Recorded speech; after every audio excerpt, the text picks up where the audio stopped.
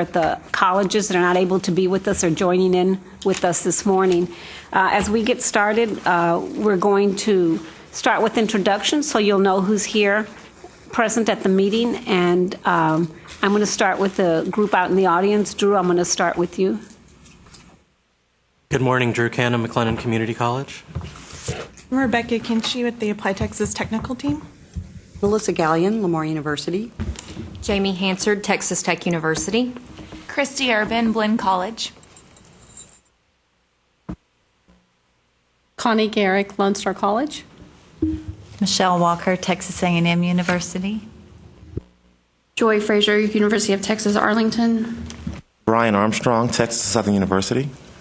Tim Brace, Apply Texas. Jane Caldwell, Coordinating Board. Liz Garza, Alamo Colleges. Margaret Deckant, Texas A&M University, Corpus Christi. Lee Williams, Texarkana College. Mike Washington, University of Texas at Austin. Nick Ciosi, Lamar Institute of Technology. Well, good morning and welcome, everyone. Everybody has their packet in front of them, and part of the packet includes minutes from the January 26th and 27th meeting. And if anybody has any questions or any corrections, if you would let us know. They start at the back of your Apply Texas list of members. So it's right behind the list of members. Elizabeth, I have a suggestion to consider on the attendance and where people are present. I was here both days. Okay. Thank you. And so the same for me. T. Arlington was here both days. That's Joy. Okay. That was here both days. And also Drew. Right. Okay. We also received a correction from Christine Gann. She objected to my changing her first name for some reason, so we have corrected that, and she found a couple of typos that we've corrected. The copy that's in your file is the corrected one after her submissions. Comments. So we will make those two changes also on the first page. I would also like to request a revision. I was here for both days as well. Okay. Thank you. anyone else? If not, I'd like to entertain a motion to approve the minutes as corrected. I move that we accept the minutes as corrected. And that was Michelle Walker who asked that the minutes be approved. Do I have a second? I second the motion. And that was Brian Armstrong who seconded. All those in favor? Aye. Okay. Any opposed by the same sign? Okay. David? The minutes are approved. Yes. And we have David Jimenez from Tarrant County College District that's joining us. Thank you, David. Good morning. No problem. We'll move on to the next item on the agenda, and at this point we want to have a discussion of the February 10th TACAC meeting and the June 12th Apply Texas Advisory Committee workshop, and I'm going to turn it over to Margaret. Okay, thank you, Elizabeth. Jane, would you like to start out by... As you like, I can speak after you. That'll be great, and then we'll follow up with an update on the June 12th Apply Texas meeting. Okay. This was the first time that I had attended a TACAC meeting. It was in Houston. We were invited to give a presentation about the Apply Texas program. I worked with the program since then, at that time, for about 4 or 5 months, and put together a presentation that reflected what I'd learned about the program as a whole. There was a very good turnout. We had between, I would guess, 60 and 70 people in the session, which for a Friday afternoon I thought was pretty remarkable. The evaluations were mixed. Thankfully, there were some who were okay with my level of knowledge and presentation. and some of them who liked getting a sense of the Applied Texas system as a whole. There were others who were disappointed because I did not spend more time on the applications, and that is partly my ignorance at the time. I don't think I knew enough about the applications to say much, and the things that we had discussed that were proposed for changes, we didn't yet have a progress report on where they were, and I didn't feel that I could. I chose not to spend a lot of time on those changes. Hopefully we'll be invited back to them next year, and we will have a better sense of what they're looking for and include more information about the application forms. I don't quite know, when you have a mixed audience of high school counselors and college counselors, how you pick how to use the time. In this particular case, I would estimate that 60 to 70% of the people who were there were high school counselors, and so the time I spent on Counselor Suite probably made sense for them. The college folk probably felt slighted a bit that I didn't spend more time with the application. So for those of you who have done these presentations before, how do you spend your time? How do you identify and relate to those two different audiences? Any suggestions?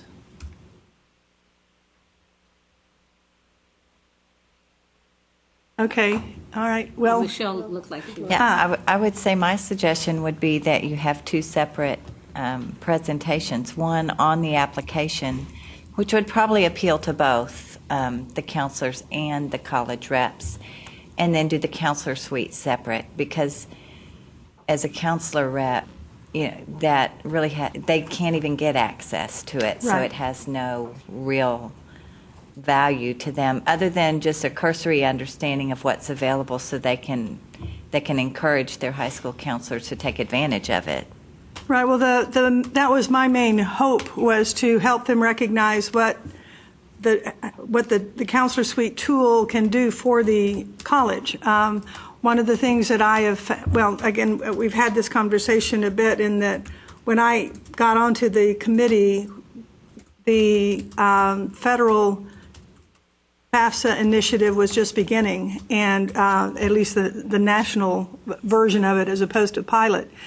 And so my first couple of months was Counselor Suite, and over here is the Apply Texas application part. So I recognize that you have two different perspectives, but what I see the Counselor Suite as far as the application for admission part, is it's a safety net.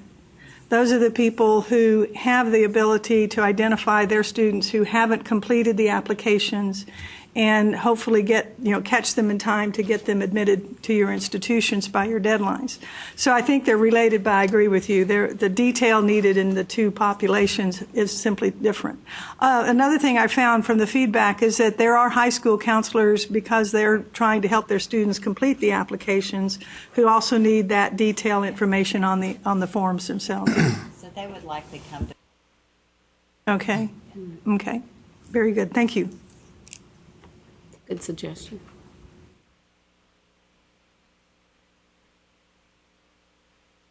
Okay. Yes, ma'am. I think that finishes my comments. Okay, great. Thank you so much, and thank you for attending that meeting and representing all of us. I know that was a challenge for for all of us to get there that day, but we very much appreciate that you did that. It was my pleasure. Thank you. And now moving on to the June 12th Apply Texas, Combined Apply Texas Speedy EDI Workshop. We have met a few times, and we've met as a committee together with Apply Texas and Speedy EDI representatives. And some basic information is, yes, it is June the 12th, and it will be at the J.J. Pickle Center. And we did decide, after reviewing budgets on both sides, and we came up and determined that $65 a person was a very reasonable rate to attend this workshop, and that would cover all costs. And We also have discussed in detail the agenda for the day, and Michelle Walker has taken a lead role in that area, and I'm going to ask her to please update us.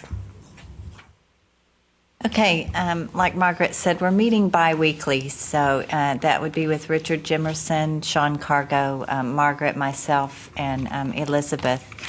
And what we did was we looked at both agendas from last year for Speedy and Apply Texas, and some of the topics overlapped, and so we attempted to just do those topics once. So, do you want me to go over what we have so far?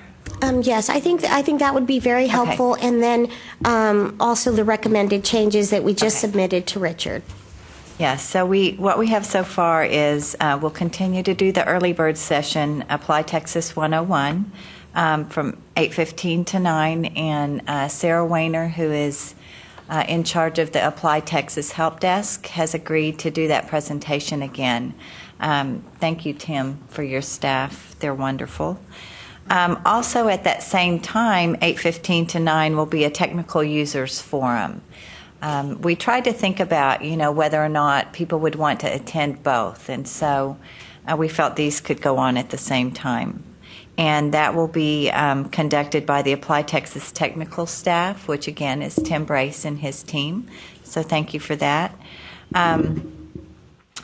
And from 8:15 to 8:25 in another session will be a speedy welcome done by Richard Jimerson, and an update on the workshop, and then a T-Rex update from Glenn Shelton. And I believe Glenn has agreed already to do that presentation. So we have three things going on at once early in the morning. At 9 o'clock, we'll begin our welcome and overview of the changes for the next season and Apply Texas application. That will involve our advisory board as well, so we hope that all of you can be there. And Margaret and Elizabeth will do a welcome, as well as Richard, and then Tim Brace again. He's the whole show for the morning. So Tim will we'll go over all of the changes on the Apply Texas application that we anticipate. That'll be 9 to 10. Now, at 9 o'clock, we also had a concurrent session going, but we're recommending that we move that to 11 o'clock because we think there will be a lot of interest in both of these. So that one would be the Speedy update. Dave Landry from the National Student Clearinghouse is coming. I spoke with him at Eleusian, and he also confirmed with Richard. So unless there is some kind of time conflict with him, but we're trying to get him at a different time to do the Speedy update. Then 10 to 10:45 will be the Texas Reverse Transfer Initiative. Lynette O'Keefe, I believe, will be doing that update, and I'm not absolutely sure whether that's confirmed or not as far as who'll do the update. We'll have a break, 10:45 to 11. And then, again, we've recommended that 11 to 12 be the Speedy update rather than doing that concurrent with another session. Then from 12 to 1 will be lunch, and our recommendation is that we do the Birds of a Feather at lunch, that people sit together and discuss those items. The last recommendation from Richard Jimerson was that be a separate session, but we're recommending that we just do it over lunch because people have had opportunity to do that at a lot of the, like probably the ACRO conference. I know we did at Eleusian Live, and then the other summer conference, the 2-day or 1.5-day conference, you'll have an opportunity for that as well. So that's our recommendation. And then at 1 to 2 o'clock, we'll have concurrent sessions, EDI transcript update by Donna Havens to cover reverse transfer, TSI reporting, core curriculum, and proposed new Texas standards. We'll also do private independent school Apply Texas app, two-year institution app, and the Grad International app and the scholarship app, all concurrently, so people can pick and choose. And then 2 to 3:15 will be the legislative update. And since this is a legislative year, we know there will be a lot of interest in that. And then 3:30 to 4 will be the wrap-up feedback session and opportunity for those who are attending to give feedback to our board here, our committee here, and also to give feedback to the technical team of any concerns or anything that they would like to see for next year. Michelle, could I ask you to send me what you just said in writing so we can have it correctly in the minutes? Absolutely. When I get the agenda back or a response from Richard, Okay. I'll send that to you. Thank you very much. Does anyone have any questions? And we will send that out, Michelle. I think we should send it out to the entire team here for your review. There'll still be time, for you to make comments, or if you have any recommendations or changes, we will just need those back as soon as possible. But I think together, the team has done a really good job. Again, Michelle did a wonderful job in looking at both of the agendas and making sure that everything was covered. So hopefully we haven't left anything out, and hopefully it'll be a great workshop, a good experience. I had a strange thing that I'd written down, and I don't know if I wrote it down correctly or not, that it was from 8:15 to 8:25 was the speedy welcome? Was that timeline? That's just a short, we're glad you're here. Okay. It's really 8:15 to 9 is the entire session. Okay. Thank you. Excuse me. When will registration open? Registration's going to open, and TACRO has agreed to put that on their website. It will open as soon as we get this schedule firmed up a little bit more, and I think it'll be in early May, so it should be shortly, and then we'll get the word out as quickly as possible to everyone. Does the $65 include lunch? Yes. Okay. Mm-hmm. So we looked at both budgets and determined that $65 was a good amount. I mean, we divided it up. We looked at the number of people who attended both conferences and what the overlap in the numbers were, and that's how we determined that that was a good rate. Michelle, do you have anything to add to that? I was just going to assure that we did do the numbers on that, looking at how many people would we have to have in order to cover the expenses, and tried to. It's kind of a guesstimate, but I think we landed on about 250. If we have 250 people, we can cover our expenses. So. What was the number for last year's attendance? Do we have that number or estimate of that we number? We do have it somewhere in our... Okay. in our Just was email. curious. It was like 280 yes. day and 313 all the second. Mm-hmm. Yes. Okay. And so we did the best that we could to determine the overlap in the attendance, and that's how we came up with the number 250. But it was based on real numbers, and doing the best that we could to determine the overlap.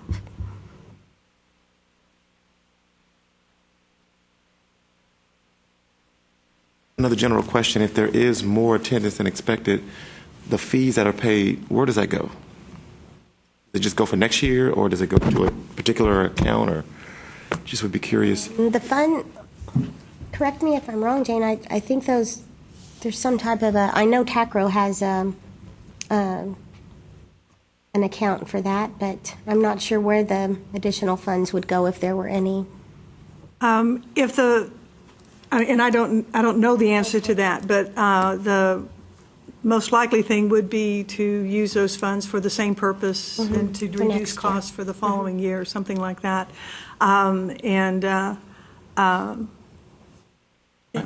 But that's off the fly. Okay. And just based on some of the discussions we have, I don't think we've ever had, we've never made money on this workshop. Either Speedy hasn't, and neither has Applied Texas. I think we've actually had to maybe come up with a little supplement and take care of things. But again, I'm not too sure about that. Will the registration site be on the TACRO, through TACRO, you said? Yes. Okay. Okay. And payment will go through that website as well. Very good. No, we have not. Because I noticed on the listserv this morning, they've already put out for the university and college meeting, or community college meeting in July. Okay. We can do that too. That's a great idea. Will there be a need for, I mean, I'm sure there will be, but what need does the committee need to play in terms of like registration assistance or serving as moderators or presenters? Will that information go out soon, or will we talk about that at some point soon so that this committee could have a chance to determine what we need to do to prepare for the workshop on June 12th? Yeah, we realize we're probably a little behind on this, so we will send something out. We probably can help or be available to help with registration. That would be great. That's the main thing. The other thing, when we have the end of the day session and people are providing their recommendations for the following year, certainly any notes that we can take and combine is helpful, and make sure that we bring them to this committee the next year on behalf of the membership of TACRO. And we'll also discuss about moderators. I think or facilitators, I think in each one of the sessions, that's another role that we've played in the past. So we'll reach out to everyone and make some assignments in regards to those sessions. Do we typically have evaluations for the workshop? Yes. Yes. And does your group compile those and so forth? Okay. Yes. So you'll design it for the use then. Okay. And we'll be talking about that next, well, in our next meeting with the team. Are there any other questions? I believe in the past that they had a guidebook for this conference. Will they do the same for this year? We're not planning on, oh, are we? Okay. Well, we can do that then. Yeah. I'm there. Oh, okay. Could you I'm tell sorry, me I what's didn't in hear. the guidebook? What is? It's an app. Oh. And so you do all your stuff. You know how they used to print out those Yeah. books at conferences? It's just all on your phone or your iPad. Yeah, we'll definitely make that available. I'm sorry, I'm a little congested and I didn't hear the question correctly. What I was going to say is we're not going to have any, when you check in, we're not going to have any handouts, and we are also going to ask everyone to bring their own name badges from their respective colleges or universities. That way we don't have to worry about that as well. But yes, we will make sure that everything's online. We were hoping also to get some of the presentations ahead of time so that we could put those online as well. So we've been talking about that.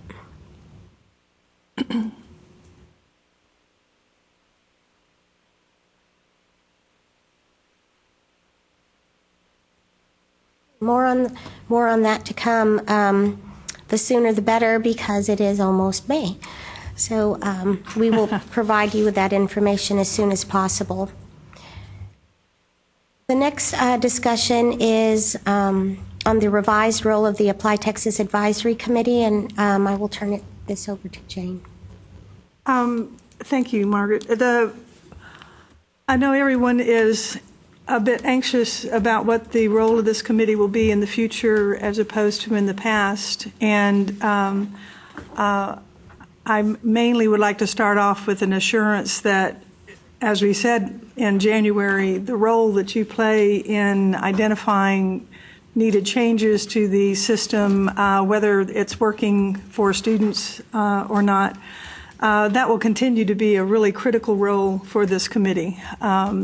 We will gladly receive your inputs on that kind of information and determine where to go from there. The advisory committee has some very specific roles as outlined in your rules now. One of the things, though, that is likely to occur, that we think will occur, in fact, we know will occur, is that there will probably be some revisions to the current rules in place for the committee and for the common forum. These changes are the type of thing that we would take to the negotiated rulemaking committee, which is likely to have a number of you as members of that committee, so you'll have some significant input on that. The changes that we've drafted are not yet to the point where we can share them with you, but we will do so when we can. Mostly it's trying to capture more that's in statute that was not included in the rules at present. So these are not substantive changes to what you do. Other things are, at least the proposals are to have the rules more reflect what the Apply Texas system does, more so than they do right now. Again, those draft rules are wending their way through the coordinating board and or through the staff here as we make those changes or provide proposals for those changes. What I would like to say as a person, on a personal level, is that our discussion today about the freshman application, I hope, will be one of the first such discussions that we have, where we're looking at the forms that we have in place and on a more global sense, and determine whether all of the parts that are there are needed, whether they're working well, whether they're in sync between the different applications, 4-year, 2-year, or whether, if they are differences, whether those differences are needed, are justified. Are there things that we're doing here that should be done over here as well, and that kind of thing. We have a massive amount of information on the Apply Texas website for a series of FAQs and data sets and that kind of thing. And as I rummage around through there, and I'm not very organized in how I've done this, so I'm coming at it from funny different angles and maybe seeing it differently from how some of you see it. I see things where I think we could make improvement. I think it's, when you know the history of the evolution of the Apply Texas system, it's not surprising that we have things in there that are described in terms of universities, when indeed they apply to all of the institutions in the Apply Texas system. We have, I just think that we can do some cleanup is kind of an odd way of putting it. It's more a matter of making sure everyone's on the same page and so forth. So this is, I don't know, I haven't looked back at your minutes for the past, so I don't know to what extent this committee's has been involved in that kind of work.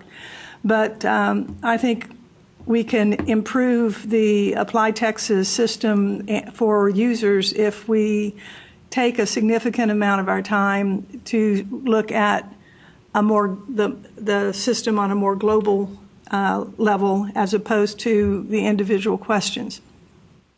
I'm still having trouble with the idea that the committee spends as much time as it does working with wording of individual questions when these forms have been in place for 10 years or so. And I recognize that we can always improve.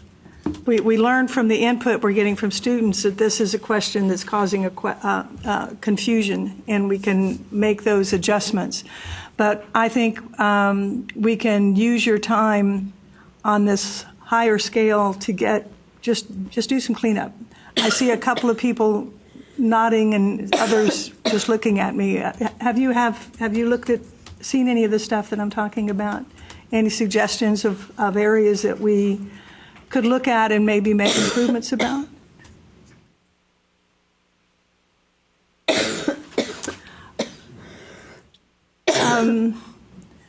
Yes, sir.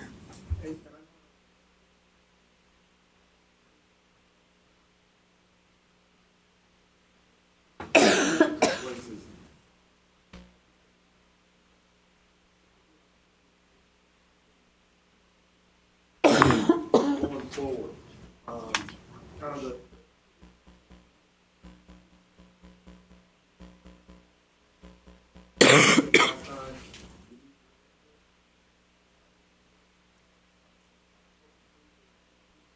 love the app, actually.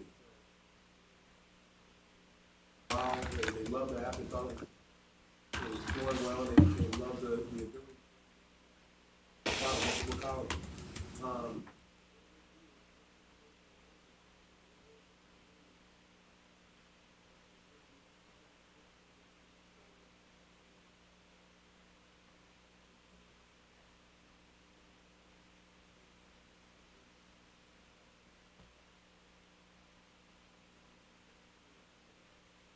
That this is not going to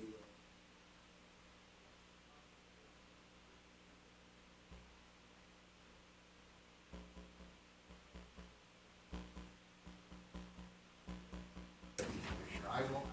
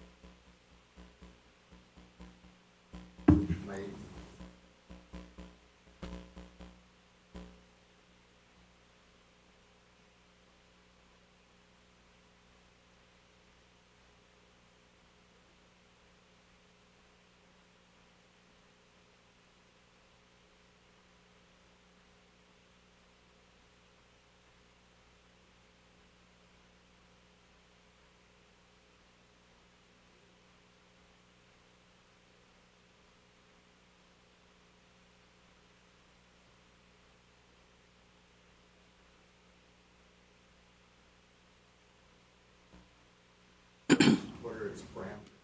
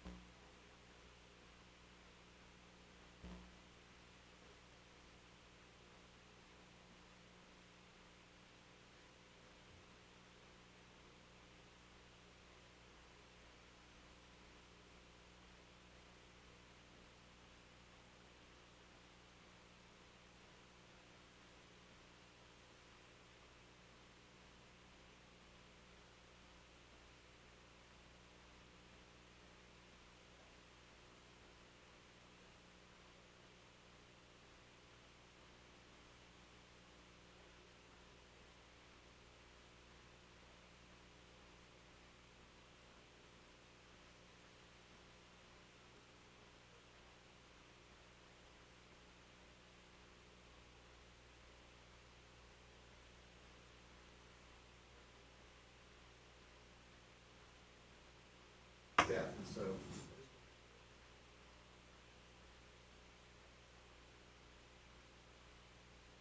Thank you, David. I have a question quickly. Did you say that the institutions are the ones who requested negotiated rulemaking? We did not. Oh, okay. In the last legislative session,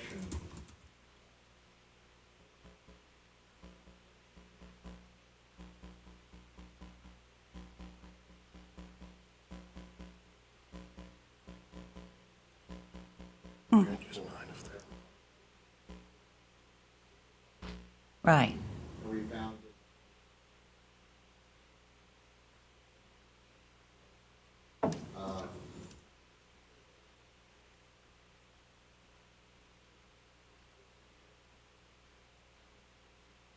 Excuse me, David, could I ask you to come up here where there's a mic so people can hear you better?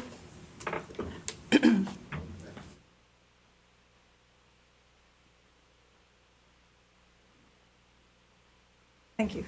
So we did speak with your representatives. They contacted us and expressed concerns to you that, of course, you had expressed to our staff. And so we reviewed what we could do and couldn't do. And we did find sort of this unusual thing that we were required to use negotiated rulemaking for the purpose of this committee. But on the other hand, we were also required to have a committee. So we thought, well, after looking at it a while, the best thing to do would be to use the negotiated rulemaking not for individual decisions, which would be incredibly cumbersome, but as a way to sort of lay out new rules or reaffirm existing rules and what's the role of this committee. And then beyond that, if there are things that that group didn't come up with, we have no reason that we would object to you coming here to meet on your own and use our facilities as often as you want. And maybe not in this room because we don't have it every day, but you guys are doing an important function. You may not know that I actually recommended to the Controller's Office many years ago when they were collecting information that we have a common application. I may have been one of many, but it was at least, somewhere in the mid-90s. So what you're doing is very important, and we all know that. So I just wanted to make sure you realized that and didn't take anything away from this. But inadvertently, in working with you, aside from this, we let some things sort of get off the core mission and what was required by law into some other things that aren't. And so I think those are things you can decide yourselves and still use your body sort of separately to make some recommendations. Are there any other questions? I have a question, David. Sir. Is there a time frame on when this new committee will begin to work or nominations will begin to be received? And then another question on that. You mentioned that the decisions had to be unanimous. Is there some sort of rationale as to why that was put in place? That's the way the law is written. The committee can unanimously decide to have less than unanimous decision. Okay. That's sort of the irony of it. So far, no committee has, to my knowledge that we've had, has agreed to do that. I will say that unlike, if you're familiar with negotiated rulemaking at the federal level, which can go on forever, year, 2 years, you and your colleagues on different issues in Texas have other things to do, and don't let that happen. So I have a feeling that you will make it work well, and I suggest you work closely with staff if you in terms of what the straw man might be that be taken to that committee. And I'm assuming that the membership will stay the same in the selection process of the Apply Texas Committee, the advisory committee. Is that I don't see why that would change unless the negotiated rulemaking suggested some different way to compose the committee. And you did ask about when. There's going to be a little timing issue with this negotiated rulemaking. The hardest part of it is getting the requests for participants and assigning that, and then getting rules through the board. So I think the work of that committee hopefully will only be one day. It should be in the summer, but it probably won't be in time for the rules to go to our board in July. I think October, Jane, was the earliest we could work that out. But I don't think, we would keep this, if this committee needed to meet before then, I don't think we would prevent this committee from meeting in good faith. So I think we need to work together on this. We'll make it work. And I appreciate your feedback. So the rulemaking committee is one rulemaking committee now, one per issue, or? No, it's going to, no. That would be untenable. So what, actually, I propose is the rulemaking committee essentially establish the rules and structure for this committee. Done, out. And we think so that's one committee for that particular purpose. For that purpose, and hopefully we won't have to go back to it again, and this committee will then and then it'll move forward from that point that's forward. Right. And so the only way I think that won't work is if people in the higher ed community complain that we're not continuing to have negotiated rulemaking bodies. I don't think that will happen. Are these the same rules that, Jane, that you were referring to that are being written and worked through the board now? And are those the rules that will be proposed to the negotiated rulemaking committee? Or is this committee going to have input to those rules? We're good. We're just writing the draft. We're trying to get to a point where we have something to share, and they will be shared with the committee before they go anywhere else. But right now, we're just at the very raw stage of having compared the rules to what's in statute and then trying to get them more aligned. And as soon as they're finished with the in-house review, so that they're ready for public review, we'll send them out to this committee to share. And will the committee have input prior to that? Yes. And fundamentally, the negotiated rulemaking committee will make the decision. Staff can't independently make that decision. The rulemaking committee will make that decision. So. One other thing, if I may, one of the things that came up in the meeting last January was, or this January, was that the nursing application was recommended to go to a negotiated rulemaking committee. And our thought, at least our preliminary thoughts in-house, is that that is such a specialized issue, having a statewide committee for the negotiated rulemaking for this committee also address that specific project would have a lot of people on that committee maybe listening to conversations that they have no relationship to at all. So it may be that we would recommend a separate negotiated rulemaking process for that nursing application. I have to say this is the first time I've heard this, so we'll have to talk about this. Agreed. But we have not had a chance to figure out how to work that nursing application into this discussion of the first meeting of the negotiated rulemaking committee. Yeah. I hope that just didn't take you off the track, but I wanted to try to assure you that we listened, and I think that though we need to have this negotiated rulemaking body, I think in the long term it may be productive to do it, but it will not mean this committee still doesn't have the opportunity to make the important difference in students' applications that you do, and also in terms of your ability to review them when they reach your campuses. I think I heard a reference on when I was listening upstairs to what's the Speedy Express, which is 20 years old now, 30 years old. Yeah. So I hope the technology has improved. Thank you for your time. Thank you. Jane, do you have any other discussion? I guess there was just one other thing that I would mention that I would like to see the committee working with in the future, and some of that was in our current agenda that we adopted in January, and that is training.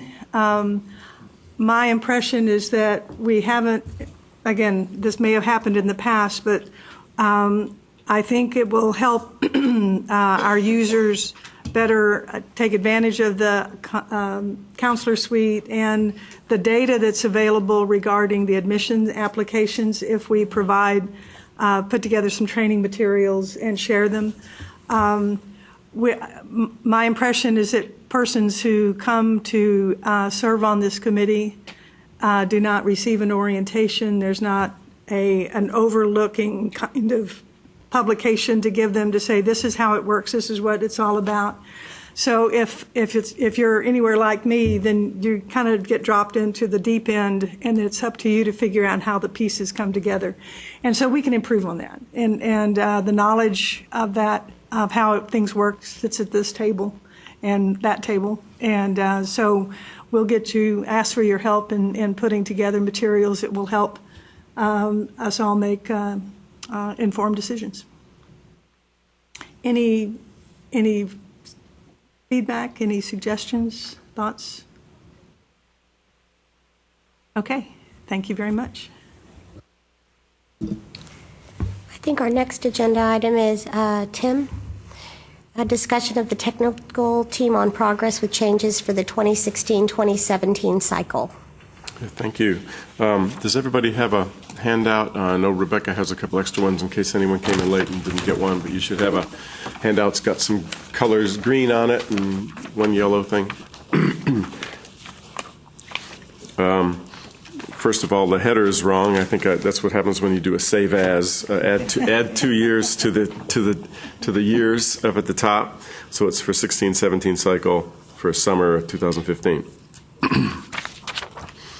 So I'll go over these kind of briefly and see if you'll have any questions. Right now, I believe we are on track to do all of the requests that were handed to us. There's one that we'll talk about that we're going to need to delay. But if you look at the priorities, the ones listed 1 and 2 were priorities from the coordinating board. I think, I don't know if anybody has questions about that or if, Jane, you want to say anything about those, but the priority 1, which has to do with the memos of understanding from the districts for FAFSA information. Yeah, I'll just give you an update if that won't go ahead. disrupt the flow. The federal FAFSA initiative did require the coordinating board, when it went from being a pilot project to being a national project, the coordinating board had to enter into an agreement with the Department of Education, mainly to protect the privacy of the data that's being shared for the FAFSA. And there was a requirement that each school district participating or accessing the counselor suite FAFSA data would also enter an agreement with the coordinating board. Those forms were made available to the superintendents of the school districts on January 28th. At present, we have, I'm not sure the number, about 700 that have come in. Does that sound right? Out of 1,200? I'm looking at Kemi Contreras, who assists me with this. So we've had a good response. There are a lot of districts that do not have 12th grade, and so that's a reason for some of them not being in there. We are using the data provided us, thankfully, by the Apply Texas desk about the use of the numbers of hits per school district on the counselor suite last year to identify the districts that had used it in the past but have not yet done an agreement. And we will definitely reach out to them to try to encourage them to get signed up. And then we've also looked at, there's a list of the state's largest 100 districts. And of those districts, we've identified 16 that have not yet submitted their agreement. So we'll reach out to them. They have the right to not participate, and we recognize that, but we want to make sure that that's an informed decision as opposed to just not knowing about it. So that's where we are. We're still waiting for the shoe to drop. We still have not had any deadline set by the federal government for having these agreements in place. And we were in somewhat of a panic mode when we asked for this to be put high first on the priority list, because we didn't know but that the next day we'd get that notice from the Department of Ed that we were to cut off access to that information at that point to anyone without an agreement. It's stretched out. We still have not had that deadline set, so the high schools have continued to have access to the data this year. Our guess would be that we would turn it off this summer, and then next fall, those districts who want to have access, who can't get access, will find out more specifically that they need to do the agreement and get it done at that time.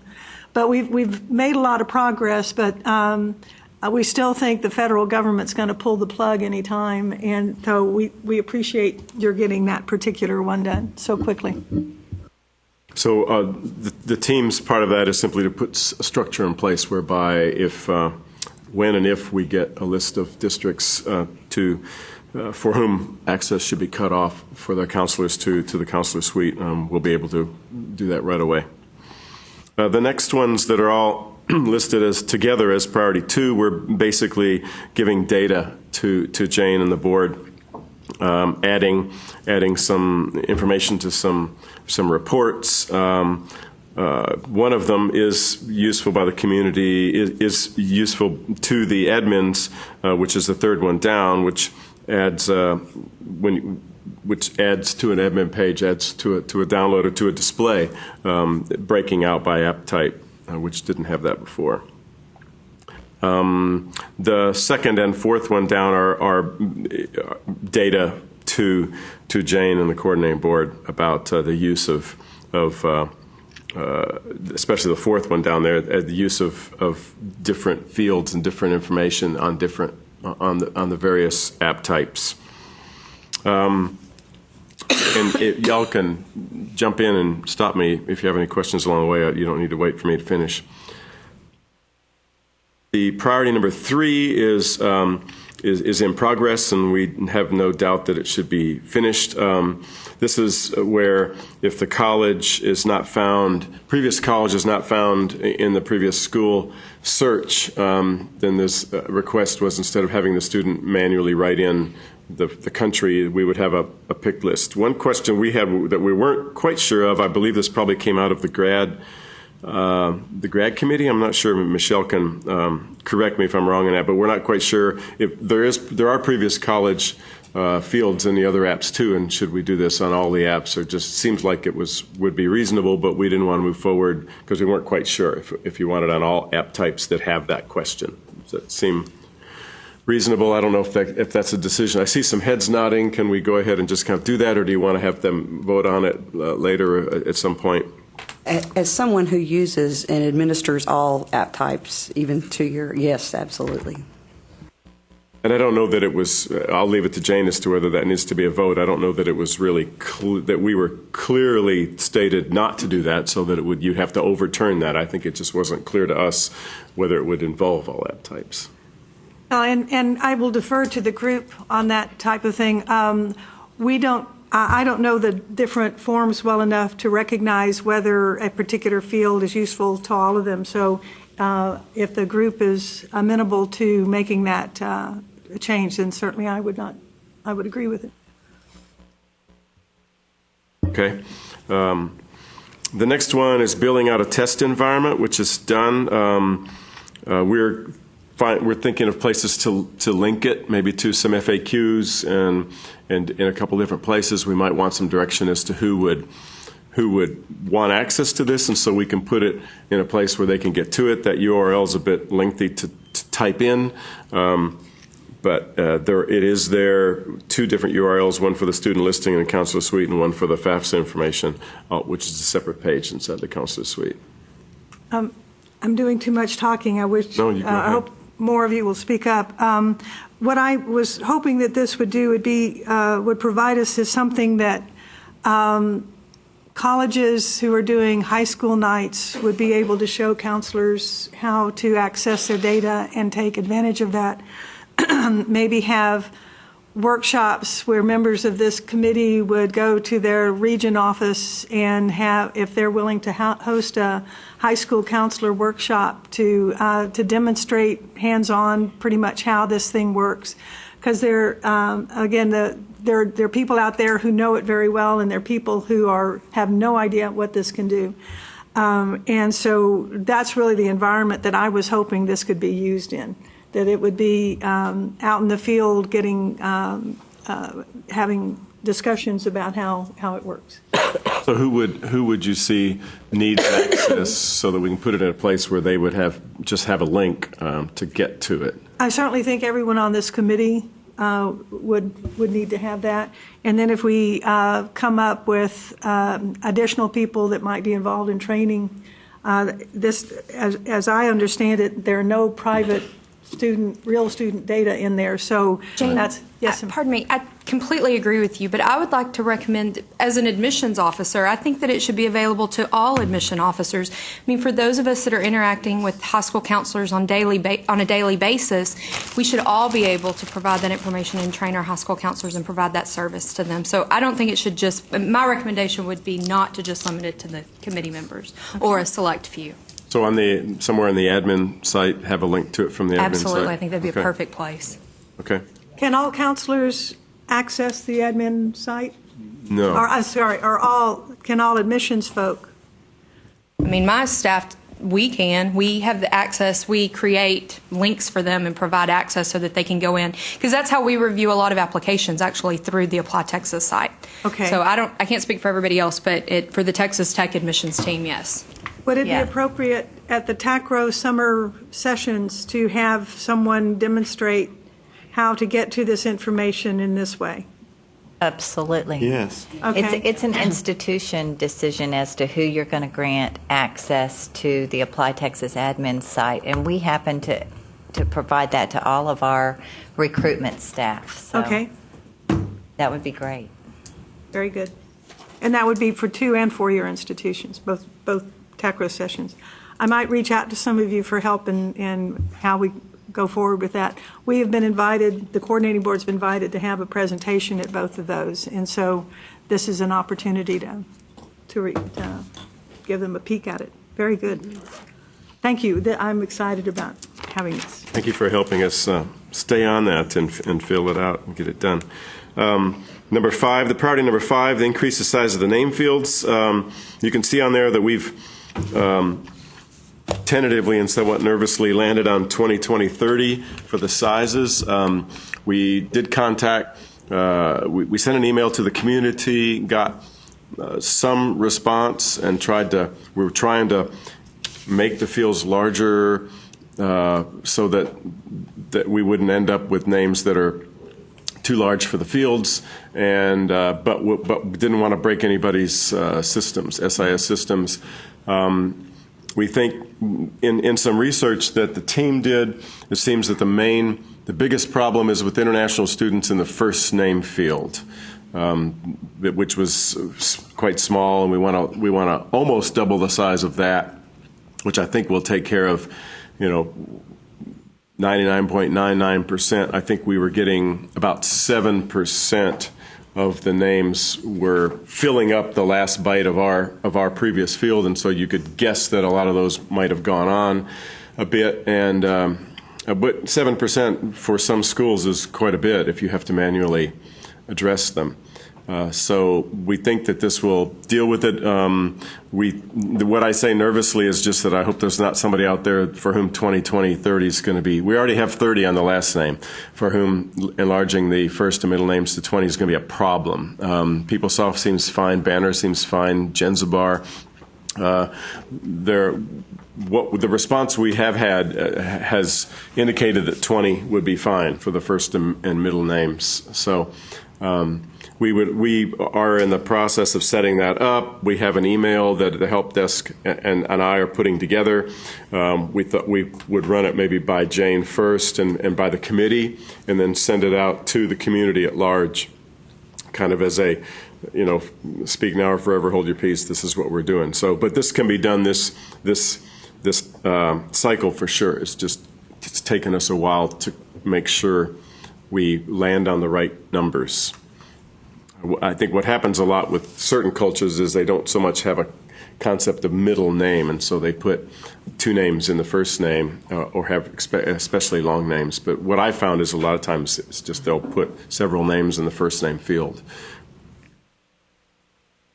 The next one, priority 6, is done. It was adding for the U.S. international freshmen. There's a question that says, "Are you interested in a pre-professional program?" And we added pre-pharmacy to that list, and that is finished. The next one, number 7, we need some input for. The request was to add visa types to a question that specifically asked for domicile visa types, and the request was to add all the other visa types to that as well, but the question itself states that it's for domicile, and so it seemed inappropriate to just add that to the list. And so we at this point we decided in contact with Jane that this would be something we might want to address next cycle, because the committee needs to talk about, do we want to add a separate question that would include these? Do we want to go back and revise the first question so that it could include both? Y'all need to talk about that yourselves, because there may be probably the easiest things to add another question for those people who want to use that, because the question that's there now might need to stay that way for use by the SISs out there. So so our suggestion is to come back to that and have the committee involved in a way to resolve that to everyone's satisfaction. Tim, is the question as it currently used, or as it currently stated, is that a part of the residency determination track? I would think so if it is limited to visas that allow students to domicile.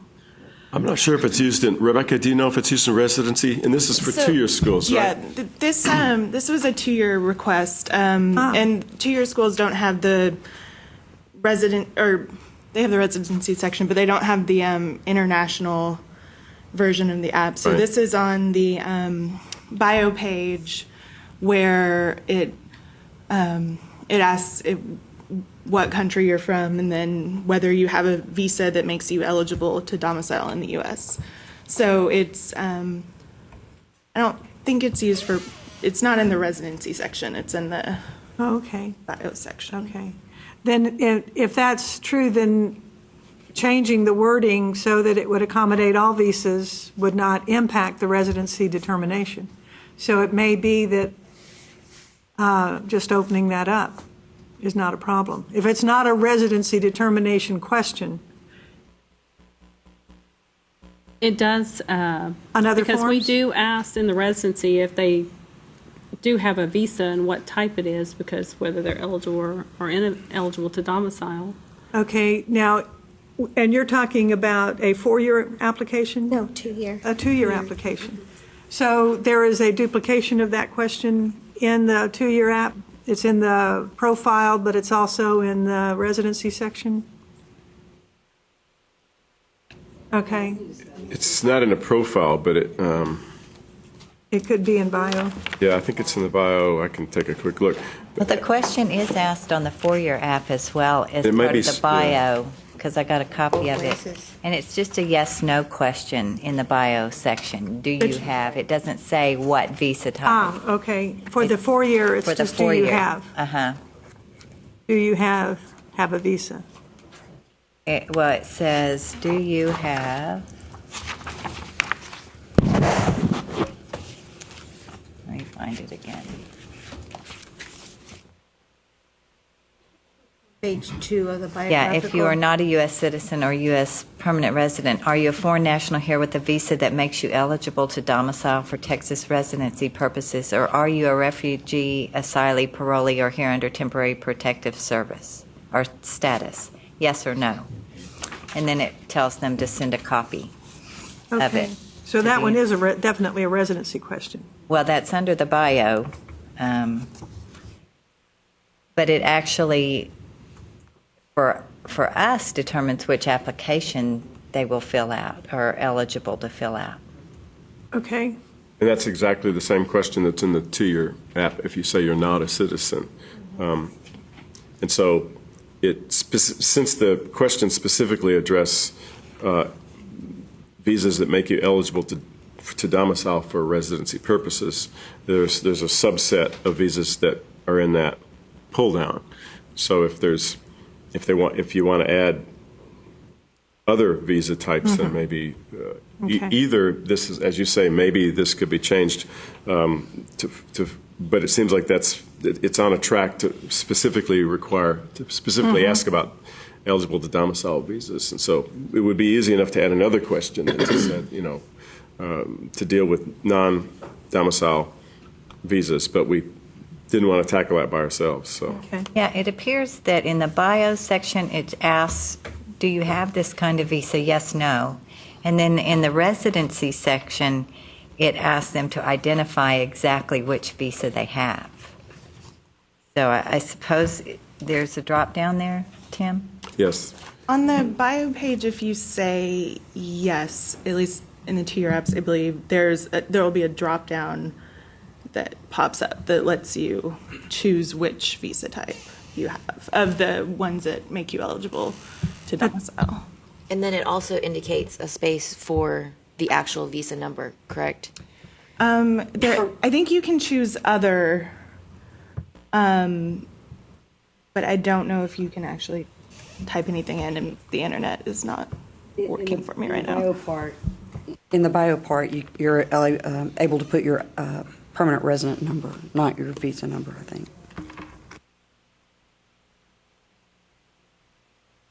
You can choose none of the above on the two-year app, but there's no place to write in something else, which I think was also some of the discussion earlier because there were too many. This is from Melinda, I think, and it was originated with her, and it was they wanted to do more than just do none of the above. They wanted some other types in there. Okay, well, it sounds like what would be useful is for us to pull that, look at that question in all of the forms and all of the parts of the forms and just figure out what we really are trying to glean at that point and get consistent. So I think more work to be done. Okay. There was a request on number 8 on our priority to improve the selection process for entering grad apps, and we changed the wording on that. Maybe Michelle, if you can help me remember, had something to do with when you go into a grad app, there was some confusing, I guess if I went into a grad app right now, I could find out. What does it say? Something about 4-year school, or there was something confusing about when you choose a grad app going in from the beginning, that the wording wasn't as clear as it could be. It was when it said select your preferred grad school or your 4-year university. And so when they'd select the grad school they wanted, the next page said just referenced your 4-year university as opposed to referencing both grad school and that. Priority number 9, we added, it was a request to add organization to the references for U.S. and international grad. I believe that it was limited to those app types, and so that has been done. And by done here, it means that it's not in production right now. We're going to roll it out on August 1st with the new cycle. So done means that we finished coding it and are in the process of getting ready to test it, and then it will move into production on August 1st for the fall 2016 apps. Let's see. And so there are, I think, five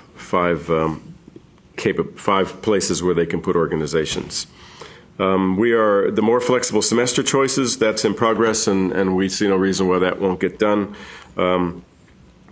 We will end up with 4 choices for each semester. The current standard choice, each semester being fall, spring, and summer, and you'll be able to do that into subsets of up to 4, and deadlines enforced and display for each one, and you'll be able to. There'll be flexibility of naming for that as well. So. And is that on all applications? Yes. Great.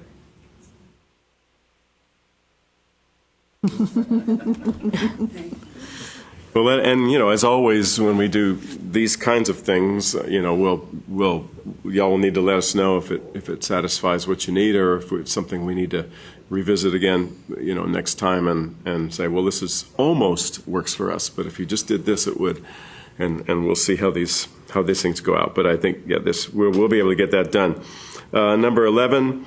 We're still working on this. I think one of the specific requests was to have a manual or some updating for admins to how do they update everything that needs to be updated every year, and we're working on that. We've got other things.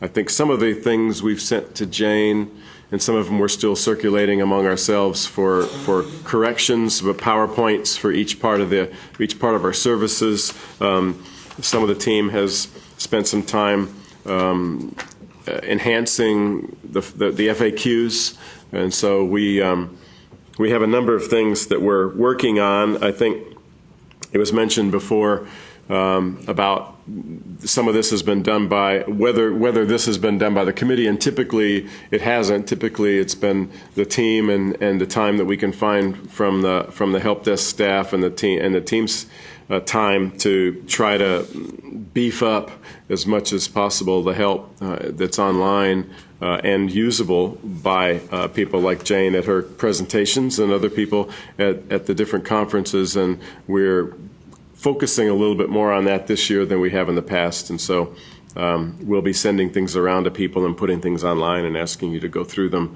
to see if they make sense. And some of them are more general, some of them might be more focused, like the one that you did for, which I thought was really well done for the conference you just went to. It was kind of focused, but it had a lot of general things in it, but it was also kind of focused for counselors, which made sense. Tim, is it possible that all of these different resources that you've put together, I'm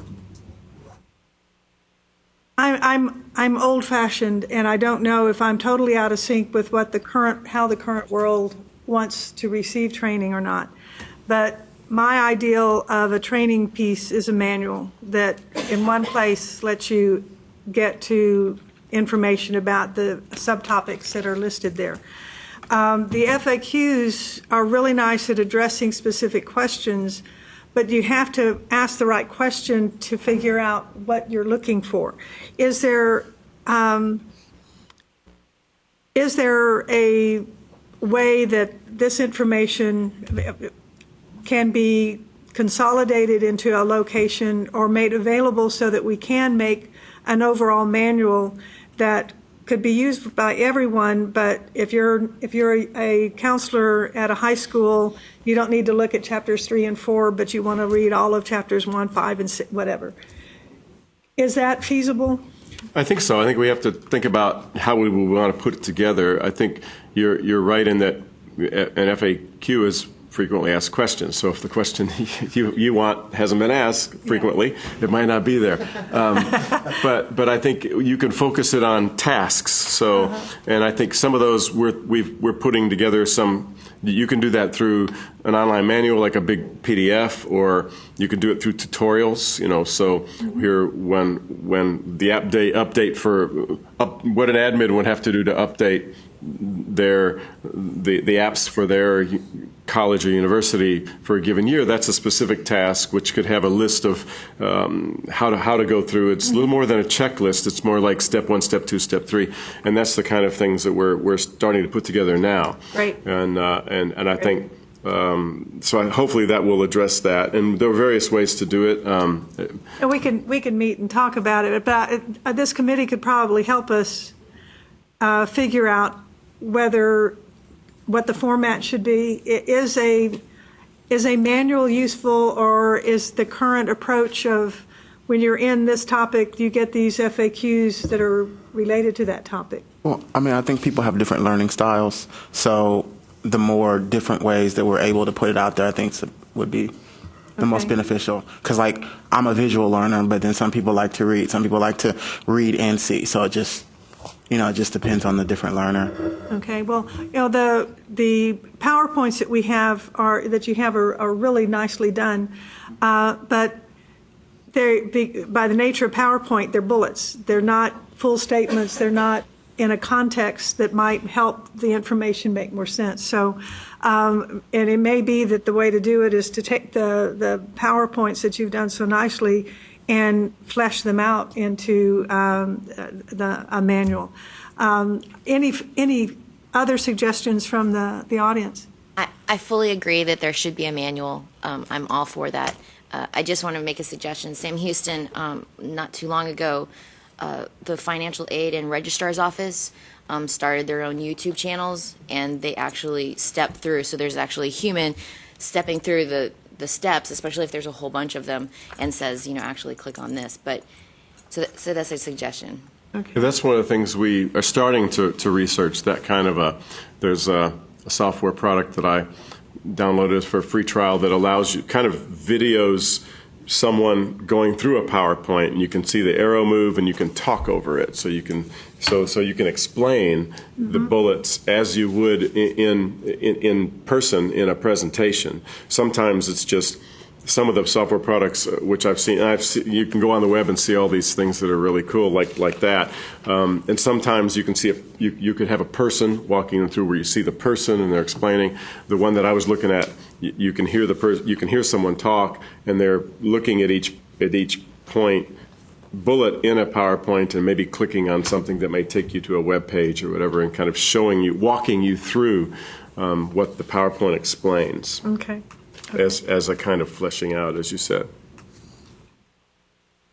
So we'll continue to work on that, and would continue to appreciate suggestions and also examples. If you could send us a link maybe to something, send the help desk a link to some of that would be a good way for us to go. We recently got a request from Jane that was asked us to put at the end of the priority list, but hopefully we'll be able to get to it before the start of the new year, which is a download from the app counts page, some information. Do you want to talk a little about that, Jane? Just a minute, let me pull up my notes. We have had requests from different entities that work with outreach for access to raw data that will allow them to manipulate the data to deal with certain schools that they're working with or certain communities and that kind of thing. Obviously, we're not interested in sharing anything that gives a student ID or anything like that. We're going to be very careful about the privacy of the data, but just helping you also be able to go online and get your data for all the applications that were for your institution and do some manipulating of that data to generate useful statistics. This is a first attempt at putting something like that out there. The Apply Texas Counts page now has, as Tim indicated, it now breaks it out by institution. It breaks it out by institution, and you can also get it by application type. So that's more detailed than it has been in the past. But it's difficult to manipulate because it's pre-formatted in certain ways, and the thought is to have a raw file that someone more adept with that tool could adjust and pull the information as they need it. Jarrell, you were involved in some of this. Anything more I need to add? Okay. But this was definitely put on the table as something to look at when the other things on your plate were addressed. We have told the people asking for this that we hope to have something for them by the fall term. And this is something that would be updated every week to 2 weeks. So, we don't know where it's going to go in the long run, but the Apply Texas Counts page gives you this fixed set of data, and this thing will give those who want it a lot more flexibility in selecting the data that they want to play with. Jane, can you elaborate on who's asking for this information? Like what type of organizations, or maybe some specific examples? Let me ask Jarrell to come up here, take my place, and have a microphone.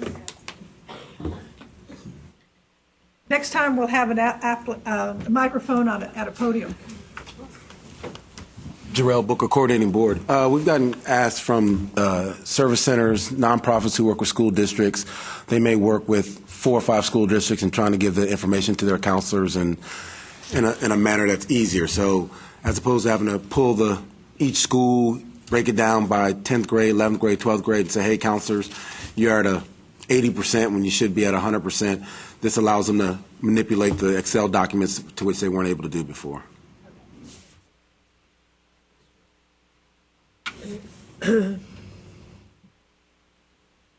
Any more about that?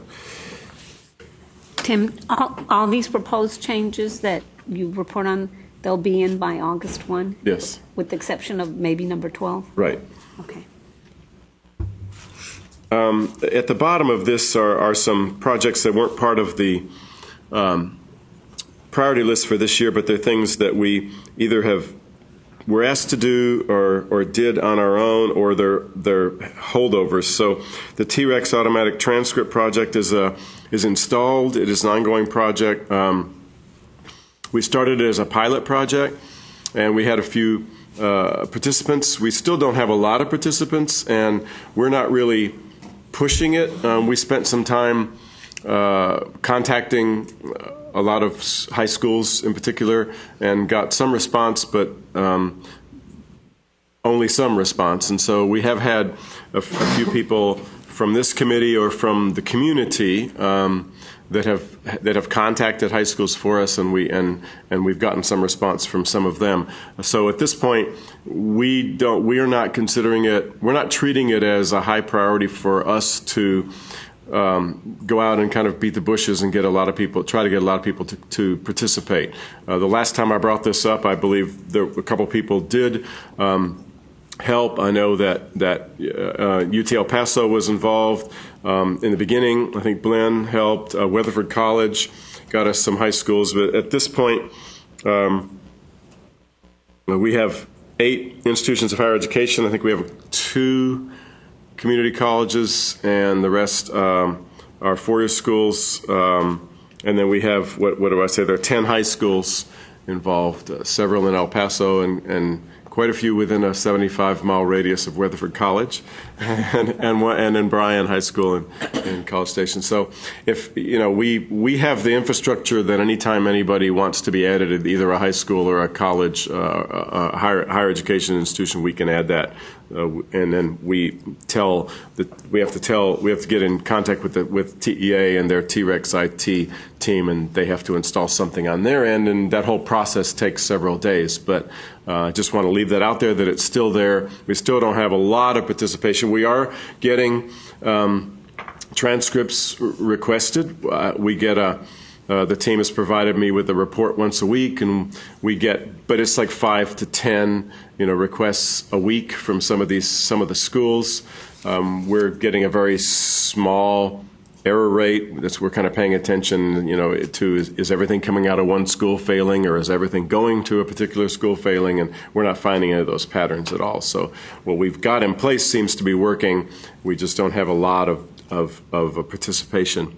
I'm just going to mention that and leave it there. And if the board or the committee wants to say anything about it or move on it or make it a priority for next year, then just let us know. Any questions about that? I believe this was something that the coordinating board had set up with T-Rex some years ago to try to make this web services call essentially between Apply Texas and TEA. The team has just is making a few changes to make the apps look less intimidating in some ways. It's not so much a real simplification of the app as it is making the apps a little more usable. We've got what they call show hide logic. If you look on some of the pages, it'll say list your previous colleges, and it may open like you just look at it. It may have 5 groups of fields or previous things that activities, and extracurricular activities, and it's a little bit intimidating sometimes to look at a page and see 6 or 7 of those groups of 3 fields.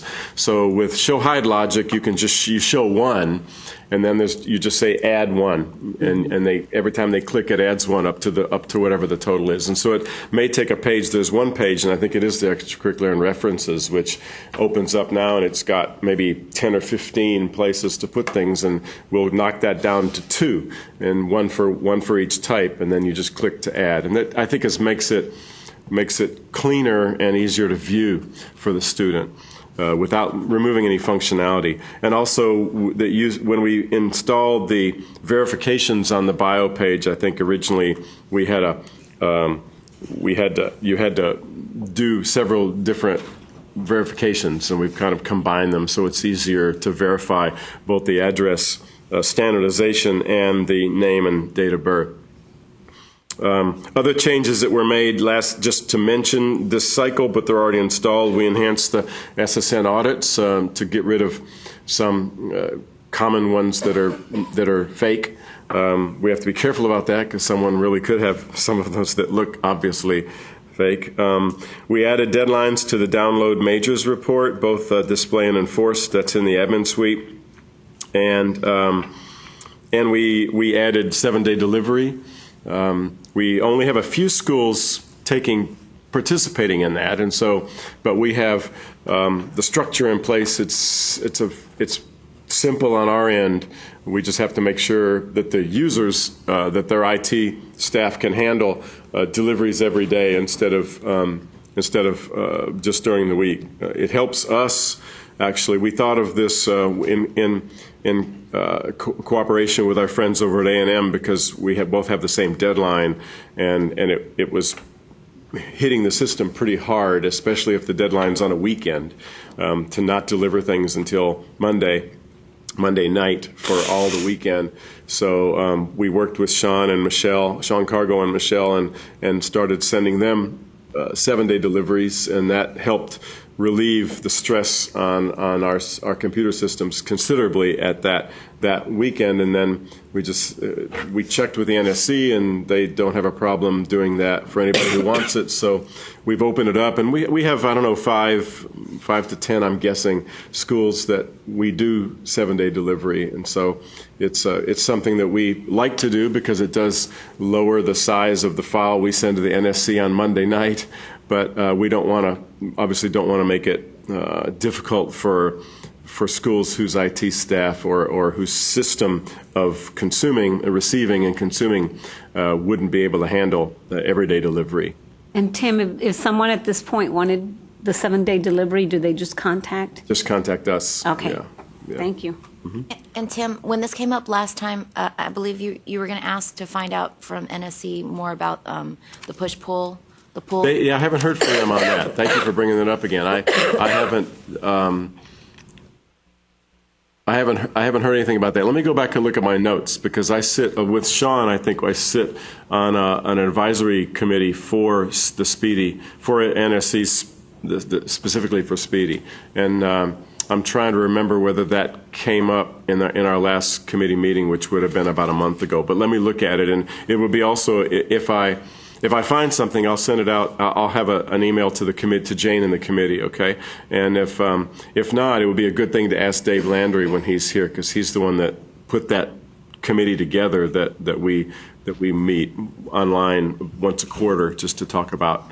And I had talked with him about the possibility of breaking out different types of apps and about something other than about an XML EDI conversion. So these kinds of things are just being discussed at their level, and I think that was one of the things also. But I don't remember whether it actually came up in that on that meeting. But I'll write it down and make sure that it does in the next one, and I'll check with Dave on that and give you all a heads up, an update. Is that all right?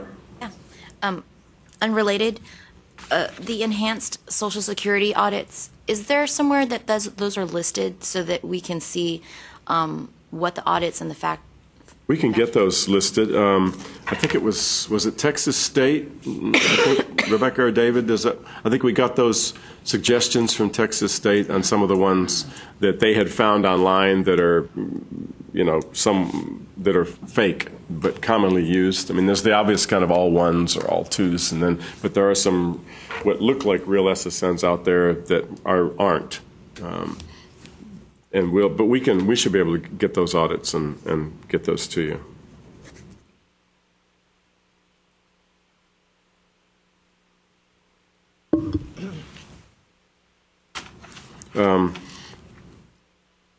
So that's all I have there. There's a couple other things. I don't know how you want to handle this, Jane, but there were a couple things that came up last year that we wanted to move forward on, and we talked about it, and we weren't really sure. We weren't comfortable installing, but we were asked to tighten up some language. One of it was dual credit We have not moved forward on that, but those of you who've been around a little bit, we've struggled a little bit trying to get that language exactly right, and we did hear it's a trivial change for us, but we need to know what you want. So I don't know if there's time during this meeting to do any discussion of that, and if so, whether this is the time or whether you want to table it or what. It's a simple text change that we think would make things better. I certainly think that if the two co-chairs are comfortable with that we were likely to have time today, and it would be good to get that sorted out if indeed we can make an improvement. Do you want me to go ahead and tell you what we got? Yeah, can you share the text change? Yes, I'll share the text. Is that what it? Yeah, I think right now for those who use this, the dual credit, it currently says, will you be taking courses at this institution prior to your high school graduation? Okay, and that was a change from before. I don't remember what it said the first time we put it in. Will you be taking courses at this institution prior to your high school graduation? So that's the institution to which you're applying. What we found was that students who already had dual credit at that institution and wanted to apply as an undergraduate non-dual credit student were saying yes. Is that's right, Lee? Yeah, and so that was a problem that got revealed once we changed the wording to this from the previous one, which had its own problems. And it locks their graduation year. So it can't be the current year, so then they put like 2017 when they're really graduating in 2015, then we have to call them and update the application. So it is presenting some challenge. So that I'm glad that you are close to the problem, because you'll be able to help us then. So what we suggest is, and sorry to read this, I think this is, I'm just going to have to read this out loud. But it's not very long. Are you using this application to apply for dual credit classes at this institution prior to your high school graduation? So it's asking them, is this a dual credit? Is this specifically for taking dual credit at the institution?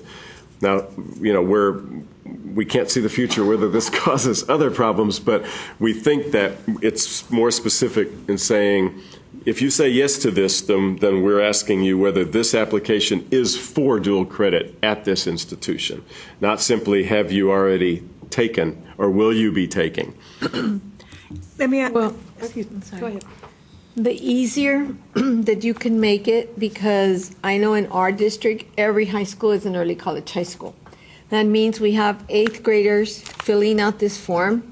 And so it's confusing for the counselor helping the student because they don't live in that college world, the middle school counselors. So, and then I was just going to mention another thing. In the Valley, we have a unique situation because UTB split with TSC, then UT Pan American is coming together with UT Brownsville. And I know that for our students, for example, they used to take dual enrollment with UT Brownsville, but now they take it with TSC. So, but that's just something unique to our region. So I'm trying to think that in answering how he's posing it, I guess it would really simplify it. When we ask them if they're completing this application for the purpose of, can we say dual credit or concurrent enrollment? And those terms go hand in hand, but we really need to identify those applicants in the same way. But isn't concurrent enrollment different from dual credit? At least dual credit is you're taking it at your school, and concurrent, you're taking it at the campus and you have to pay your own tuition. I mean, I don't know. We identify them in other ways later to know the two, but we need to know if the student is planning to graduate in the following year, but they're trying to do concurrent enrollment, we need to know that they really are trying to enter the institution now as opposed to after their high school graduation. As far as determination of if they're dual credit or concurrent enrollment comes later. Wow. So how do we, should this be 2 questions? Well, Are you she's saying using I this- could just use a slash, dual credit / concurrent enrollment. It doesn't, or while in high school, Yeah. even, instead of using the term dual credit or concurrent, or are you trying to enroll these courses while in high school? Or it doesn't matter to me, but dual credit limits it to just people who are getting dual credit. I like that suggestion because it helps the concurrent enrollment student to have a question to respond to. Without stating that, then they may get stuck again and confused about how they're supposed to respond to that question. And then just being the 2-year school that's underneath her, I know if we use, instead of dual enrollment or concurrent enrollment, if we use while in high school, that would help us a lot. Okay. Yeah. If a student, and this is just for my information, if a student completes a form and indicates currently that, or if they, in the new world, if they indicated, I'm applying here for dual credit, and they are also enrolled as a concurrent student, in other words, outside the dual credit world, but while in high school also taking a college course, do they complete a separate college application for that? No, that's why I want to know what they're doing. They can do both at the same time. And we handle that on the advising end, really, because we are going to personally advise each one of these students, and we'll handle that part then. But I want to know if they're going to take it while they're in high school or if they really completed the wrong application. Okay. Because we can vote them differently based on. Okay. Okay. So the one question gets them away from being your basic applicant who has graduated high school, and then in-house you figure out which of those two pools of students you're going to be dealing with. Okay. Does anyone have a custom question that asks simply, are you currently in high school? Are you currently taking high school courses? Okay. We do have a custom question somewhere in there that's not what it says, but it's something along that line, just to make sure. So I'm not sure exactly where we are, maybe, but the current problem that we're trying to address is, as Lee said, they end up in a situation where an audit hits them and they're not allowed to go forward unless they put in something that gets them past the audit but isn't true, and then you have to deal with it. And I can see, it seems like the change we're suggesting now is that in the current version, it says, will you be taking courses at this institution prior to high school graduation? It's not addressing what the purpose of the application is. So they're saying, yes, I will be, but that's not really what this is about.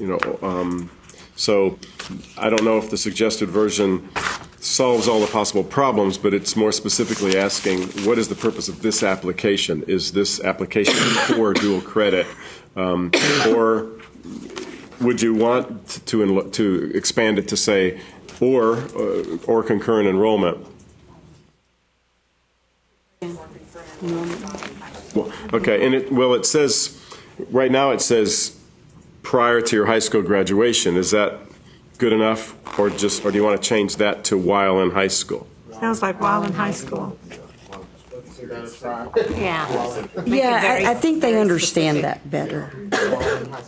While in high school. Okay. So are you using this application to apply for dual credit classes or concurrent enrollment at this institution while you are in high school? Yes. Maybe, are you completing this application? I might be the Lone Ranger, but I still like the prior to your high school graduation because of homeschool students and how they might interpret it. That's part of where we get the confusion at our community colleges. Homeschool students that are taking concurrent enrollment courses while they're still in their homeschool program.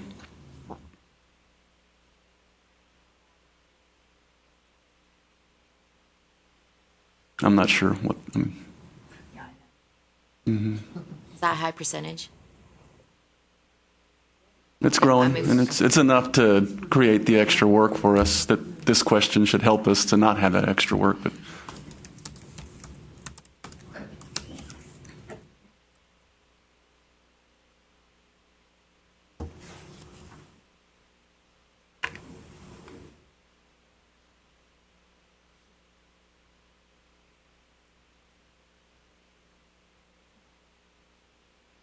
Would it make sense to break that into 3 questions? One for dual credit, one for concurrent, and one for homeschool?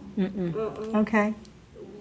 Can't believe I suggested adding questions. See how you get sucked into that? Yeah, it happens easily.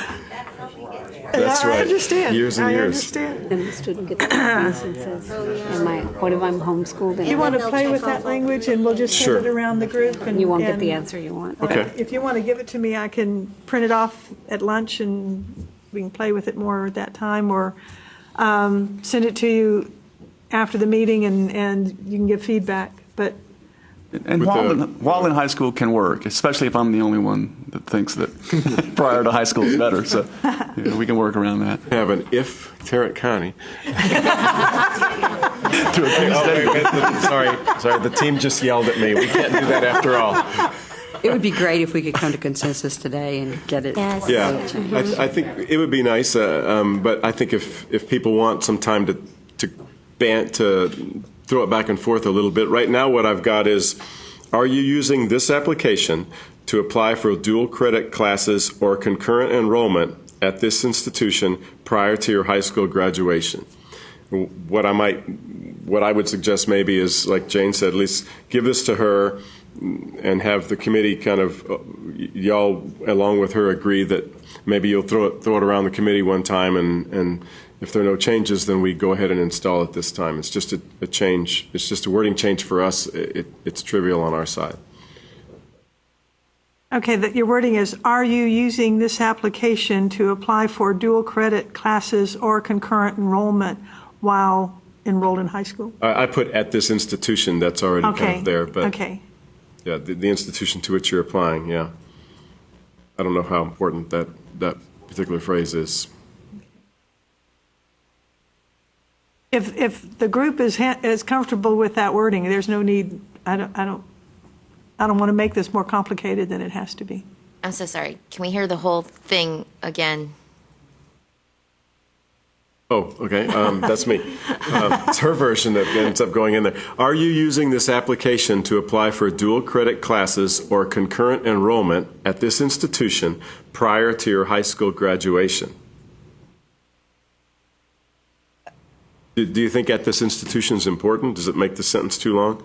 Are you using this application to apply for dual credit classes or concurrent enrollment prior to your high school graduation? Does that matter? I don't know. I don't want the sentence. It's part of the problem before was that we had a little paragraph they had to read in order to answer, and it was just too many words. I think we want to say, instead of prior to high school, we want to say while still in high school. Mm-hmm. That was the. Because we're trying to get across that they're Still in high school. Right. Yeah, I while think it was still in. while did that still really well. in Could you high say that school. together again? Because prior can go back. Except for Yeah. David, he'll come back next year and tell us, see, I told you. Should we say still in high school? Or just? It was, okay. yeah, it was originally while still in high school. Okay. You don't have to have while and still. Yeah, you don't have to have both of those. And I still like completing this application instead of using this application, if it matters. You know they're. She's optimistic. Save the page too. So are you completing this application to apply for dual credit courses or concurrent enrollment at this institution while still in high school? While still enrolled in high school? Oh, Or in high while school. still in high school? While in high school. While in high school. Yeah. Okay. No still. No, it's. And then I just had, do we all want at this institution, or is that necessary since they've picked the institution to apply to?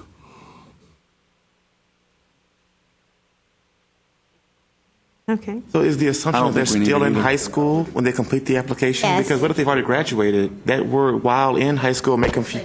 Then no. Then they'll say no, and then they can still complete their freshman application as a Right. freshman without avoiding the dual credit challenges we're getting. Okay. So this is a question that either makes this a dual credit application or an application for admission. Right. Interesting. And is that true for both 4-year and 2-year? Okay. Yes. Yes. Can you read it without the in this institution? So sorry. I have to. Are you completing this application to apply for dual credit courses or concurrent enrollment while in high school? Oh, yeah. I think that's clearer. No? Yeah. To apply for dual credit courses? Are you completing it while you're in high school? Yeah. I'm completing it while I'm in high school. While you're in high school, what does it relate to? Are you completing it while you're in high school, or are you enrolling while you're in high school? I agree. Yeah. That's Yeah. special. I think the dual credit Because they're going to statement say, yeah, I'm different filling clarifies this out that, while though. I'm in high school. Yeah, I'm in high school. I'm completing Yeah. it. Right. I'm sitting in a class right now. Right. But the dual credit portion of the question makes it different for Yes. the dual credit student Yeah, that's, or the early. the suggestion was to eliminate at this institution. Okay.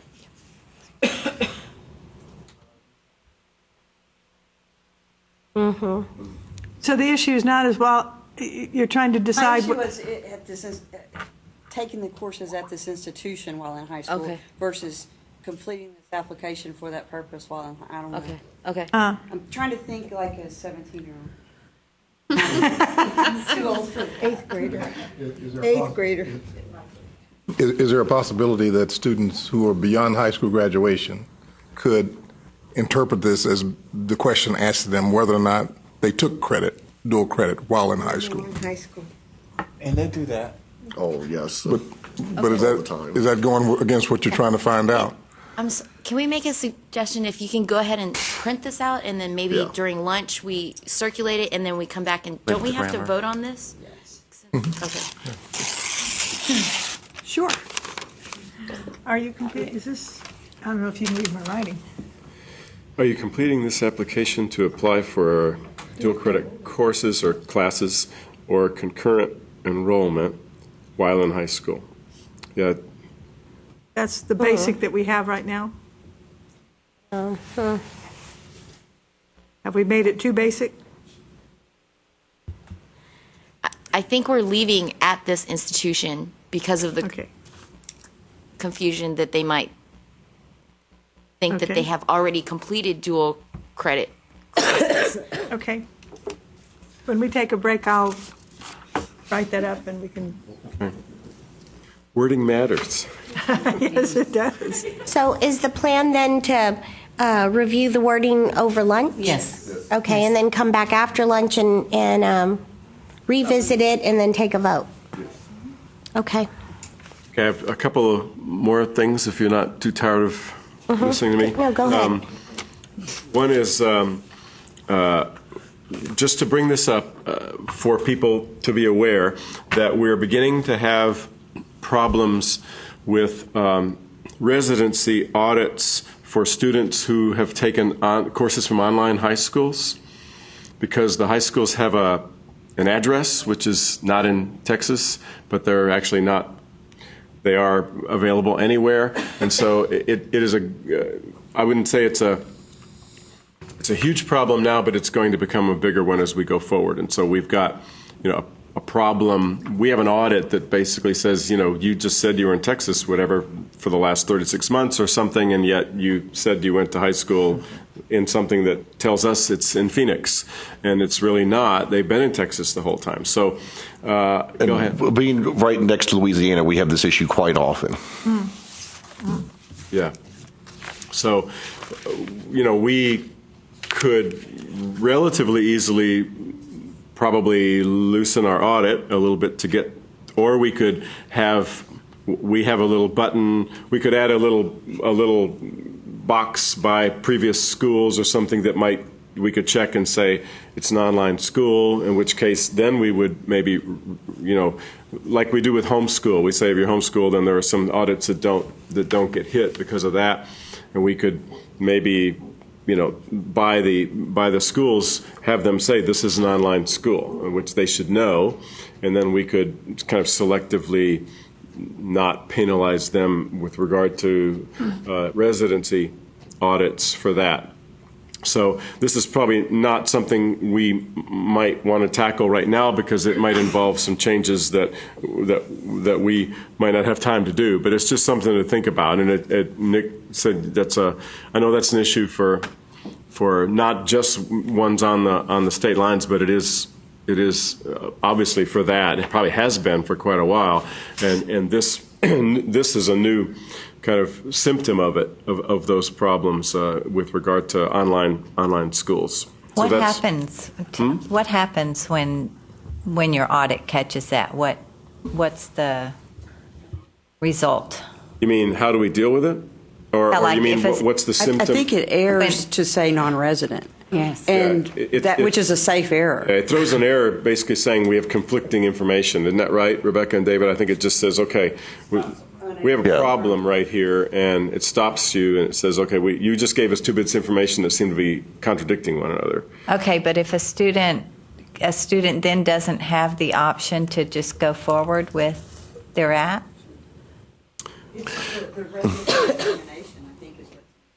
I think it stops them. It stops them right there. Yeah. Yeah, and then they go back and they lie and they change things. And then at the end they say everything they said was true. Yeah. It's not a perfect system at this point. How we deal with this? Well, can you ask them that question in essence? I mean, it appears you're attending school out of state. Maybe at that point you could say, is this an online school or a boarding school? I mean, you have that with boarding schools as well. Or please confirm that your residency is Texas or something, yes or no. Are you a Texas, or yes or no, or something to let them go on. Yeah, because, I mean, we would rather err on the side of caution from the standpoint if that just caused the residency determination to be undetermined, that's fine with us, because we'd rather you be undetermined and let us determine if they're a resident than to make them a resident wrongly. We'll talk a little bit about this afternoon when we talk about the freshman apps, but on the 2-year application, do you have the open information square at the end where they can give some explanation, or is that only in the 4-year application? Is it in the 2-year as well? So that's the other option, is to indicate tilt, please give explanation on page so-and-so where there is a block given, and let the student say, I live here, but I'm attending high school. I don't think they would. Yeah, exactly. Okay. They would. Okay. It's based off of these residency. Yes, exactly. That's right. My suggestion would be, because that is possible, to put the checkbox underneath, and if it could be placed right underneath the address of that high school address. Did you attend this high school in this state or whatever? Because it's referring. So if that checkbox is checked, then it can eliminate that question from the residency tree and then just continue. But then as well, it would still come up with residency because that box has been checked. So it would come back for us to audit that student for residency regardless. I can huddle with the team during lunch or whatever and see if what's the easiest option. But I agree that seems like a good solution because the student doesn't know where the school is. I mean, it's like the student doesn't know that the school's out of state. They just know it's an online school. They probably don't know where it's headquartered.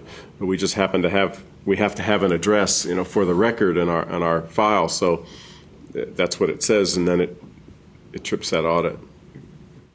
So we'll talk and see. We'll talk through in a little bit and see if that's a viable option for us. And the last thing is we have a little bit of discrepancy with regard to our gendered language.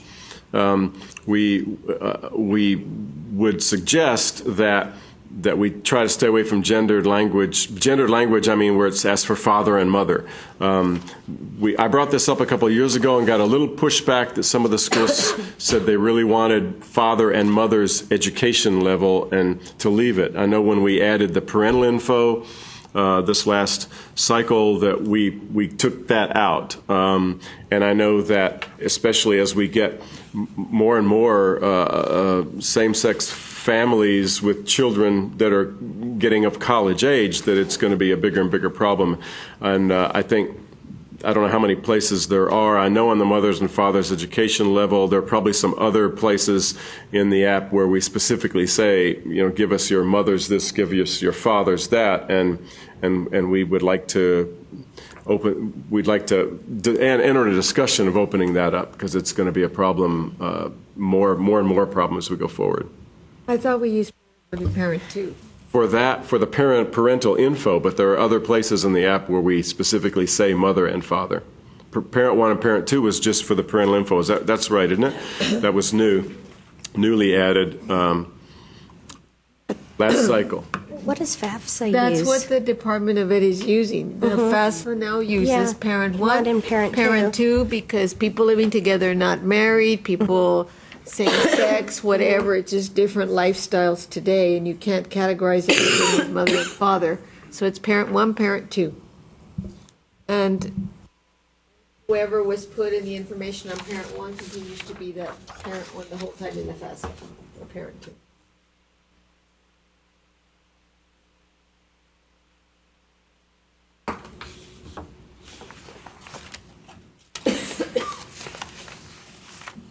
Because the family educational background says father's education level, mother's education level, currently. Parent 1 and Parent 1 and Parent 2? In all instances? Can we just do that? All right, we propose that. I don't know how many other instances that it exists. Yeah, I think in the parental information, we have relationship to you, and we also have a title. And it's got mother, father, stepmother, stepfather, guardian, other adult. I don't know if we would need that level at every particular one that we use. And I'm not sure, the team can help me. We can maybe figure this out during lunch, how many other places we might have that. I guess the scholarship app probably has it too.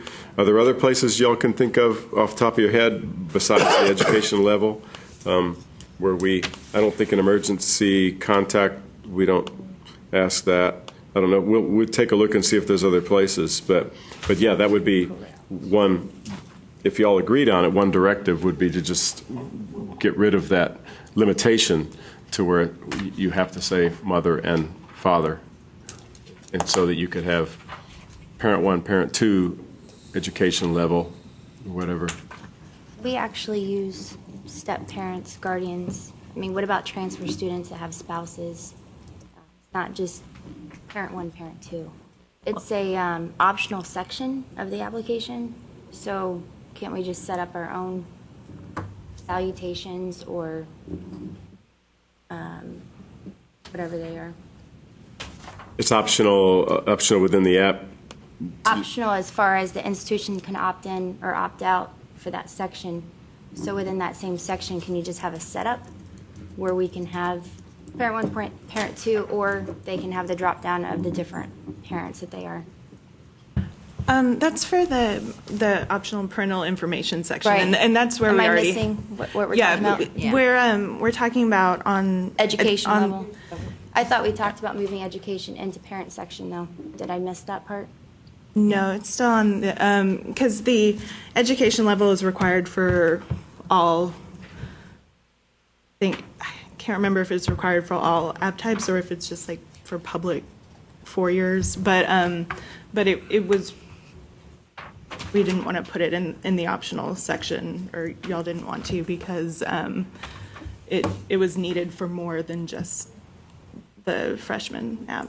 We have to report. So then there could be Has to do with- inconsistency as far as Parent 1, Parent 2, if they go to the parent section and they have step-parent or whatever else, and how do we know which parent that education belongs to? And it had to do with reporting or something, didn't it? Yes, I'm I trying to think it remember has the to do with state reporting. state reporting. Required I think that last was year. yeah, and it is a required question in the app, and it says, but although the right under it, it says, please indicate the highest level completed of your parents' or legal guardian's educational background. But in fact, what it says is father's education level, and then a pull down, mother's education level, and then a pull down. And I don't remember clearly, but I think it did have to do, when we got pushback several years ago when I brought it up, it had to do with reporting. I think that's the only place I see it in the educational level. That's the only, I went through this application. I don't see it anywhere else.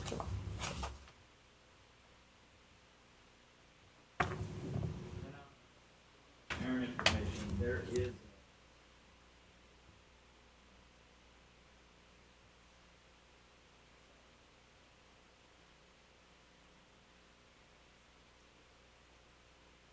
Right. And I think we could take a look, but I don't know that there's any other place in any of the apps besides that we have this problem with the gendered questions. I think in the scholarship app, there are income questions. Income questions, specifically for, it says father and mother. We'd have to take a look at that. That Not could be. sure, but yeah. Could be. Well, yeah, maybe not. And why would you split that between the two parents? Why does that matter? Yeah, no, I'm thinking that maybe it's just parent and income. We'd want but to take a look and see if it's anywhere else. Double but check. This is the one sticking point that came out before that we were told not to change that one, and so I was just bringing it up again. I think in the scholarship it does break it down, mother wages and father's wages, if I'm not mistaken, but I don't remember. So are you asking if we can come to a consensus of just using parent 1 and parent 2? I'm not sure what I'm asking. Yeah, I'm bringing it up as a problem that we'd like to solve. We may not be able to solve it this right away, but I wanted to bring it up that it's an issue that I think we didn't solve before, and we expect that it will become more of a problem going forward. And I kind of wanted to take the pulse in the room to see if that objection before was still valid, and that at least maybe we'd want some directive for the student if we had to leave the mother and father in there, some instruction for those who had same-sex parents. I think that probably the one big issue is it a state reporting question? If that's the way we're required to answer it, would be an issue then. Would Yes. this be the only source that you have for that? Yes. Okay. I can check with Susan Brown, who's over our reporting system, and get back to you on that. I don't know that I Because can reach her today. that's but- a bigger issue. Yeah. That's a question we're responding to on state reporting. I'll find that out, but again, it may not be today that I can get an answer Yeah. for you. So it may not be today that we can resolve it for that reason. Right. There is an option as unknown or not applicable. So if you had same-sex parents, you could choose the other one, the not applicable one, as not applicable, but then it only allowed you to choose one as applicable. So if you had two women as parents, there is a mother's education level, but there's not a second application level, education level for that same sex parent. But you could go to the fathers and say, unknown or not applicable, but it would only allow you to answer one in the current situation, which is maybe the workaround that's used. Let's see what we can find out. Okay. That's all I got. We're going to take a brief break for 10 minutes, but before we do, just for the record, this morning before lunch, Christine Gann from Sam Houston University joined us, Pilar Janis from Brownsville ISD, and Candace Appleton-Coons from Texas Christian University joined the group. So you'd be aware of that. And we'll just take a brief 10-minute break, and then we'll come back and resume our agenda. Thank you.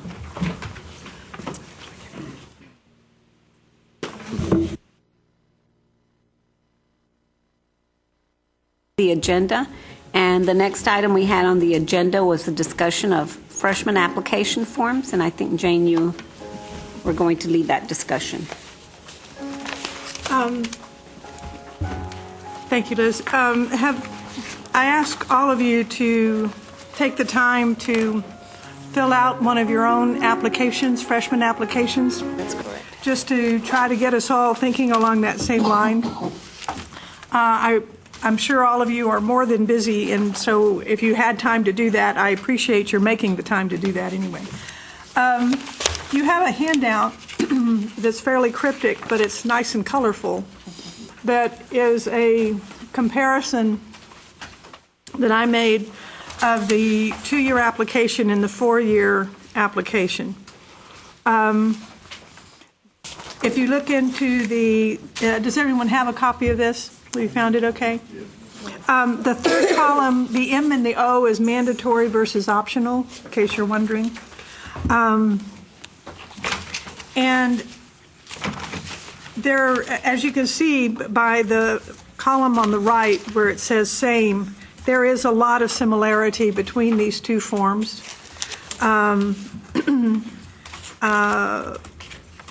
The 4-year application has additional things, the visa type, undocumented status, undocumented in-state tuition, languages other than English, family income, household size, family, I'm not sure what my shorthand is, family, and then freshman with college hours, the number of hours. I had an interesting email from one of your colleagues who was unable to attend the meeting today, saying that having done this exercise or looking at their application, they realize that there are 2 parts in the 4-year app form that they don't use the data for at all. That would be these questions I was just going over about visa type, undocumented status, and so forth.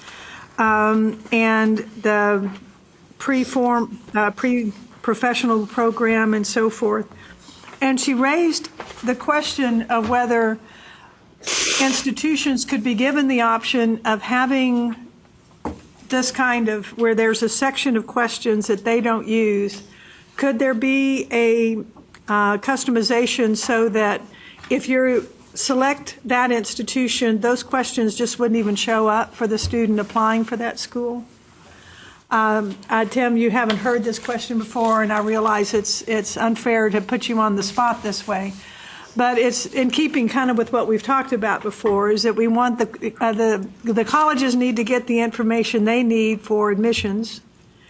And in this particular case, so these are questions that they don't use for admissions. They said that it is a section that often is a stump problem for their students to complete.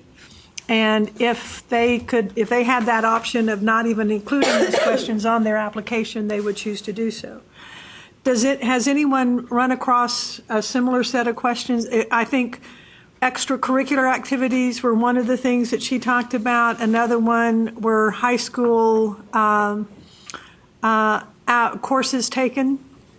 I think they look at whether you graduated high school or not, and then the courses were not that important to them.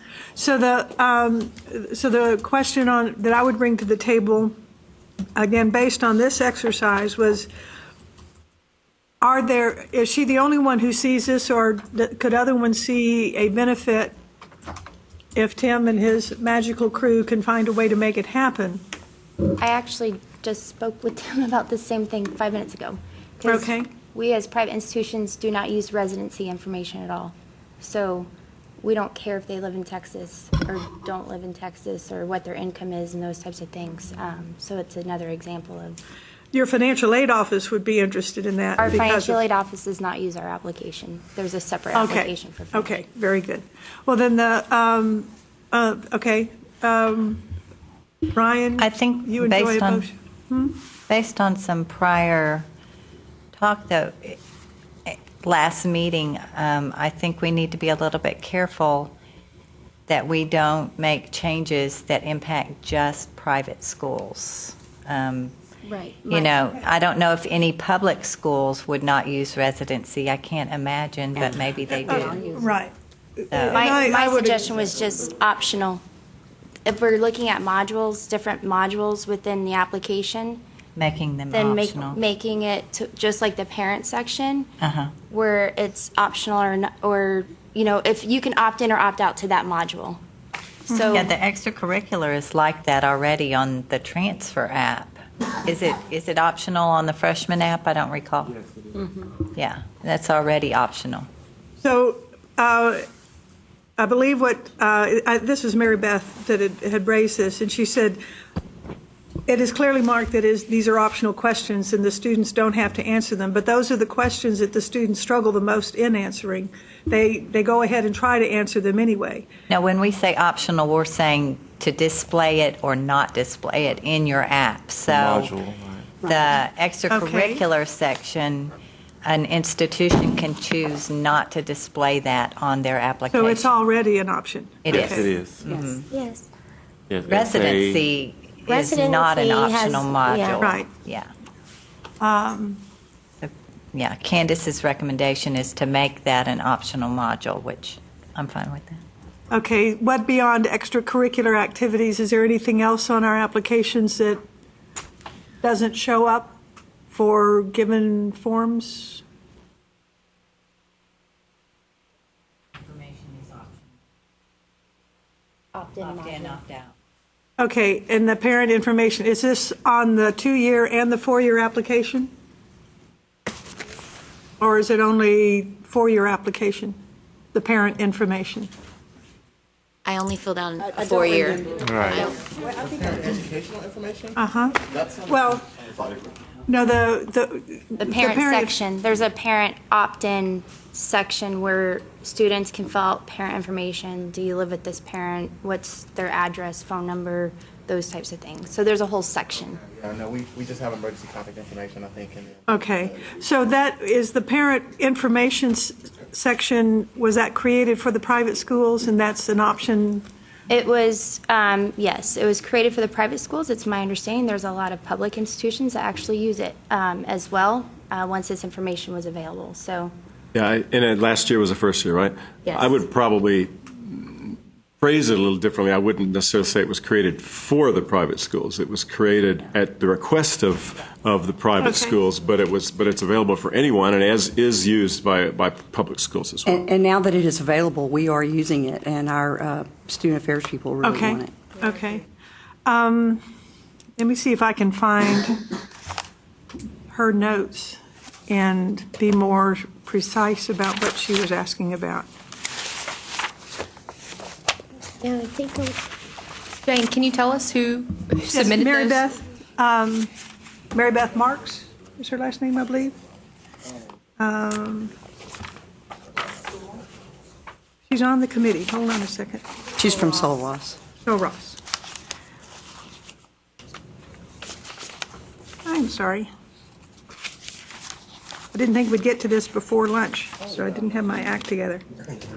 Yeah, yes. I think that even the essay section is opt-in, right? It is. The essay? Yeah, the It is, essay yes. Lots of sections are Yeah, the essay moduled section so that the is also administrator opt-in or of each opt-out. decide what they want to display for their Okay. students. Because not The all of question us become- require essays. Correct. Okay. Right. 12th So grade it's courses. just the person who, typically the director of admissions or the associate or assistant directors of admissions, are the ones who go behind the scenes and apply Texas and who set up opt-in or opt-out of certain modules. Well, are there other things, okay, the essay part, the parental information, extracurricular activities, and the extracurricular activities are only on the transfer, or are those on the basic applications? Pardon? It's on the freshman application. Okay. But isn't it, it's on the transfer? For the 2-year too. Yeah. We just don't have it open at our school. But Okay, it's but it's an optional one? Okay. Are there things of that sort, are there other things that should be optional that are not? Well, Was it one section she was concerned more about? Yes. And one of them I know was extracurricular, and she may not have recognized that could be. Yeah, that's opt-in or opt-out, isn't it? Yeah. And the other one that she had talked about were high school classes taken. Same thing, opt-in, opt-out. Yeah. Okay, and is that also on both 2-year and 4-year applications, or is that only 4-year? Certainly on 4-year. Yeah, it's definitely Okay. on the 4-year. Uh-huh. Oh, Ross? Are you saying the high school courses are opt-in or opt-out? I don't think so. I don't think they are. Those are We questions. took that out of ours. We didn't need to know what course they were taking in high school, so that module I took out for Texas Southern. I didn't need that information. Same with essays. So a school can I did. I was individually able choose to to. opt it out? without it I don't being think, hard to- I wasn't able to. Okay. I don't recall that being an optional module because it's contained in educational information. I mean, that's the entire module. I think We we have need added to. language to ours to have the students skip that because we had students You could do wanting to that. skip it, and we thought that was okay with us. Oh, so you, Right. I you think could add a we're talking about message. two different things, optional versus appearing on the application. Right. And optional would mean you could make it disappear, correct? well, no, optional is they can. Yeah, optional, they can They don't choose have to to. answer it. Right. Optional modules are ones that you choose a set of questions to appear or not. Right. And then of those, some questions could be required and some questions are not required. Okay. Are there, okay, just for, is it possible to make the residency questions one of these modules? We'd have to look.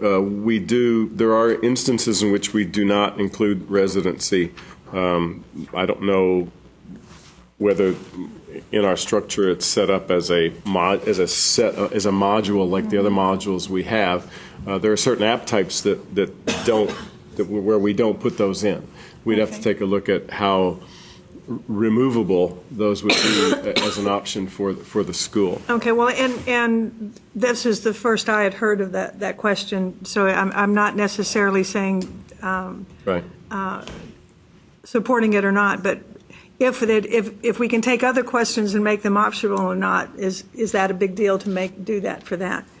And I understand why for private schools, those questions really, they add a lot of questions to the application for data that they don't need.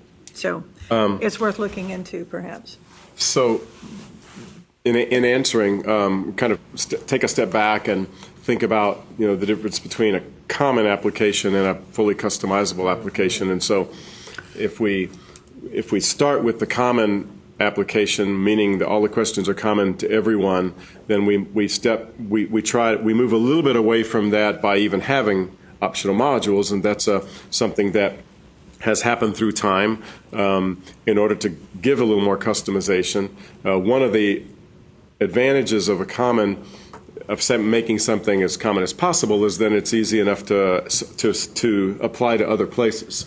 And I think everyone in the community benefits by how easy it is to start another app to another institution easily. So it's just something to be aware of. We don't at this point. We've never gone to the point of allowing people to choose this question or that question. We try to have, I don't know how many modules we have, but we try to put them in blocks. Now, we can always address what are in the blocks, but we just have to be careful about making so many blocks with so few questions that in the end you just end up with choose whatever question you want in the app, which is the ultimate customization, but it's not common pretty much at all at that point. Okay, well, I found a summary of her question, and it was dealing with extracurricular activities and high school classes taken. And it sounds like both of those, she would have an option of making them go away for her students. And so whom should they she would be talk? optional to answer, not to disappear. They would still. They don't have to answer the questions. Okay, well, she said they're optional. She knows that they're optional, but she would like to make them disappear. Oh. Because the college does not use that information in making admission decisions. So, okay. So I guess. But if a student were applying to multiple schools, Right. their application is no longer common. Which is what Tim was saying. So then we move away from this whole common approach. Yeah, but I do have a question about residency, and with the proposed changes to Senate Bill 1819, how will that affect the residency question? Because is that built into the logic on the current application? Yes. And can we talk about that at a later time? I gave a list of bills that are related to what we do, and I think it's a very valid question, and let's talk about it at that time, if you don't mind. Since we're talking about optional, and this may not be right either, but I think some of us are running into some issues with the international applications and the fact that there is no residency section on those applications. Because we do have a lot of international students who are eligible to domicile, and they go in and complete an international application. We send them this letter, we charge them this tuition, and they come in and they're upset because we really didn't ask all of the questions that we needed to ask of these students. Because just because a student is an international student doesn't assume that they need to be issued a visa and blah, blah, blah. Mm-hmm. So having that ability to put residency into international, or at least some semblance of residency into international, is the community colleges function without an international application, and they do have international students. I know obviously there was a conscious decision to create an international four-year application as opposed to adding questions to the underlying basic form to address those students.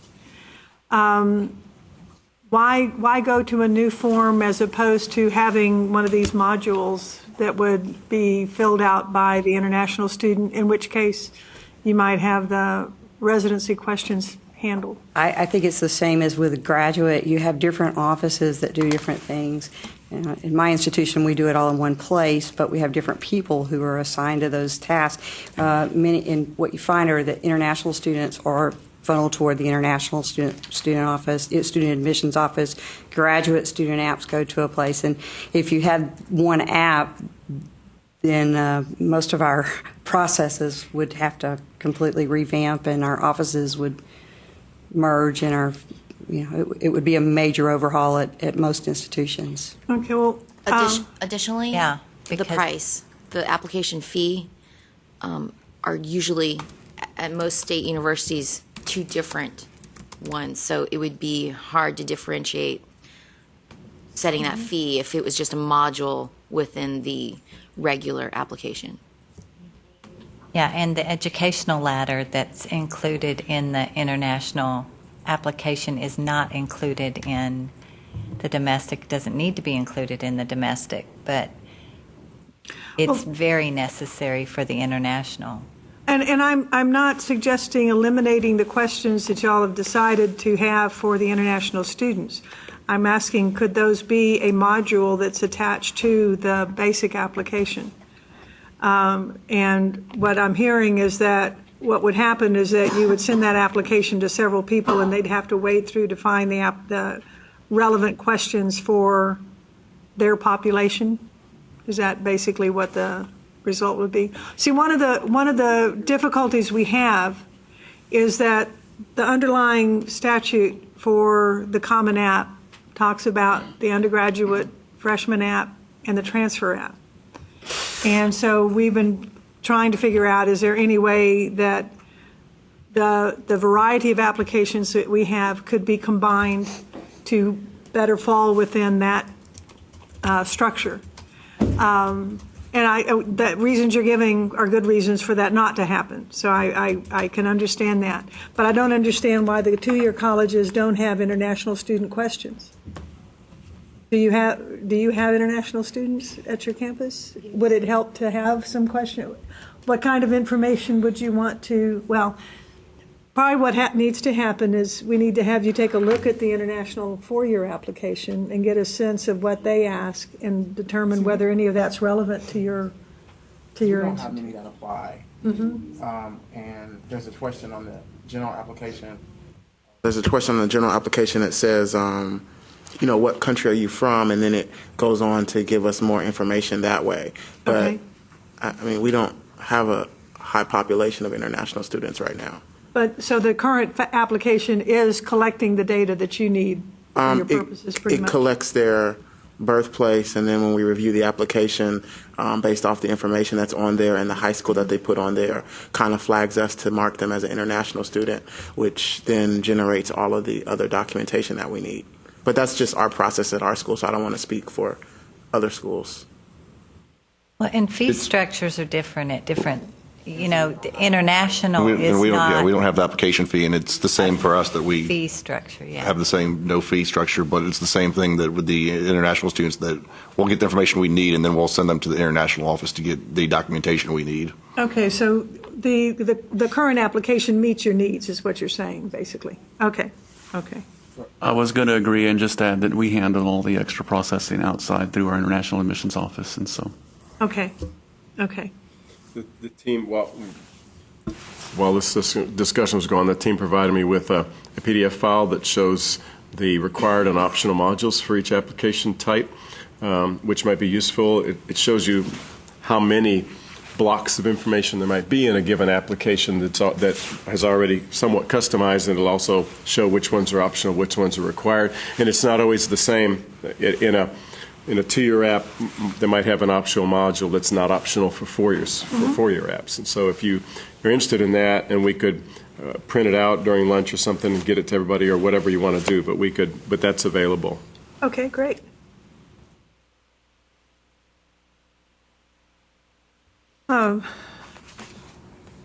Could I just throw the floor open and ask for observations that you had as you worked through your application? Are there things that you think can or should be changed? Are you happy with the way it is?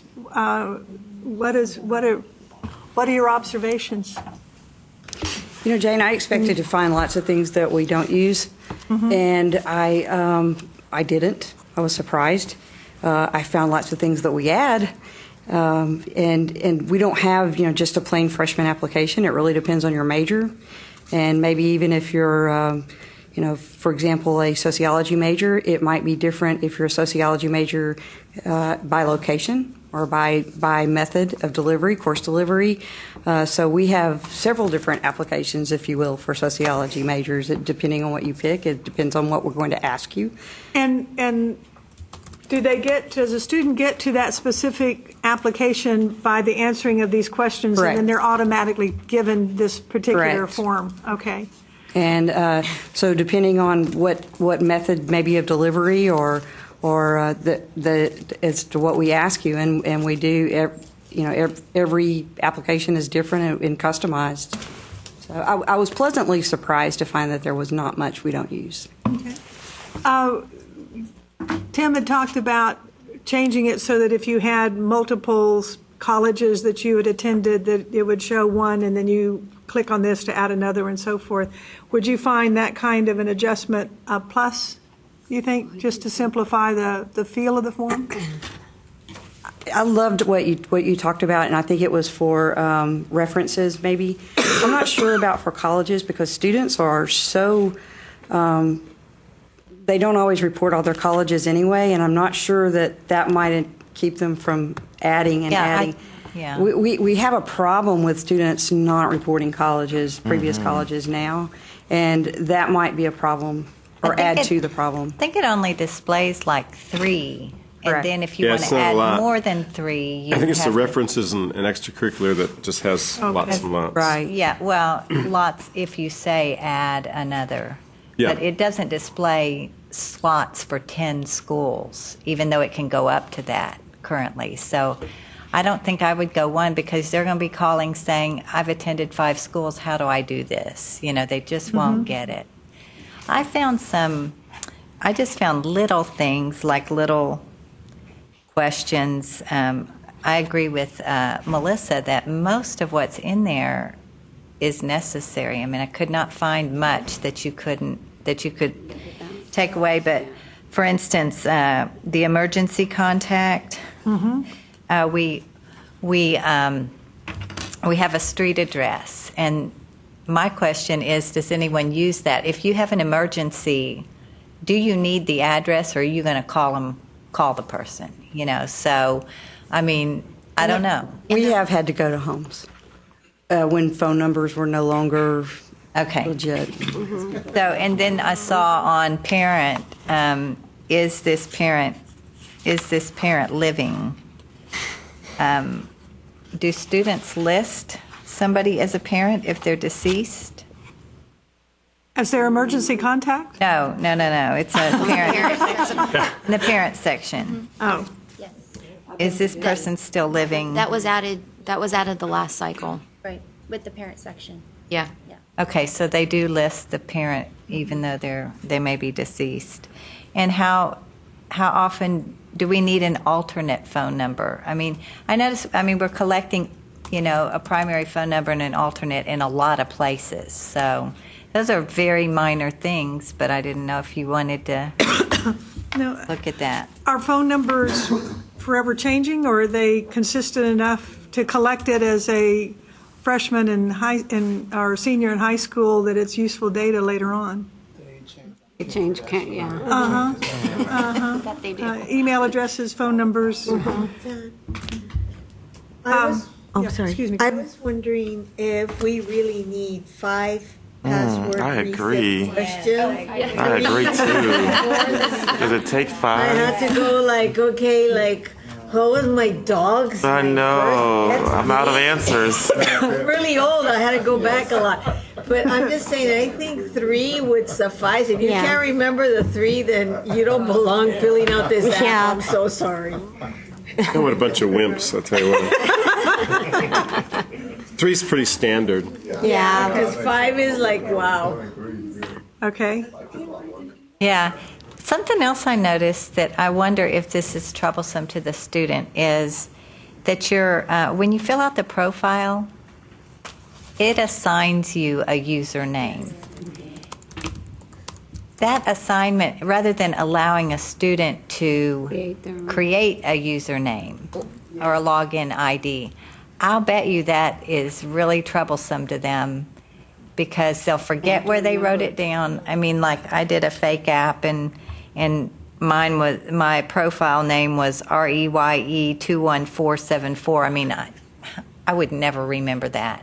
And I'm likely to forget where I wrote it down. So, I imagine this is causing students to start app after app after app.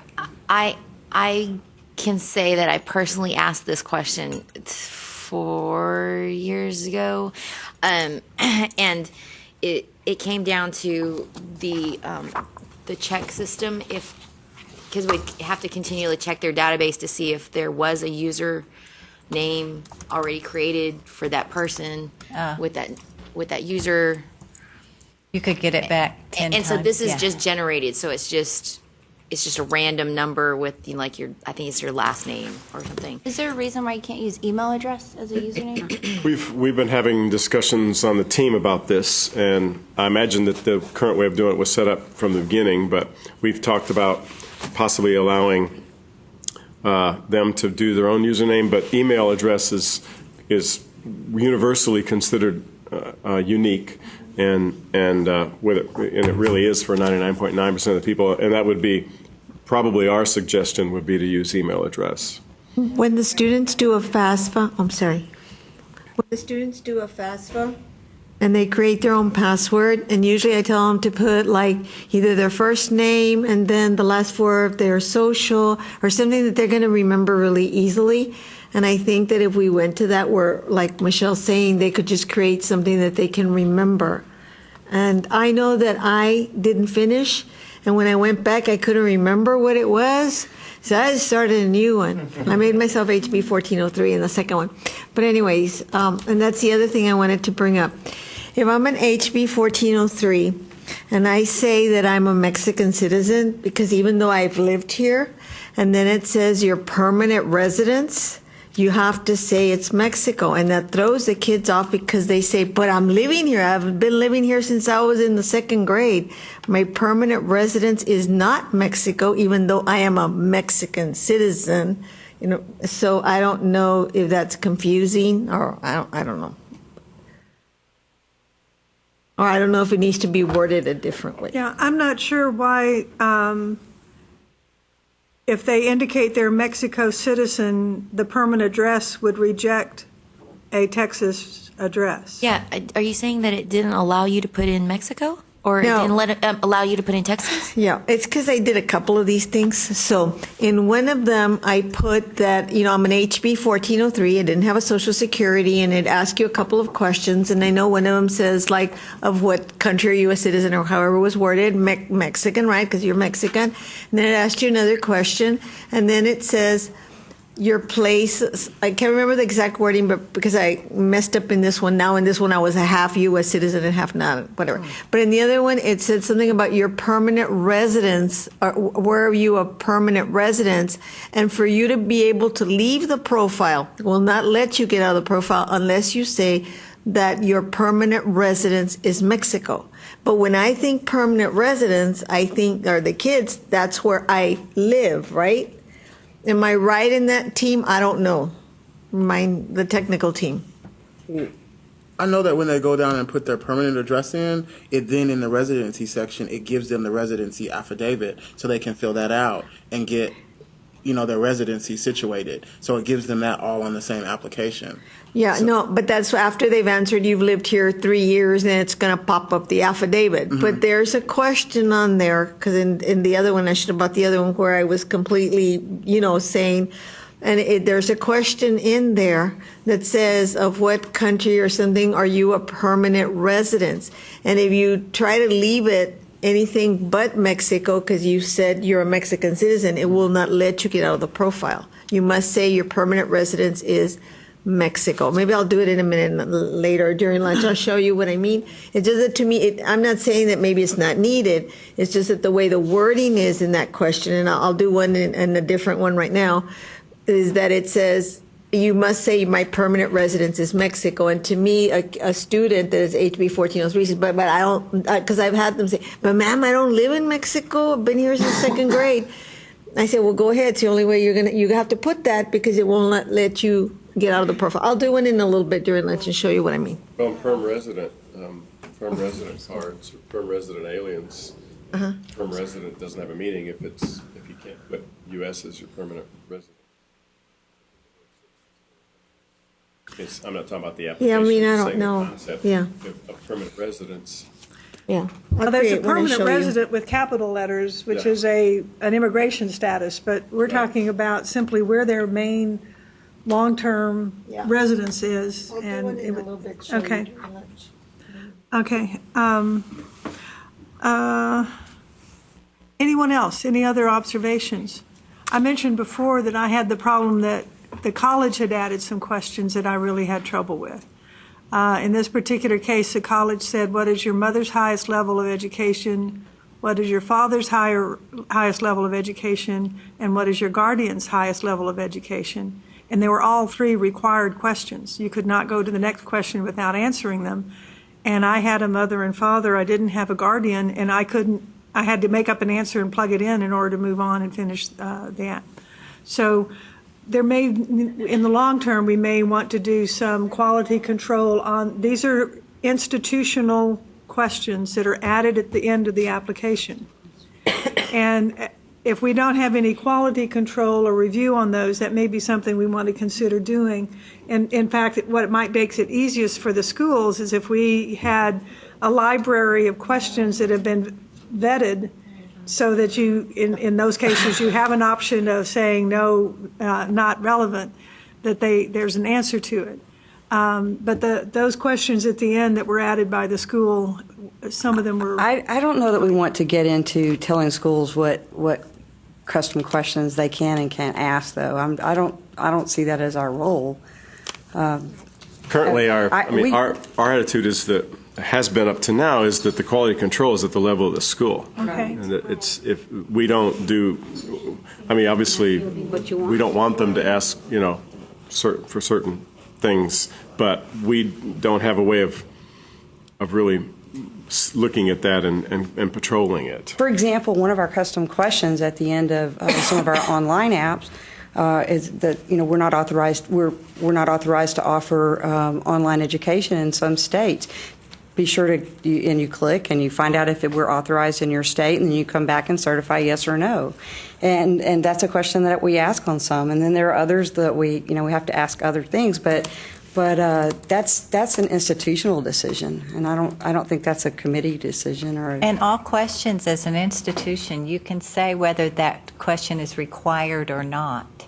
Right. And so if that person had issue with that, then they must have made that required, and they don't have to do that. Well, I was the one who filled out the application, and it was required. All three of those questions were required to have answers.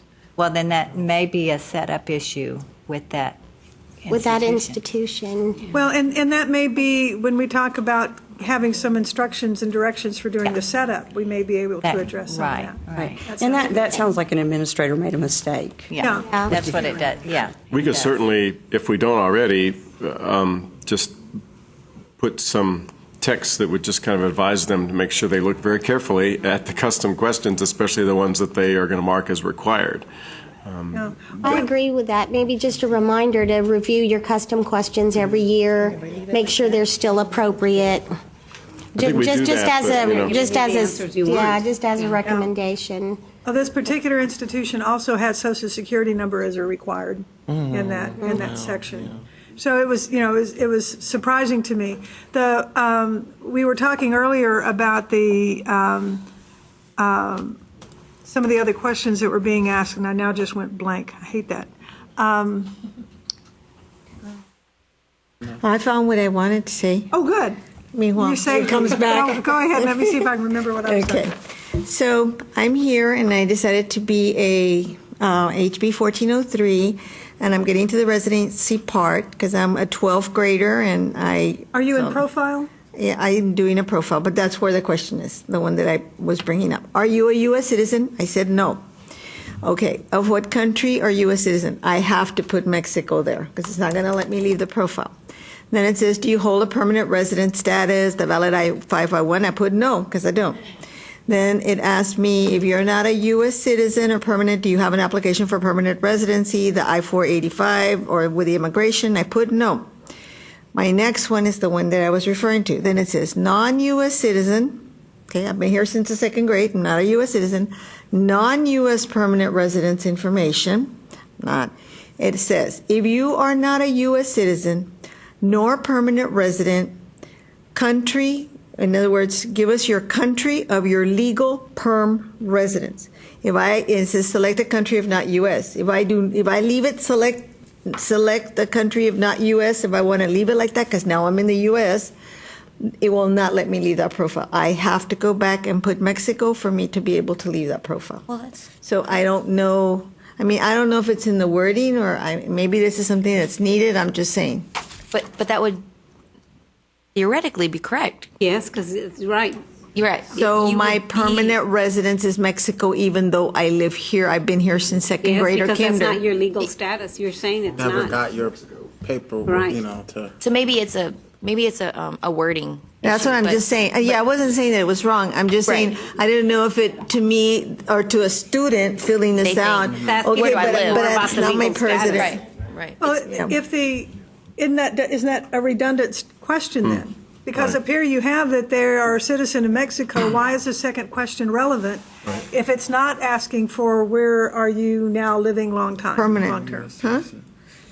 Because I've tried leaving it, select a country, but it will not let me leave it. So it may be useful to take that second question out as opposed to. Well, what was the first question? Was it that you Are you a U.S. citizen? And I said no. Okay. Because I've been here. Let's pretend I've been here since second grade.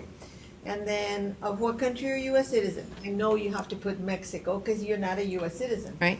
So then it says, do you hold permanent resident status? And I'm going to say no. Most students don't.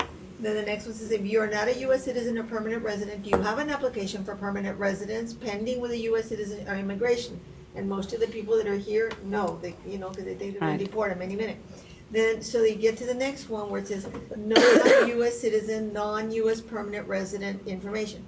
And it says, if you are not a U.S. citizen nor permanent resident, country of legal permanent residence. And then it says, country of legal perm residence. And it says, the default says, select a country of not U.S., which I tried leaving it that way because to me, I like now live in the U.S., but it doesn't let me. I must say that my legal permanent residence And it's just, it's a wording, I'm just. Okay. Yeah, I think the word legal is what's doing it. Okay, Well, it but is also, about the illegal. first question is, what country are you a citizen? That's a different question than country of legal permanent residence. You can be Absolutely. a citizen of a different country and have legal residence somewhere else. Matter of fact, we just had someone like that from Nepal. So, So it should be the same, Mexico is their permanent residence? you Yes. mean, do I want that somewhere else? Because that's pertinent information. I mean, I don't know, I'm just. Yeah. It- The profile. If it's somewhere else, then I don't think it would be in the I don't think it is. residency question. I think that's the only place. I'm trying to decide if it matters. If it's not on the app, you're not getting that information anyway, because this question is in the profile. It copies over So- to it the app, does, though, yeah. and I believe we do use this information in the residency It section. pushes, It's not, right? yeah, Correct? it's not Yeah. specifically Some in of that it section, but it's pushes, used in the yeah. termination. And I wasn't saying that it was maybe didn't belong there. I'm just saying it's misconstrued a lot by the students. I don't know if the wording needs to be different. I didn't mean that you don't, you probably need it there, I guess. I don't know that, but.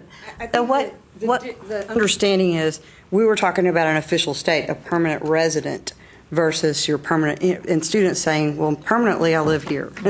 And they don't understand that the legal status of permanent resident. What country would you associate that person with if they had Mexico as their citizenship and they had their legal permanent residence as Nepal. Cuba? Then What we would you do want- with that? Then we would want their citizenship, their legal permanent residence forms from showing that they're from Nepal, from wherever they stated, not the first one. But it is a flag. I mean, are you questioning whether it should be in the profile to push into the application? Because No, I guess if it's pushed, then it's being asked one place or the. I don't know that I've ever seen someone. see, Yeah. it's a catch. Yeah. We use it as a catch as well because, They wouldn't be eligible. yeah. Be eligible for what? Well, they would be eligible for 1403 because, and that's where it's throwing it off because these kids have been here since since they were 2 years old. But if they have their permanent resident Yeah, if they're of illegal. another country, that's like, we have people here who are permanent residents, but that means they've associated here, even though their citizenship may be in a different country, they've associated here in the United States.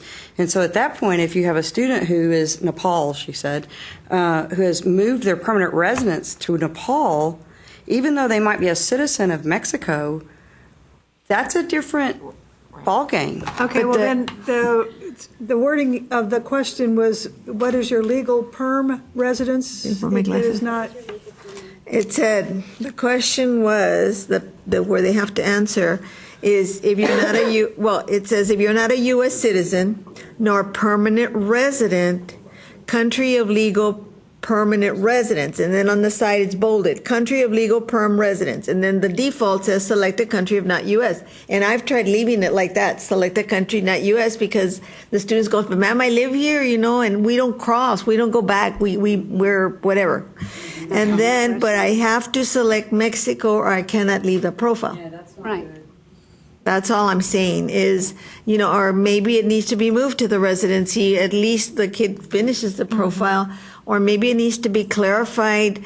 You're talking more residency than resident. They take it like resident, where do I really live? Ma'am, I don't live in Mexico. About legal status, I don't not even go where to you live. Mexico. I don't even know how to speak Spanish. Yeah, it 'Cause they certainly lived here does since not they were belong in little. the profile. okay.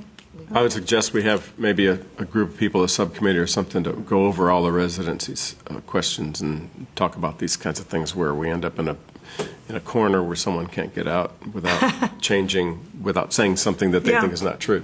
But it may be that international understanding, should be yeah. a separate meeting from the domestic, because you have unique things like this with your international that are very confusing when you talk about local or domestic.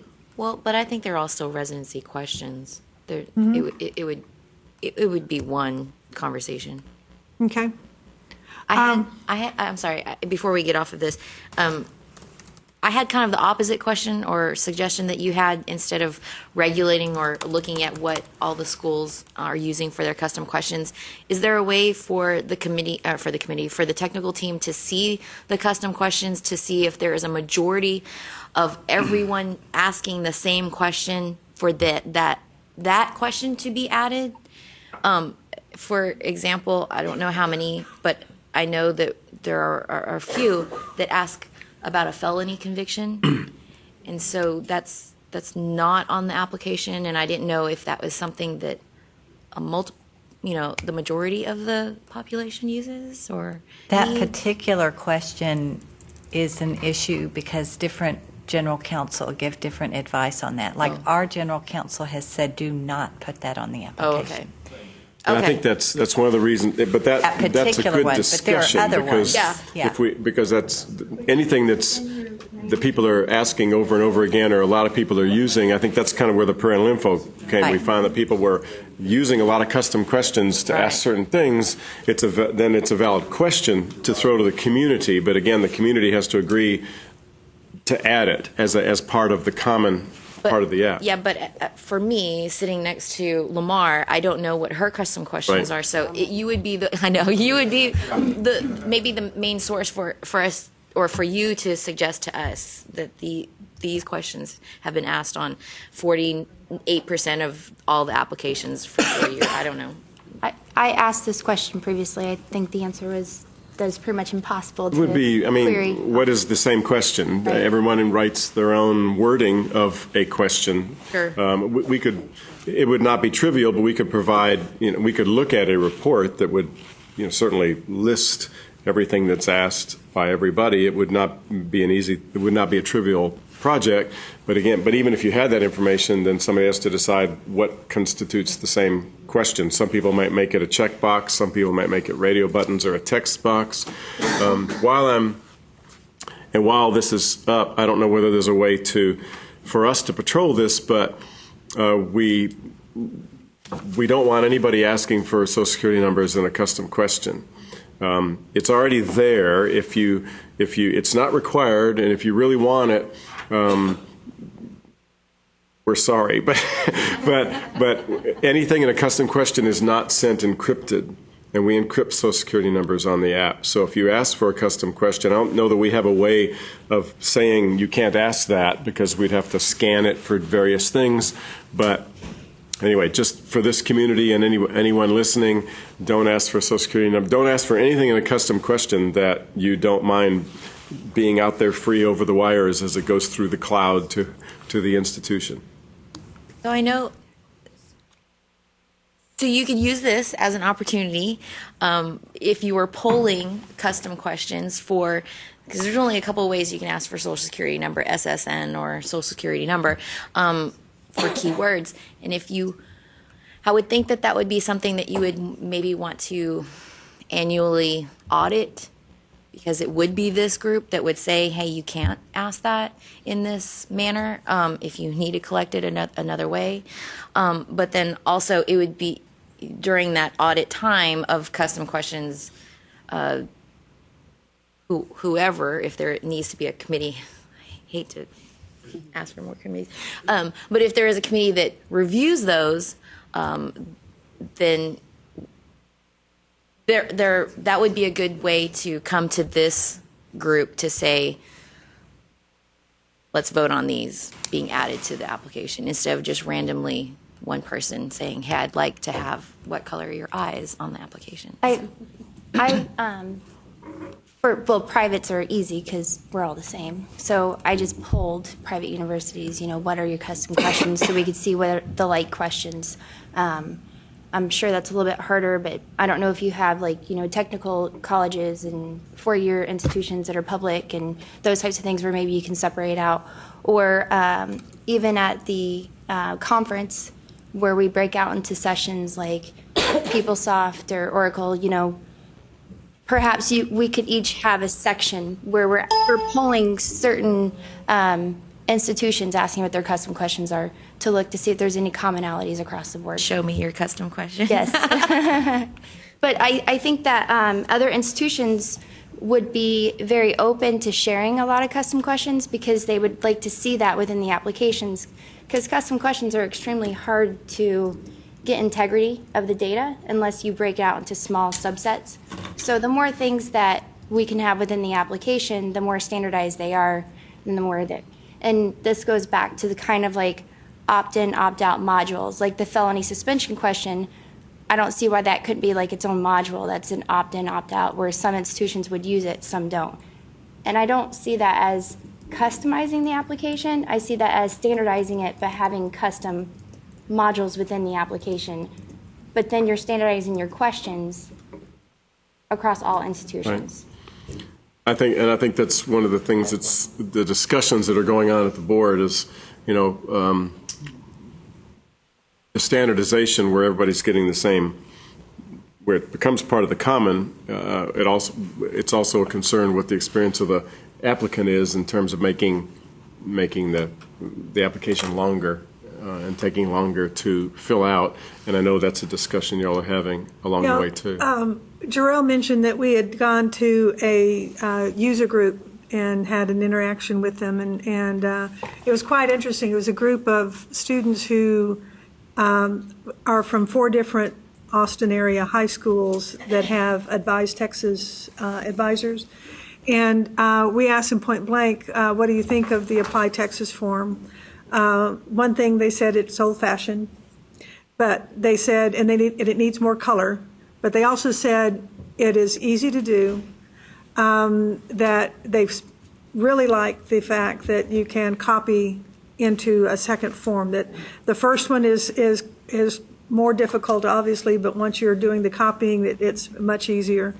I asked them point blank, do you feel it's too long? Are there too many questions? And their response was no, which surprised me because when I filled them out, I thought they were amazingly too long. So again, once they get into it, they seem okay with the flow and that kind of deal. I'm not taking away, I'm not stepping back from the idea we don't want anything in there that we don't have to have. And I remembered what it was that I lost a moment ago was the issue about the emergency contact.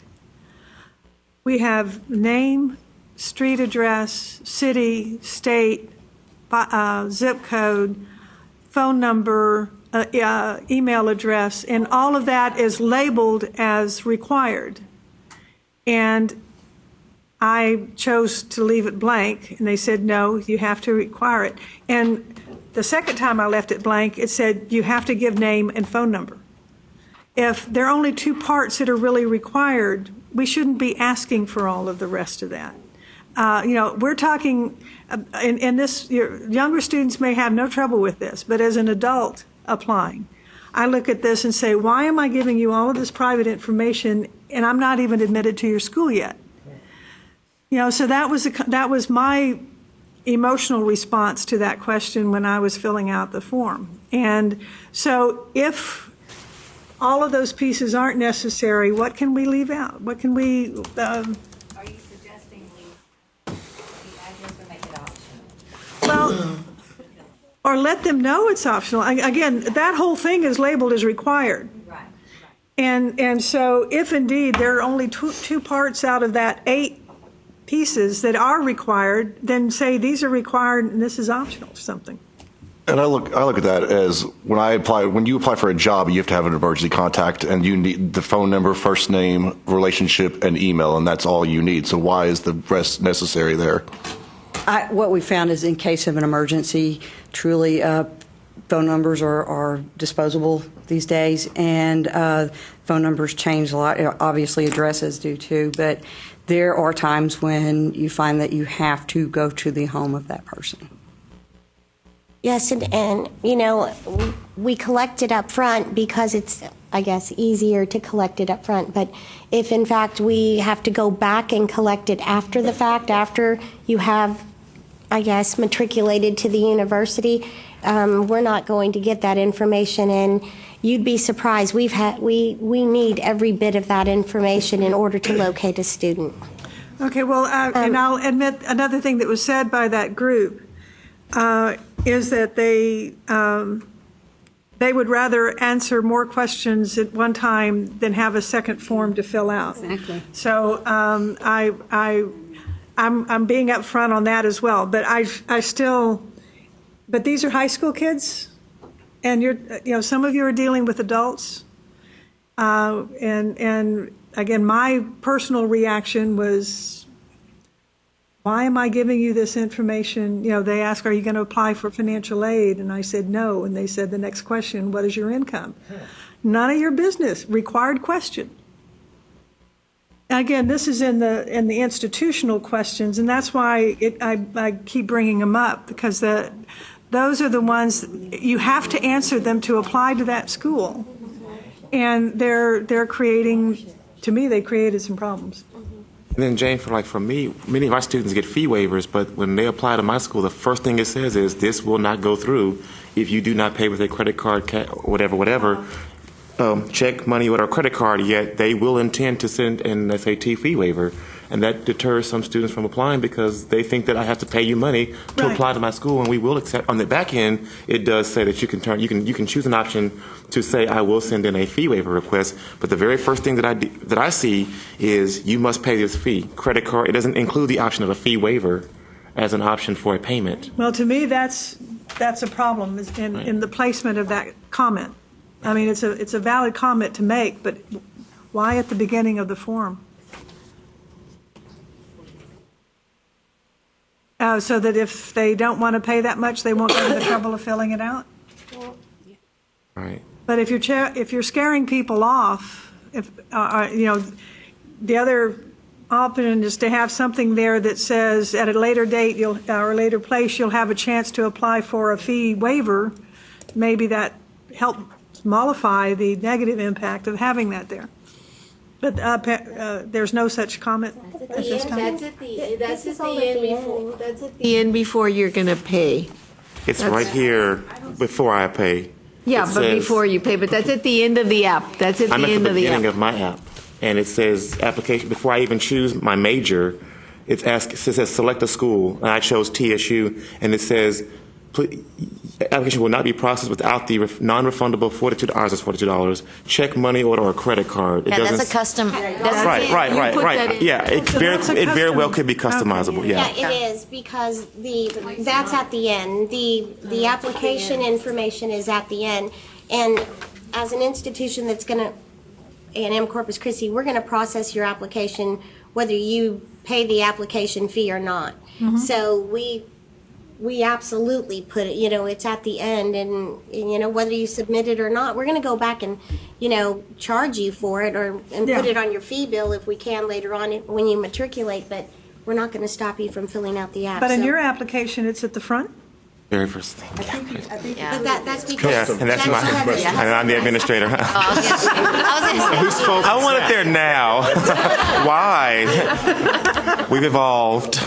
We need a class on administrators. It's customizable options. There are customizable parts within certain pages, and we don't just throw all the custom questions at the end. Well, is there a list anywhere that says where these customized things are?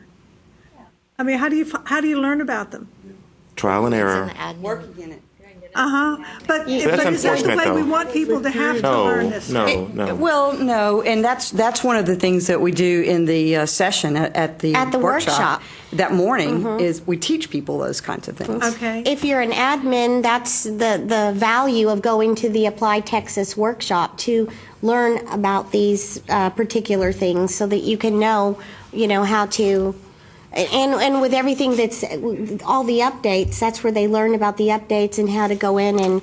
Okay, what about the people who can't go to the workshop? How do they get the information? They shouldn't be in there. They should. No, honestly, they shouldn't be there because.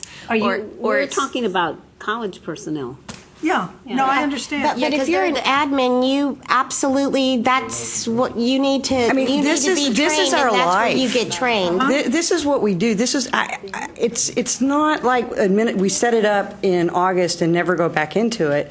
I would think anyone in here who's an administrator, we're in that application All the time, daily, making changes, making tweaks, adding things, taking things off, changing deadlines, whatever it might be, and that's we must can't go to this conference or this workshop and learn these things. And it's not, I don't think we can, make it mandatory as the Apply Texas Advisory Committee that the admins go to Apply Texas workshop to learn this, but if you're the director of admissions and, your assistant director is the admin, you should know to send your admin to the Apply Texas workshop.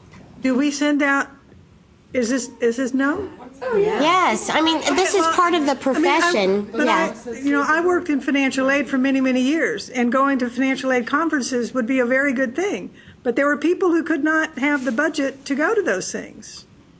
Are you saying that all your admin ads are able to go? But I think this is different because on the admission side, this is not a conference necessarily. It's a workshop. It's a functional and technical teams come together and we learn.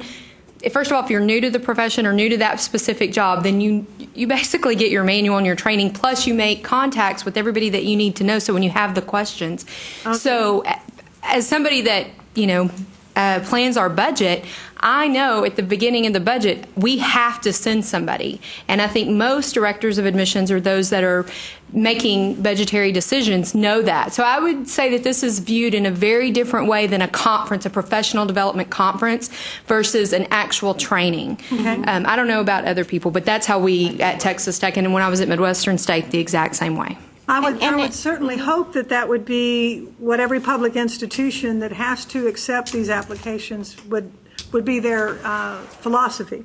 But if you have turnover at an institution at that top level, who tells them this is the one thing? If they hire someone from Kentucky, that's right. Who tells them this is the one meeting you need to go to? Do we need to better? Didn't we? We talked earlier about a manual and updating our help to where someone who was new should be able to make sense of what they needed to do. And I would think that if we flesh that out and make that what it ought to do, that all that information is in there. I just don't think we can cover every single scenario, but just in the position that I am in at my institution, if I were going to hire a director of admissions and my best candidate was from Kentucky, one of my questions would be, what do you know about Apply Texas and the fact that we have a common application here in the state of Texas? And when that person would say, well, I don't know very much about it, and I would say, okay, well, if you're given the job, then how are you going to learn about this? I mean, there are some things that, we can do to make sure that director coming in from Kentucky is educated to the fact that they do need to learn about Apply Texas. I mean, this is a law. This is a state law. They absolutely have to know things like this. But Mark, you know that though. But if a VP who has no knowledge of the inner workings of admission doesn't know that, they won't know to ask that question. They'll just know, do you know admissions? They may ask about a common app, but it may not be specifically the Apply Texas common application. So I'm not either way. I agree. But if you're hired in August to be the director of admissions, and this conference is again going to be in June, you've got a whole year of a learning curve. Where is a manual or an online document that we can create for business practices? I can understand that, but like I said, I mean, there's just like a million scenarios that we could go through. Some are common. That would be an extenuating, and I'm not saying I disagree with a manual. I think that's a great idea. It's just that, let's try to cover as much as we can. I mean, there's just some examples that, are just where I was going is the question of how is the workshop publicized? How does it market? It goes out on the TACRO listserv, which is but more importantly, I think, Jane, I I understand what you were saying. You're saying someone coming in from not an admissions standpoint. Yeah, but for I the just said administrative that side, earlier. for that side, it would be a handover of a job duty of someone. If I left, then I would have to. So it's not necessarily at such a high level that it's the president or the VP. That's a a very part good of point. that person's job. Yeah, that's a and very so that's good how we know. point. Mhm. So and the suggestion of the manual and step by step is important, and I think that's why you brought it up. For someone coming in with fresh eyes, how do you know about this? But I do think we have done a good job about word of mouth about Apply Texas and Speedy, but can it be advertised a little bit more? Sure, we could probably do that, but as far as a need for that, probably at this level, I'd say not now. Okay. But Jane, just to provide some clarification to you, it's sent out on the TACRO listserv multiple times. It's also on the TACRO website. Also, we are chatting with our colleagues and saying, don't forget to register, things of that nature. I mean, I don't know. It's difficult sometimes to get a hotel room here in Austin. So for me, I've already reserved the room and done things of that nature. So I think that people, it's always in June, we're prepared, we're ready. And so I think that it's much more well known than maybe you coming from a different area. Well, and I definitely recognize that and appreciate your comment. But if it's the consensus of the group that all public institutions in Texas are aware of the workshop and will send someone to the workshop, then I'm happy with that. If we have a job that we need to get the word out, maybe send it to the presidents or to the, I don't know, is there a definite level that needs to be notified of this so that they would know to make the travel budget available for their person to go? That could help, Jane, because when we sit in the audience of our peers, I will see that some school has their entire admissions team there or their entire IT team there. I'm thinking, wow, I'm so jealous because I have one person with me, and you better get it all while you can, because if you don't, we're in trouble for the next year. So it would be helpful if a president was made aware of the conference or the workshop and of the importance of having several team members there. But remember, we're going to one day and combining two workshops, so we're very limited on space. Yeah. Okay, well. Good comment. But that does bring up a good thing about if it went to the president, that it would need to specify that the administrator from admissions and IT, because I don't believe that a lot of schools are on the same board as far as IT backup or communication for a workshop. When they think admissions, they would think, oh, that's for admissions, but it's truly a technical workshop as well. And we actually had to get our IT on board to have them send someone. So for, I guess, funding purposes, that would be a good idea. I'm not trying to create problems. I just want to make sure if this is our key opportunity for people to learn these specific functions and how to make them work. I know that, Tim, you have on your list, the fleshing out of the setup information, a checklist, which is a significant piece of this. And so anyway, we don't need to take more time on this, but and this discussion's been extremely helpful to me to recognize what happens at that workshop. It is different from what I anticipated it to be. And but do we have a list of who attended last year? So can we get a sense of how many of the colleges were there? Yes.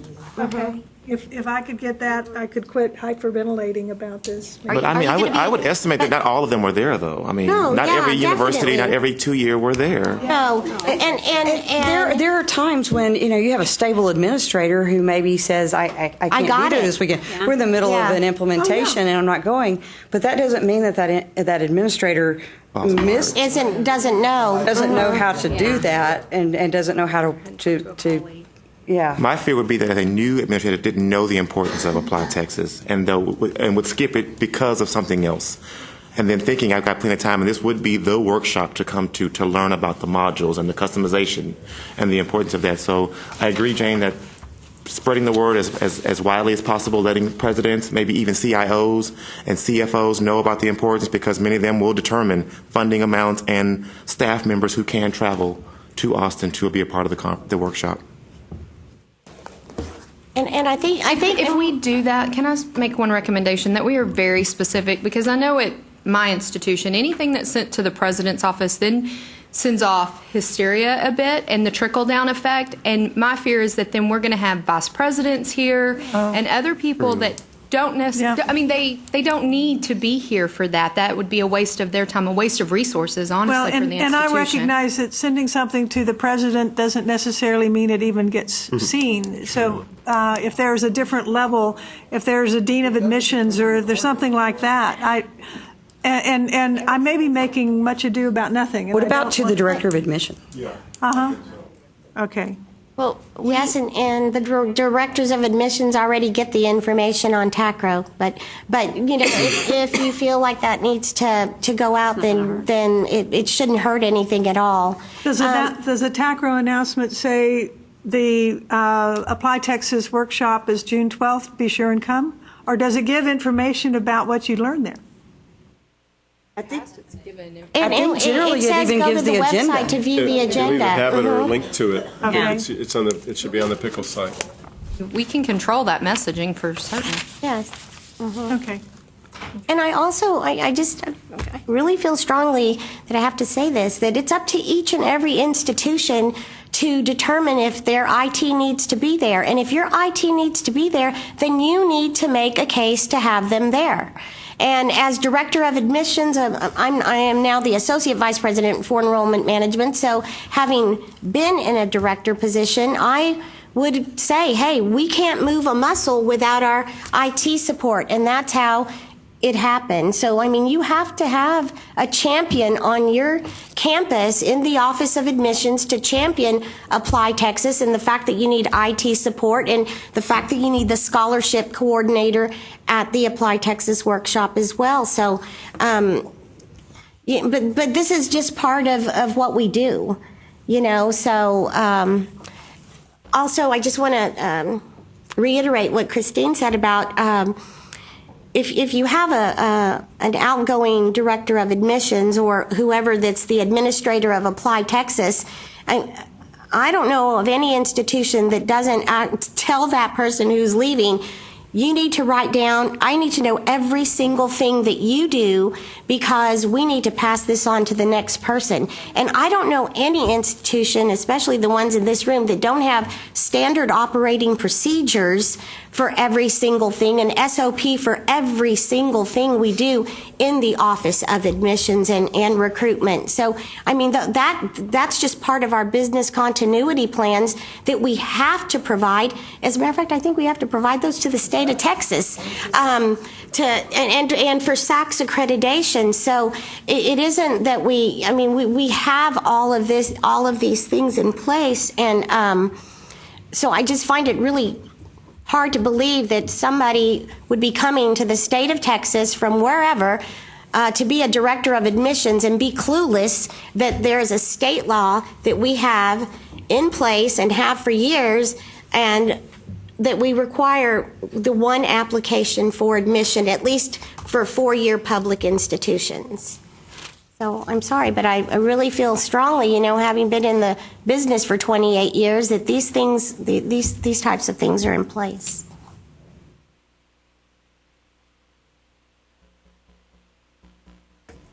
Okay. I've been convinced.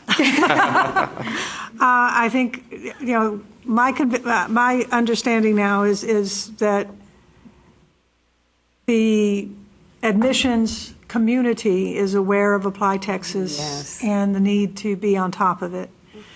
I also would agree that there are some institutions who might find it helpful to get some support in trying to get their administration to provide travel budgets for them to come to this meeting. But from what I'm hearing you say, that is an internal issue, not one that we should try to do. So the only thing that we can do, and TACRO probably is sending out the notices about these, the workshop, is just to, and I haven't paid attention to them if one's come through that I should have seen, is to have enough detail to indicate that this is your chance to get trained on how to make the system work best for your institution. About, what you can, the modules, the customization, and those kinds of things, and be as specific as that to maybe help them, those who might choose to go somewhere else, to recognize that this is their one chance to do that. Because are these materials then posted? Okay. Yes, the presentations are posted on the TACRO website. website? Okay, great. Okay. How about lunch? Yeah. You ready to take a break? Yes, I think so. It's going to be one. Okey doke. All right, we're going to recess for lunch. When do you want to reconvene? I think we should just try to break for 30 minutes because I know there's some people who might have to leave around 3 or 3:30, and I think we have some other critical issues that. What do we have left? What do we have left? Preliminary discussion of the improvements for the. Okay. Well, we could come back at 1:30. That's like 30 Is that not enough time? 1:30. Let's do it 1:30. Gives us. Okay. Okay. Thank you. One of your handouts is a list of bills that are related to that I have run across that are related to uniform admissions policies, veterans, applied Texas very specifically, and so forth. And these are the bills, most likely, if I'm the one giving the legislative update, that I would talk about. At this point in time, of this full array of bills, only 2 of them have gone beyond the introduced status at the legislature. And unless they get moving very quickly, they're likely not to go anywhere. Now, we're close to the time where, actually, I should have said, if it doesn't move quickly, it's the only way it's likely to move is if they attach it to another bill that is moving. So that starts getting kind of hard to track. But the bottom one that's listed there is an interesting one that you might want to take a look at, and it has to do with automatic admissions for people who come through non-traditional secondary education. In other words, homeschooled or what was the other? Or private high schools. So you might find that one interesting to look at because it has to do with looking at their performance on a test and comparing that test result to your more traditional students' test results to determine where they should be estimated their rank. So it's not a trivial thing that they're talking about. There's one in here also, the second one down, having to do with automatic admission that I believe is dealing with a 2-year institution transfer students. So again, just some interesting, unexpected things that they are looking at. The one at the top, the third one down that has been engrossed, which means it was passed by its House and still needs to go to the Senate, is a very trivial one. The only school it impacts is UT Austin. It has to do with that 75% for their automatic admission percentage. And the residency bill, the next to the bottom one, is what I have heard is that's the one most likely to be moved if it goes anywhere. That's there have been a lot of residency bills proposed, but this is the one that seems to be most likely to go further. It basically says that the 36-month approach is not open to persons, or that no residency classification is available for someone who is not legally in the country. The good news is that it does not eliminate the 36-month approach or the other approaches to residency. It just simply says no one who's not legally in the country can be a resident. Because the other bills would typically strike out the whole 36-month approach to residency, which is used by a lot of U.S. citizens and permanent residents. The other unique thing about Senate Bill 1819 is that It grandfathers students who have at least 30 semester credit hours as of fall 2016, I believe.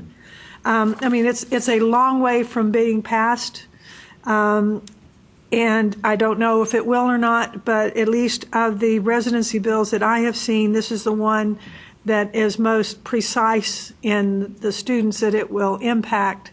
And so we'll have it will not impact U.S. citizens and permanent residents who are classified as residents based on the 36-month approach. There is one that would have us add a question to the Apply Texas forms to help identify students who are eligible for the adoption exemption. And there's one that would have an impact with regard to the foster care exemption program, not so much with regard to the Apply Texas form, but it would require reporting whether someone is from the military and so forth. Excuse me, I just skipped from one to another. Foster care. It's just the idea of getting information out to the students that are eligible. So those are the bills I know of that are relevant to our world, and at least at the moment, none of them are moving. So we don't know if any of this is going to happen. Let's see. I mentioned some statistics earlier that we had made a comparison of the numbers of freshman applications that were processed in fall 2013 through the Apply Texas system and compared them to the first time in college enrollees for each institution. And that's a program, one of these multicolored forms that you have. The color coding, the kind of tangerine color, those are institutions. If you look at that far right percentage in FY or for fall 2014, their applications through our system are very similar to the number of first time in college or less. In other words, they're not using the Apply Texas system. I have reached out to 4 or 5 of these institutions to get a better sense of why that might be. And in 3 of the 4 situations, it was a technical issue that the form of the data that's available through Apply Texas is not one that their system easily accommodates. Another one had indicated that it's a community college. They're anxious to get students in one stop, sorted out before they leave that day, have them enrolled. And the timing of the availability of data from the Apply Texas system is just not in sync with what they're trying to do. In the long term, whether any of these things are things that we could look at, I know there's been talk of having more than one data transfer from the clearinghouse to the institutions for some institutions. I don't know if that's something that would want to pursue in order to get it in a more timely manner to the community colleges that are trying to make immediate decisions. But anyway, actually one of the things that surprised me the most in the data that's here is when I found one community college that had 39,000 Apply Texas applications, and their first time in college enrollment was less than 5,000. So this institution, and there are a number of them where it's 1,000% relationship between their applications they're getting and the actual number of first time in college students they enroll. And whether that's an implied area we need to look at to see if we can encourage some of these students to apply to other institutions, spread out that wealth, get their probability of being enrolled higher. Now, this was a community college, so they enroll everybody who qualifies. So it's just that these students might be going through the motions, and do we need to do something to try to make that a more pertinent process for them? Anyway, so interesting statistics, perhaps, to help you go to sleep some nights. Jane, that one you commented on, I think And Pilar may be able to tell us this. I'm thinking that may be, Pilar said all of their high schools are early college high schools, so they may be requiring all high school students to fill out apps for that school. Well, in our district, a lot of the principals are very competitive, and because they want to have big scholarship dollars offers, the students are applying to a minimum of 8 colleges. Wow. They're not really going to go to those. I mean, they might have maybe 4, but they add a lot of other schools. Consequently, sometimes they're incomplete in some of those schools because those, maybe 4 of those, they really weren't that interested, but they're complying with, Okay. But on the early college high school, What community college are y'all using? well, our students, we have the dual enrollment. That's why I said earlier, we used to have UT Brownsville. Now UT Brownsville doesn't do dual enrollment. It is now Texas Southmost College. And so then South they're waiting Texas for their College. accreditation. I know. Yeah. South Texas College is the one with the 35,000. Yeah, is that in your area? That's the other end of the valley, but that would be PSJA, that would be McAllen, that would be. That would be my guess as to why that number is what it is. that They're all the dual high- enrollment on the other side. Grand Valley. Yeah. I guess the question I have is that a good thing? Should we be trying to spread get these students to apply elsewhere? Because obviously they're not all going to that school. It's a great burden on the institution Yeah. who's processing these applications Right. for students who never have any intent to enroll. So again, just FYI at this point in time, but maybe in the long term, some implications that maybe there's something we can do there to make that better. A lot of Pilar can address this better, and maybe I'm incorrect, but a lot of high schools have the completion of Apply Texas application as training for the student, or as this is something that we're going to do in our class today. We're going to go through this exercise of applying for admission to, and that's what we typically refer to as padding our applications, because they're not true applications. And I don't know, Pilar, I don't know if that happens anymore, because I know your 8th graders are. Well, the 8th graders that are applying, that's because they're being filtered, the ones that take the TSI or they do the assessment. And so there's a process. But, we're telling our parents that we have these opportunities. We have one early college high school that's associated with now going to be UTRGV. The kids actually take their classes on campus.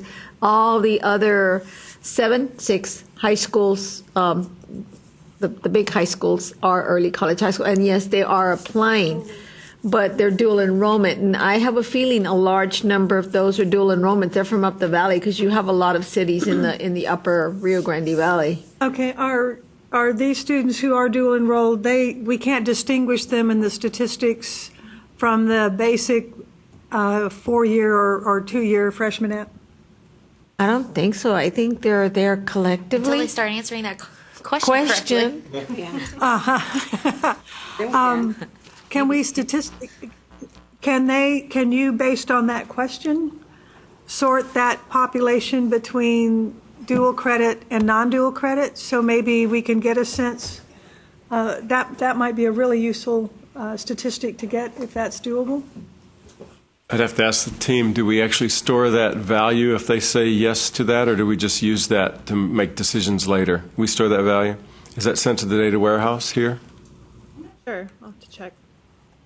Okay, if that's feasible, then that would be very helpful to know, because on one hand, the dual enrollment, the dual credit courses, that's just fine. That's not any problem. That's not padding or anything like that. But if indeed we have a lot of them that are just going through the motions, don't know that there's anything we do about it, but it's helpful to know. So thank you. Jane, I'm so sorry. What is the legend on your color coding here? The yellow are institutions that have significantly improved between fall 13 and fall 14. The Tangerine, or those who are by standards statewide, are underutilizing the system. And then I just did UT Austin and Texas A&M to get a sense of those two, just to get a sense where they are as a comparator. That answer your question okay? Yes, thank you. All right. You can drive yourself nuts reorganizing, sorting them these different ways, but it is useful information. And reaching out to those colleges that were not using it, it's good to know it's not that they don't think the product is a good one, it's just that there's a technology issue for doing that. In fact, one or two of them indicated they basically use the Apply Texas questions, but they have to do it on a different platform. I know I had spoken with the community college who said that they have their own app, and they do participate. They have their own app, and the reason they don't use Apply Texas as a main app is because they want the student to submit and then immediately go to the financial aid page and apply for financial aid, and they want all that done more or less one time, and so it would not work with the timing. They use us so that they'll show up, as and they'll pull in a few hundred or a couple thousand apps from the copy. From the capability of copying, and they use it for that purpose. But okay. Any other questions about that particular table? So if you want to promote the workshop, this would be your list, correct? So the institutions with the low participation You would rates, just, yes. Right, okay. Right.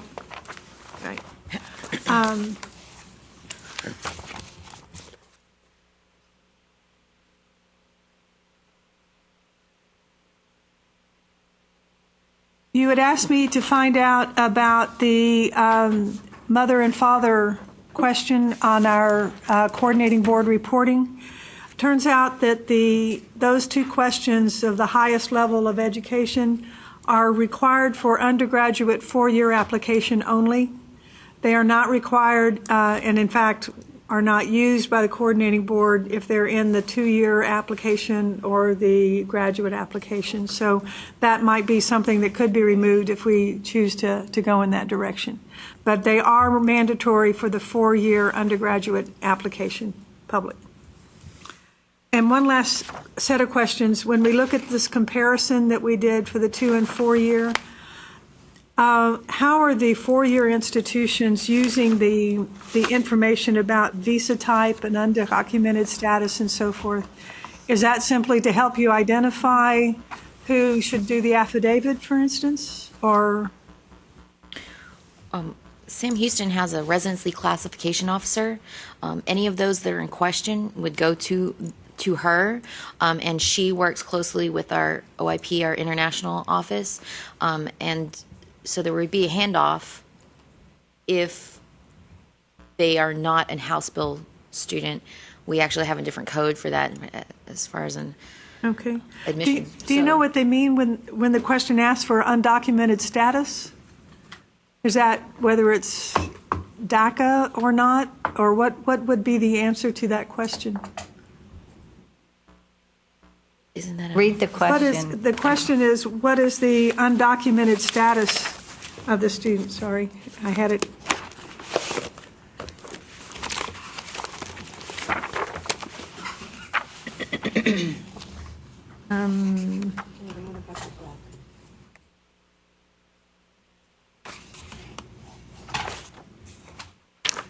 I do have it.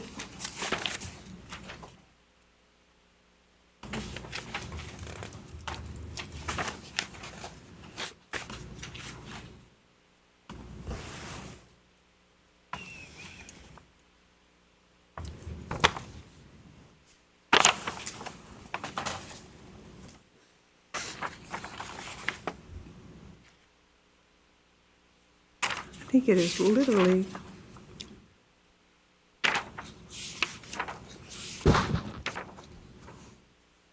I'm sorry.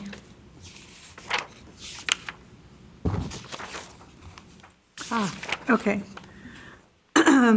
First question in this section, it's section 16 is visa type. Are you a non-U.S. citizen and do not currently hold a permanent resident card? What is your current immigration status? Visa type. And then undocumented status. Do you have an undocumented status? That's what it says. And then it's an open free text kind of box. Oh, it is? That's question number 17. On which app? On the 4-year undergraduate freshman app. In the biographical information. Pardon? Number 8. And Pardon? It has 4 parts, A, B, C, 5 parts, A, B. I'm sorry, where are you looking at? Looking at the sample app. Yeah, me too, and it's question 8. Are you? And I don't see. Okay, what if you're you go saying. on down beyond the emergency contact information, student email address, family educational background, and then visa type. This was on the form that I filled out. I just printed it off as I filled it out. And it said undocumented status, and then undocumented in-state tuition. Might that be a custom question to that particular institution? Custom question? Wow. It could be, because I don't see that. Yeah. Okay, I don't really see need it. that list. I don't see. But it's not at the end. It's not down at the end of the Correct. collection. So List I didn't of know they what? were interspersed. Custom questions? Is that what you asked? Where you said we That's really what need they're that list? suggesting, is that Yeah, these yeah. were custom questions from the institution. Yeah. Interesting. Okay. I need to ask them why they have it. Yeah, since we allow them to put custom questions at certain points in the app, it's not Okay. obvious which ones are sometimes. Wow. Because a lot of the DACA students, they really believe their Social Security is going to get them financial aid. They think that that social makes them, gives them U.S. citizen status. Yeah. And I think that that's what they're trying to determine. I mean, invariably, the kids will still fill out a FAFSA with, even after they've been told it's not good for financial aid. So maybe that's what it was, but that sounds, I've never seen that, and I've done a Okay. bunch of them. Okay, well, and you're going to give us some information about the customized questions that can occur in the, you're going to give us a list of the modules, I think. Without doing 34 university applications, how do I know whether a question is a common one or customized? The person The that's sample application on the front of the regular Apply Texas page, and that is an application. We have samples of all applications. Yeah. Without the custom questions, yeah.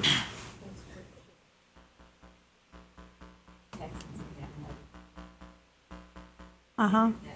The paper app? Yeah. Yeah, I wanted to do it just as if I were a student filling out the form. Yeah. Yeah, you were only, it was for that, for that IHE. Okay. Well, and okay, I'm curious as to how much of that there is out there, but I don't know how to find out. What Okay. school did you pick? This was What school did you fill that out? UT San Antonio. Just rather randomly selected. Okay. That's the end of my questions on those things. I'm very interested in any insights you might have about the freshman app. If you have any things that you think we ought to take a look at, just send me some notes and let me put them together, and then we'll take a more leisurely look at them at a future time. Now, on this question that we were looking at about dual credit, have y'all, do you want to take a look at this and send us in writing what you think it should say, and then we go from there? Okay? I liked it as Do is. you not agree with? Yeah, is there opposition to the way it's written now? Well, no, this is, yeah, this is new. Will Yeah, this is the new work? proposed. Will this work for everybody? Yeah. Yeah, yes. Yes. Okay. It's a yes/no question, right? Okay. Is there anyone who has concern about this? So we have unanimous agreement that this is the way to go? I think we have an answer. Think we have an answer? because it needs to be 100%. Very good, very good. I guess we don't need a vote, do we? I don't think so. Yeah. Do we need? Yeah. Do we need an official vote? Okay. I must have missed that part. So then, Tim, you'll update it to read like this? We will. Okay, good. The royal we will update it. The other thing we talked about a little bit was the gender-free language, but I think Michelle, was it Michelle who sent me something that showed that there is reporting still that insists on that separation? Yeah, I would recommend, I emailed our financial aid and our IT group on that while we were here, and one of the things that we probably want to do is if we're going to make a change that we consider following the guidelines that FAFSA is using. So we ask it in the same way that these students are going to report on FAFSA. And I thought that was for financial aid purposes mainly. Because if we're asking father, mother, and FAFSA is allowing them to do parent one, parent two, then, you know, you're going to have some confusion. But then if the state is requiring that we report father, mother, but FAFSA is not, that's another issue. The question that is in the state reporting does ask for father and mother. Yes. And the reason in the FAFSA is that there's an area where they're putting the information for parent one and parent two, and when they're going to get to the PIN or where they're going to, you know, they have to sign. So they have to refer, you know, parent one, or when they get to the income, was it parent one that made it or parent two? And so it's tied to a lot of different things, and they all have to link together that that's the person that made the income, that's the person that's going to sign into the PIN. So it's very different from what we're doing over here. Yes, in the first section, right.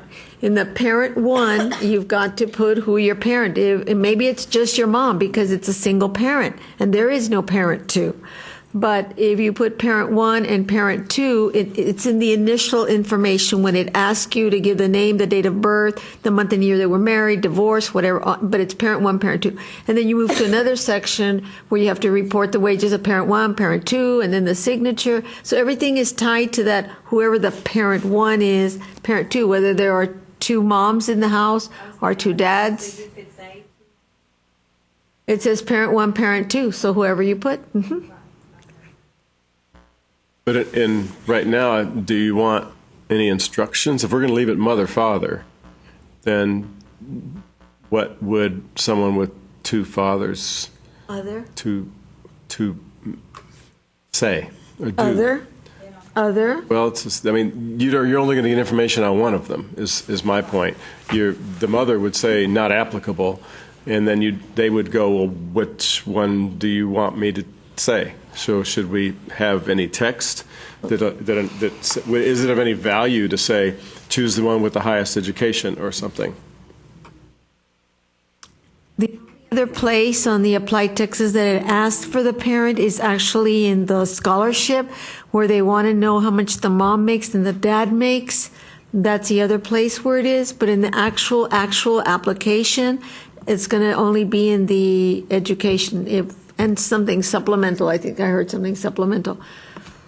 So it's not like in a lot of places, but it's required. But it's required. So I don't know the solution. So I don't know. I haven't asked Sarah how many questions we get about that or what people do, or if that population is just not that much yet, but it will be growing. I would suggest for now we leave it alone, but with the thought of taking a look at it in the future.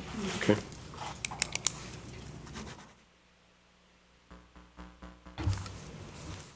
And then maybe we can address also in the future the problem, the audit problem we talked about with online schools.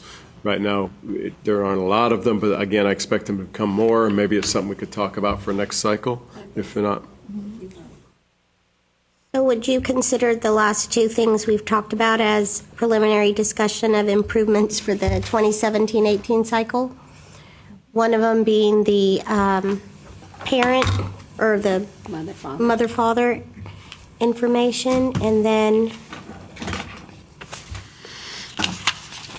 whatever our second item was. The audit problem The audit. with residency and online schools, where we have an audit that says there's a conflicting information, where you said you lived in Texas for a certain amount of time, but you just also said you went to a school that looks to us like it's out of state, and it's really not. And do you have a sense of how often that's coming up? No. Okay. I mean, I could ask Sarah, but it's coming up enough to where I hear about it. Okay. And do you know what the resolution is at this point? At the risk of being kicked via AIM right now, I would suggest probably what would start our discussion would be some sort of switch by the school where you might say it's an online school, and so that there'd be something we could put in the app that would just let them tell us that they went to an online school or that this school is an online school, and we would kind of remove the audit for that, or just remove the audit altogether and think about what damage it would do to not have that audit. Well, along those lines, then, too, if we're going to fix that or work on the audit and we have students that go to school in Louisiana and then lived in Texas 36 months. Could we put this into that same audit and try to correct those students and not have so many residency issues that we're working on in-house? I'd check with the team, but it sounds like the same audit. It's basically saying, you say you went to high school in Louisiana, but you say you've been in Texas for the last 36 months. Well, how did you do that? And right now we don't have an elegant way of handling that. So I think that would probably be caught by the same thing. Okay. If the one thing I'd like to do is look at the residency statute and see if it says anything about the high school having to be accredited in Texas. Just I don't remember the statute well enough to confirm that it does not, but we can check it. And then you'd also need to look up the bordering. Because The waiver? I'm concerned about that for border states. Right, the border states is specifically what he would be referring to. Right. Well, he's excuse me, don't let me put words in. You're talking about the one who's living in Texas, but went to a out-of-state high school and graduated. Right. And remember, what we're That's really the trying to neighboring do, counties, yeah, what we're really trying to do is not stop them cold in the app. Ultimately, it's up to the institution to determine final residency. We make suggestions based on how they answer the questions, but we can get too much in the weeds of trying to make an exactly correct determination in Apply Texas, and it really falls on the institution. At this point, we just want to make sure we don't stop them. And that's the issue we're having. It's on our residency information on that second question. If they put no, they haven't been in Texas 36 months, it stops them completely. Right. And so for that reason, I would like to move that up in the priority. I was going to suggest that if we're looking at new cycle changes, but I would prefer it not to be titled online school, because that really would it would really be adding an indicator to withdraw this question from the residency audit tree. Right. Okay. It covers both, because Right. technically from our database, it looks like an online school is not a state school. So if we just say online / out of state, that would take care of it. Would the answer still come up unable to determine? I don't know exactly how that would filter down in the tree. I think we need it to, because what about Maybe the a ones who kick out. really are not Yeah. residents? I'd rather Right. catch. But okay. It may just kick them out as an exemption. We have certain part of the tree just says, we need verification of this. We can't do a determination. Yeah. Right. I would want it to continue to allow the student to continue taking Right. filling out the application, That's the but most because important. they check that box, it would flag me to audit that student. Correct? That's okay. I don't want it to we'd have to take a ignore look at it. Yeah. Right. Well, that would be something, if you want to make this a priority, that's what we look at next, is what are the implications of not stopping them, because now they've still have apparently conflicting information. We just didn't use it to say, no, you can't even go on. Right. We'll let you go on, and then we would send that information along with you. Right.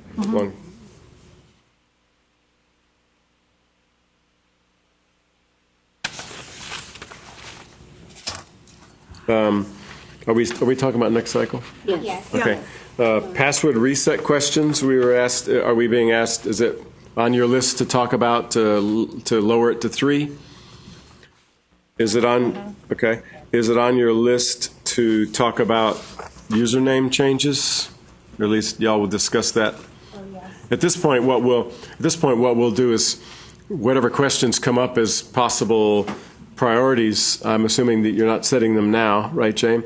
But Correct. we can start doing research and then come back when you do in the fall, when you start seriously deliberating what the priorities are. I can give you some feedback as to how big a project each one of these things would be. So did the password number is not going to change for the next app? It's going to be for the following app Right cycle? now, password reset and questions. What was? We're going from 5 to 3, so that's going to wait for 2 years? Right. This is Not next year, but the following year, the right? ones for next year on the list he gave us. Okay. Because that's more just like deleting, but Yeah. Deleting can be pretty tricky sometimes. backspace. Get the white out. But I would also recommend, in addition to changing or reducing the number of questions from 5 to 3, I would also recommend that we look at the kinds of questions that we are asking, because some of those questions are vague, and you ask, like, one question is, how many siblings live with you? That could change quickly. Or my first love, you know. Does that change? My favorite, those kinds of, some questions could change. If you haven't seen those questions, lots of those questions are not unique answers, like my father's middle name is unique. That won't change. But my first love, my first passion, my favorite sport when I was a kid, the memory of those students could change, and they're thinking it's tennis, but they put soccer, but it was tennis. So I would just make sure that the question has a unique answer that is not something that's subject to change, like number of siblings, favorite thing. Favorites change from these kids. I will say, I don't think that there is a, I think they can try it several times. I don't think it actually does anything. Like, it doesn't explode after 5 times of the wrong answer. I'm pretty sure. What does it do? We Rebecca, had someone do you know? incorrectly answer it 4 times. Does it allow you to kind of cycle through the ones that you choose? Like, if you don't know the answer to something, in other words, do you have to answer the 5 that come up? So I think it brings up 3 of them. Right, And then- randomly. Yeah, and then the next time you do it, it can bring up different Okay. ones. And you get to try 3 times or something? Remember how many At some times. point, at some point it locks. It always brings up when you don't know. Yeah, Yeah. It must stop you at some point. We'll look into that if it doesn't. Okay. I don't know where the questions came from. I don't know how long the questions have been around or how someone came up with them. Who was your favorite Beatle? You know.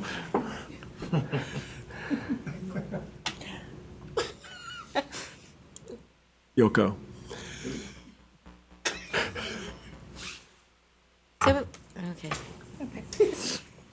So. We're gonna tack that on as the 2, like, user sign on and. Yeah, we'll tack that on. I hesitate to, at this point, just say, oh, it's trivial to lower it from 5 to 3, because not only do you have the storing of the information, but then you have pulling it back, and the routines that pull it back would have to know, how many to pull back and where to pull back from. It's something we can look at, but it's doable. So we're looking at that. The username probably is a bigger deal, but maybe not in terms of defaulting to something. They'll put in an email address, right, is what they would do. They would enter an email address, and that would become their username. They have to enter it correctly. And because at that point, they won't have entered it anywhere. They won't have a profile. They're just setting up their username to begin with. So we won't have anything to check against to see if that's really a correct address. And on what Brian said about the actual questions that are asked, you do the same when you're going to do a PIN number and it gives you questions. Maybe we could take a look at those. Some of them are pretty similar, But if the student answered for their PIN the same, that it would be easy because they knew it was going to be the same answers in both. I mean, they see the same questions and they might pick the same answers. So it might make it simpler. Can you come up with those options from FAFSA? Yeah. Okay. I'll print them out for you. I had a couple of questions submitted to me by institutions. One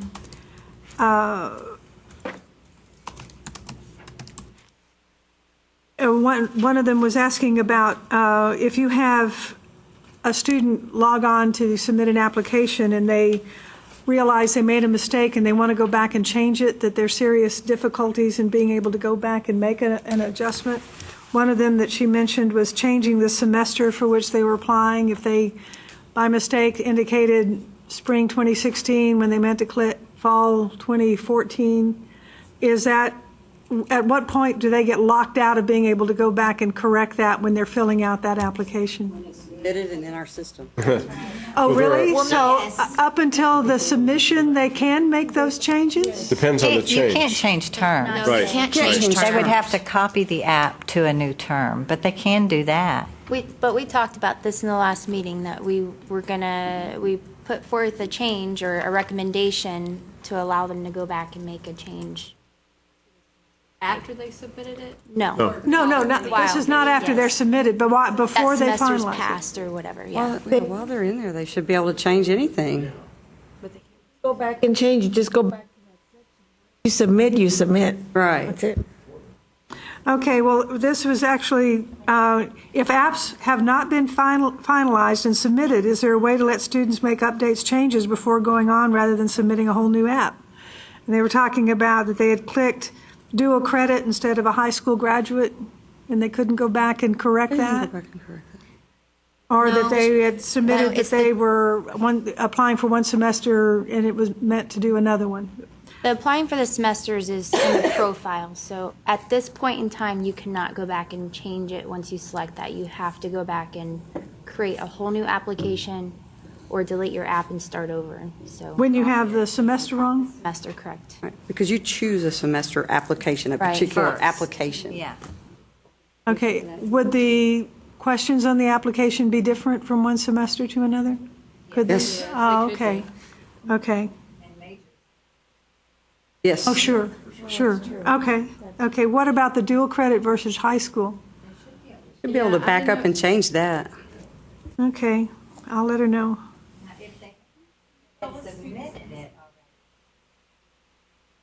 Right, and this was, they had, okay, this is Melinda Carroll.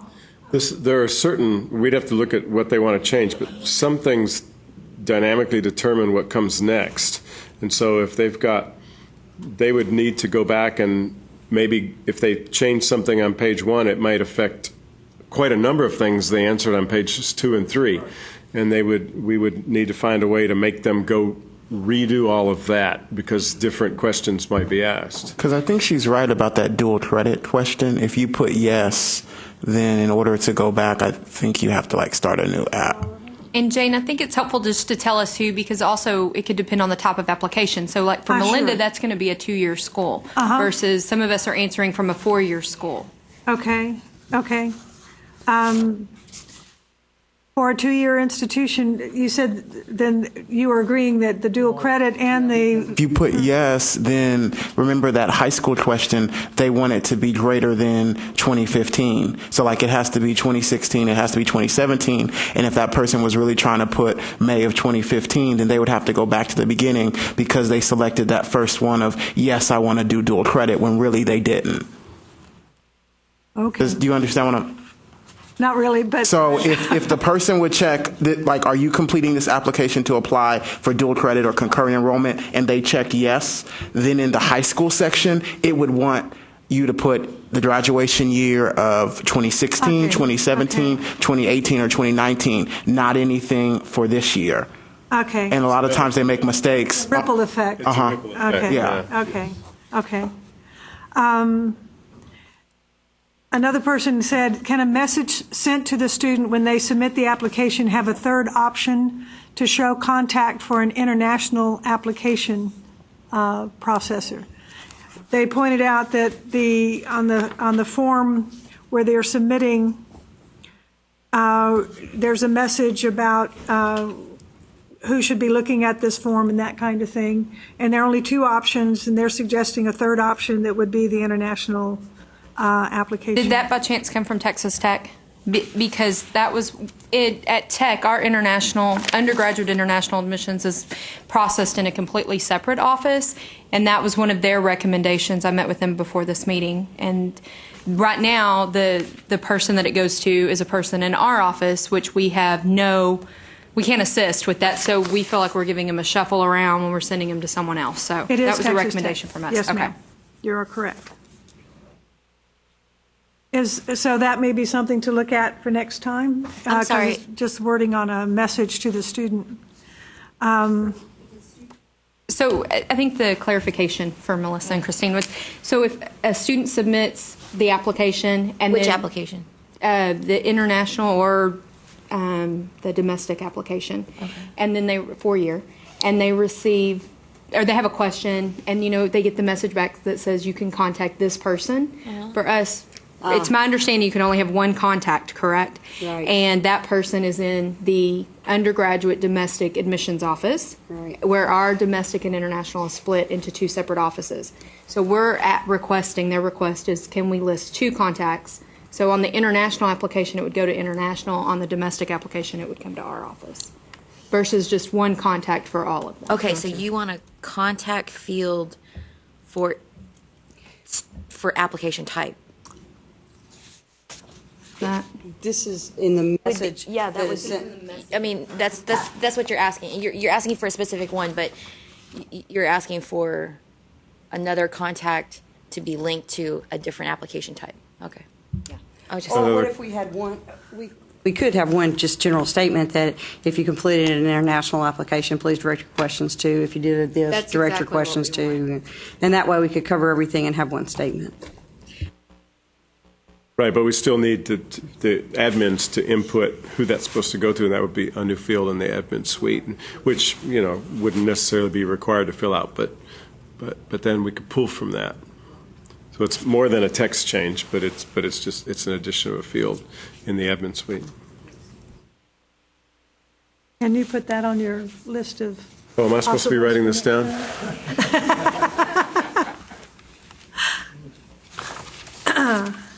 Yes.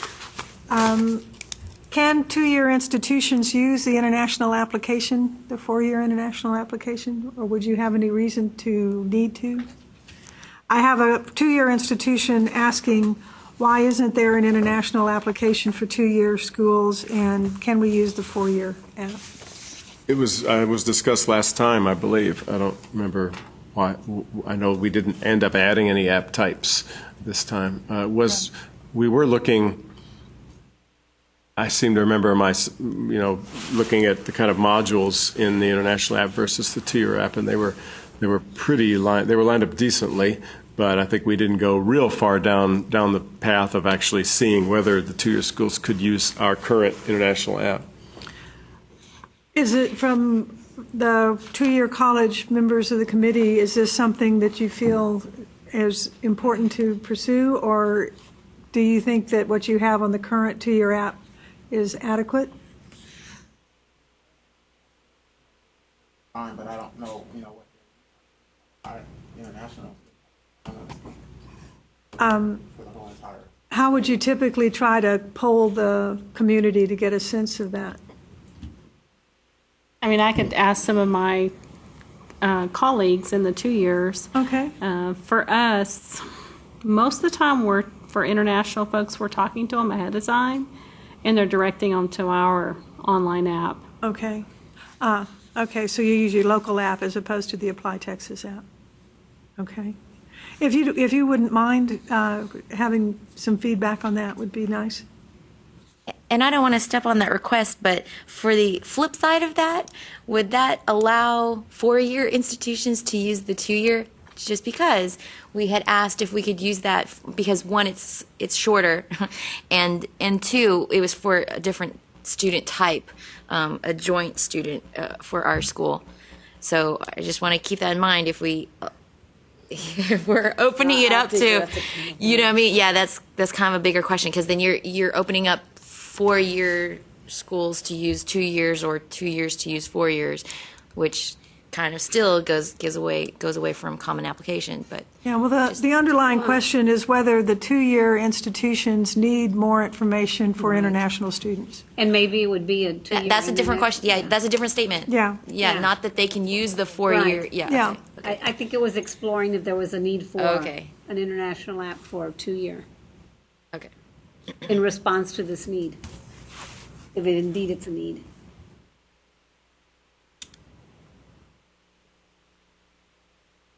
And the last one, promise, we had a query that asked whether the application files that they receive could have CEEB codes and or FICE codes. Apparently, at their institution, they receive undergraduate apps with they would like to receive undergraduate apps with FICE codes, which is a federal ID code, and graduate apps with the CEEB code. And I'm sorry, I'm not that familiar with what that is. Yes, thank you. And if this can't be done, could the full files be sent twice, once each, using FICE or CEEB codes? Apparently, their system is set up to handle the two different ID identification approaches. And that's actually my institution, and it's because we are we're implementing a software that graduate will be using and undergraduate will not. And FICE and CEEB is one of those things that is not customizable with the third party. So we were just wondering if we could either get the download, the pull twice, or I guess we could just, I don't know, that we would manipulate the data ourselves before we put it into the third party for graduate, or if it was possible to pick and choose, because Apply Texas allows institutions to choose what they receive their codes with, CEEB or FICE. And as an institution, Sam Houston has selected FICE. But so it's set up for everything for that institution has to use, right? Yeah. And the CEEB codes, I think, have to do with testing. I think it's like an SAT. From the College Board? Yeah. Okay, Yeah. okay. Yeah, it's Just another code. Yeah. It's just another national code. But your system does collect FICE codes now? We store them, and then it's up to the institution as to which one they want, but we do it at an institution level, not an app type, not per app type or separating grad at this point. Do we have the CEEB codes? We have the CEEB codes in the school file? So we could look at... We did. We got the crosswalk. We got the... we did. If they had both codes in their file, that would do for you? Then you could sort by either one and get where you're going? Yeah, I don't want to make that call for everyone. Well, I don't know how hard it would be to just send both codes, but we'd have to send both. It would be easiest to send both codes to everybody, and then you just take whatever one you want. Yeah, I don't. At this point, we ask the institution which one they want. We send one, right, Rebecca? So I don't know how hard. I don't know if it would confuse a lot of people if we sent them both. Right.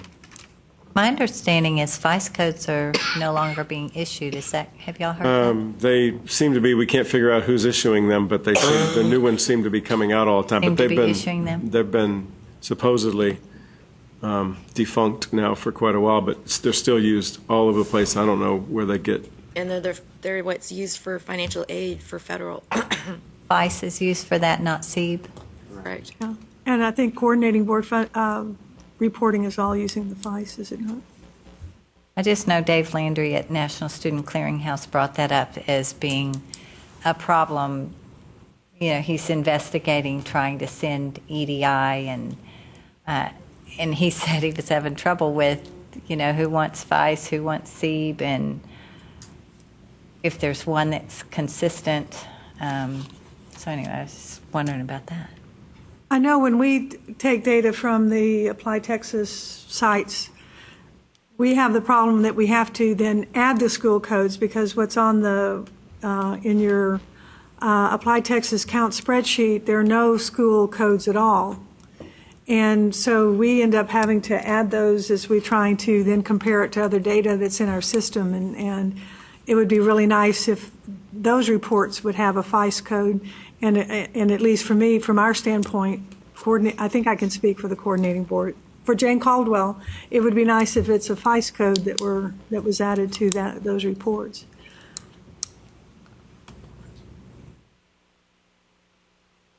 Christine, are you saying that if it can't be done as two separate files or specifically for yours, you'd rather not pursue Well, it? this actually request it was a while back. I think even before our last meeting, because I asked you for them last time. But I don't know, and I don't know if it's a bigger problem that not everyone is running into, but it's not really clear-cut one list, all one list. It's kind of a makeshift also of codes. What you're receiving? Yes.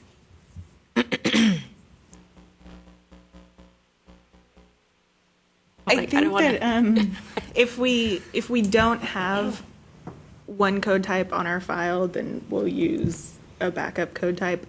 There's an option to do that. Yeah. Codes are tricky.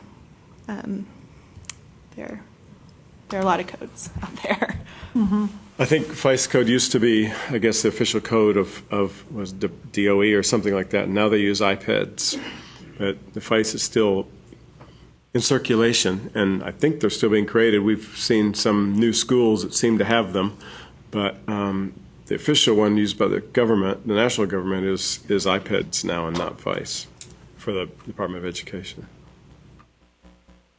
So, yeah, that was what we ran into once we asked for that. It turned into, just so everyone knows, it's kind of if you extract all of the data from Apply Texas, the school codes will be a combination of different codes. It will be FICE, some will be SEEB, some will be iPads, some will be generic ones that were made up from Apply Texas. So I'm just forewarning if you ever need that. But anyway, it's okay. We found a workaround for Okay, so for our that school. one can be just... We can take it off. Okay, okay. That's everything that I had on my list. Jane, I have a couple from our international office. Oh, sorry, our international office. But one of the questions they asked me, is there an opportunity for a decision tree to direct them to the appropriate application? So, for instance, we have several international students that are completing the domestic application because they're confused if they've started to apply for permanent residency or domicile and they're in that process, they're confused in filling out the domestic application. So one of their recommendations was to ask that, on the question to ask, do you hold a permanent residency? And then if on the international application, and then on the domestic also ask that, and if not, have you applied, so that could direct them appropriately. So I don't know if this is just isolated to Texas Tech University or if other institutions are having the same issue. Now, for the international student trying to apply for residency, there's a long, drawn-out process for getting to that point, and I don't know if we could make it black and white enough to do what they're suggesting. Why don't you send me the question in writing and let me pursue it with some people, but I don't know if we can do that or not. Okay, I will be glad to do that. Thank you.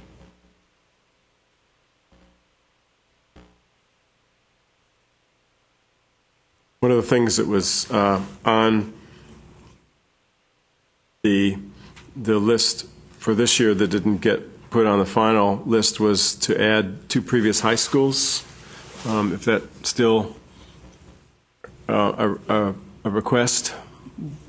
Yes. So that we'd have 3, I guess, altogether. I think that's what, was it 2 altogether? I guess it was 3 altogether. I know that it was, I guess, as I recall, it was people who moved their senior year. Normally on a transcript, the previous high schools will get on the transcript of the last one, but not if they move it's senior year, right? Yeah, just all kinds of, just knowing that we might need multiple transcripts from a student. Because a lot of times we don't realize we need another one till our deadline is passed. Because we're waiting on the first transcript to Right. get there. Yeah. It's that's just adding some fields. We need to think through the T-Rex automatic transcript request.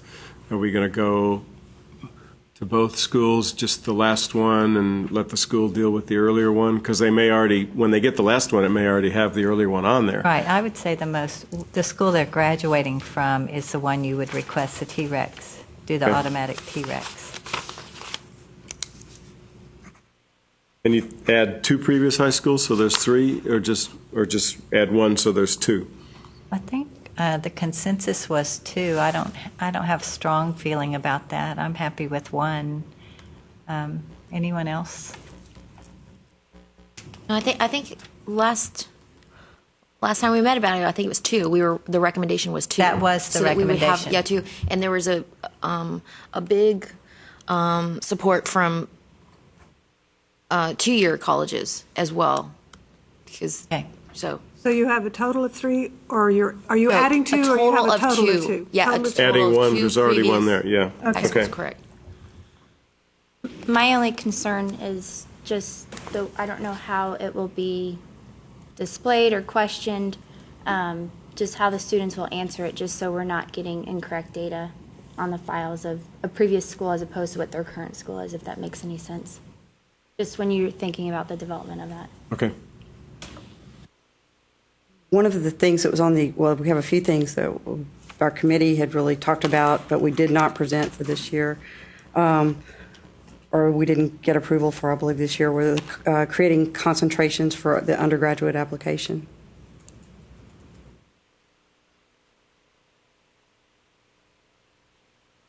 I strongly support that. Oh, I Sorry. do too. Could you say that again? Concentrations Oh, for the yeah. undergraduate application.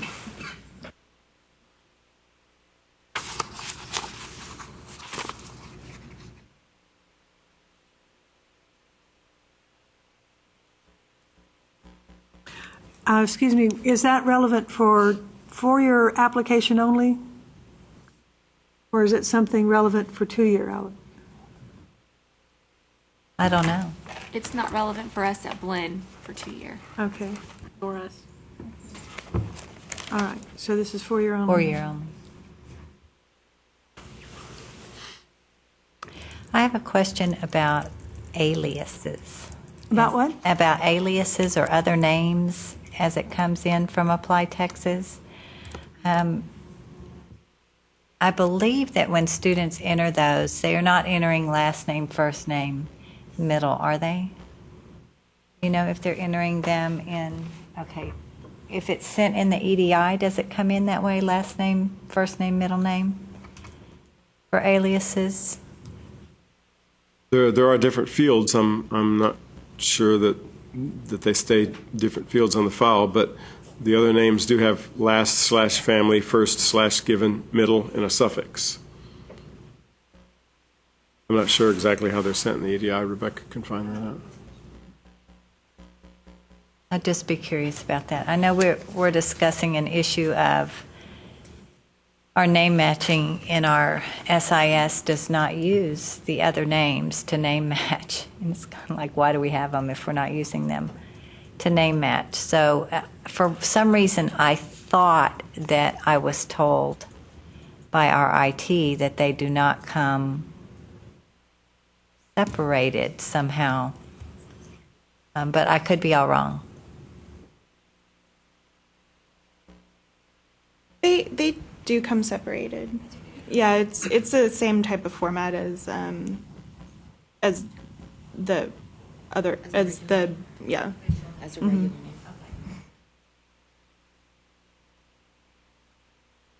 Melissa, did you have more than the one? Oh, yes. We wanted to add a question about readmit to the graduate application. That was one of the things that we had talked about, but we struck from our list when we were trying to pare it down. And I think that was just mainly a simple question. Are you readmitting, or have you been a student here? I'm not sure exactly. I don't know that anyone had worked on wording, but it was something that helped determine that. I don't know about other schools, but I know for a 2-year school, we wouldn't mind having that either. You need transfer also. Yeah. Yeah, our students are so transient that it would be helpful for TCC as well to have a readmit type of question. And you're not asking for any change in anything that happens dynamically after that. It's just information. Yes. Okay.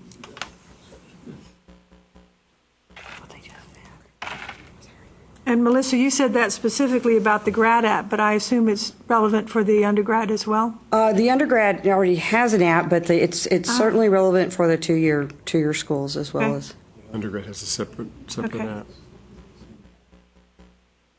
But what about on the transfer application? Just because even though we have a separate readmit application, we have some students that don't understand all of that. I don't know. Does anybody else have that issue? Quite a few of those issues. Yeah. So I think we would consider, I think that would be a recommendation to take a look at the transfer application as well. Whether it needs a question about being readmitted. When you're readmitted, does that mean that you haven't been to a different school in between? No, we would still, there's still information we would want, but I know your homework was to look over an a freshman application, but the one that our institution would like to revamp the most or pare down is the readmit application. Just because we already have a majority of the information that we're asking for on the application again, and also it would be a cleaner match. So there is going to be a vote for revamping one. I would vote for that one. Okay. I'll certainly look at it. And I'll show my ignorance, what difference between the transfer at and transient. I understand a transient student is not officially enrolled at the institution, at least from a financial aid standpoint, they're not enrolled there. So how does it work from an admission standpoint? They're non-degree seeking. They're not degree? They're non-degree seeking. Visiting student, right. Okay. Does anybody, the transfer app is used for non-degree seeking as well as post-bac, and we would like to have different deadline dates for post-bac and non-degree seeking versus our transfer students. And right now we can't because of that limitation. Anyone else have that issue? Well, I think you're going to be able to with his new deadline. That's what I was wondering, if that was going to solve that for us. We can revisit that, but there's a good chance it would.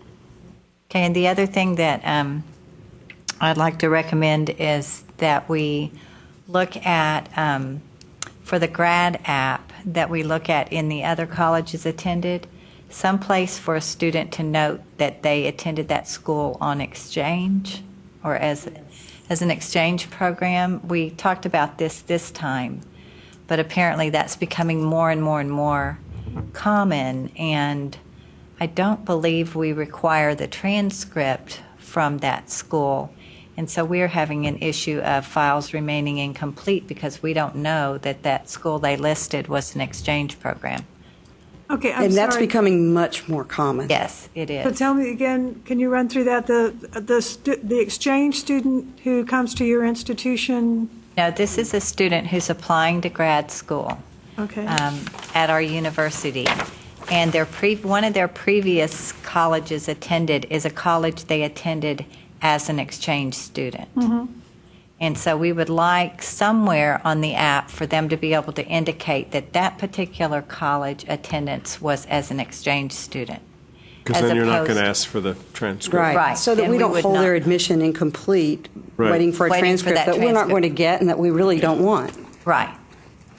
And the reason it's not needed is that the grades and such are in the parent parent schools. Okay. Mm-hmm. There is no transcript to be had. Are y'all having that issue, Mike?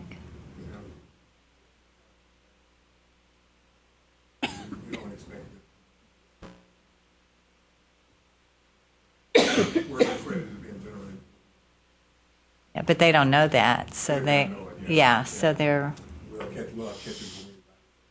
Mhm.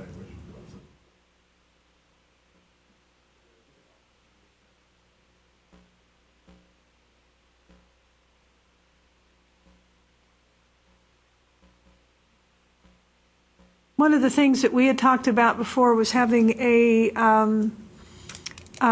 format, a template for use in submitting things for consideration, changes for consideration by the committee for changes to the Apply Texas forms. We drew such a thing up, and I don't know that we've ever shared it with everybody. One of the things we're trying to use that for is to find out whether is this an issue that would apply just to this application and not to others, or if we need to share. One of the things we did in January is we had a lot of general session discussions of some of these changes, and found in some cases that this would be nice that the other type of application could consider that as well. I'll send out the template that we had, not with the idea that it's a completed form. It's more to get your feedback as to how we might make it better. One of my real difficulties in understanding what was being requested in January was not having a sense of the scope of which applications we're talking about and that kind of thing, or how many students we're talking about. I mean, if this is something that's going to help 15 students, then why would we make that change if it's going to impact students at most public universities, and maybe so. So let me send it out to you and get your feedback on it, and we'll see how we make it work. But it'll certainly help us understand the scope of the suggestions that are being made. Does that sound like a good plan? Okay, thank you.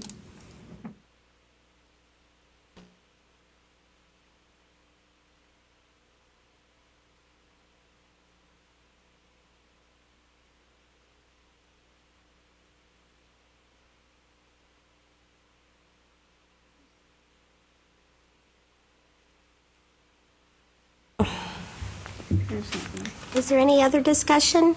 I actually have questions. I was just waiting for Okay. else. Let's see here. Test scores. I'm not sure what that information is used for. It's based on the application. It's kind of pointless for us just because there's lack of information. It only allows one test date. So we end up asking it, and when I say we, myself and other institutions will ask it in the custom questions, what tests they've taken and which tests they are going to be taking. It's used in our admission process frequently if a student is coming in under academics to see if, they're already scheduled to take a new test. It will tell us if we need to defer them or how we handle their decisions. So I'm just not sure how it's used and if it's flexible on any of the changes or what the level of effort would be on that. That's my one question. The other one is under the submit, there's something called reverse transcript, which I have no idea what that is. That's right. Is that something that could be optional or another one of those? It's state Oh, it's law. a state law.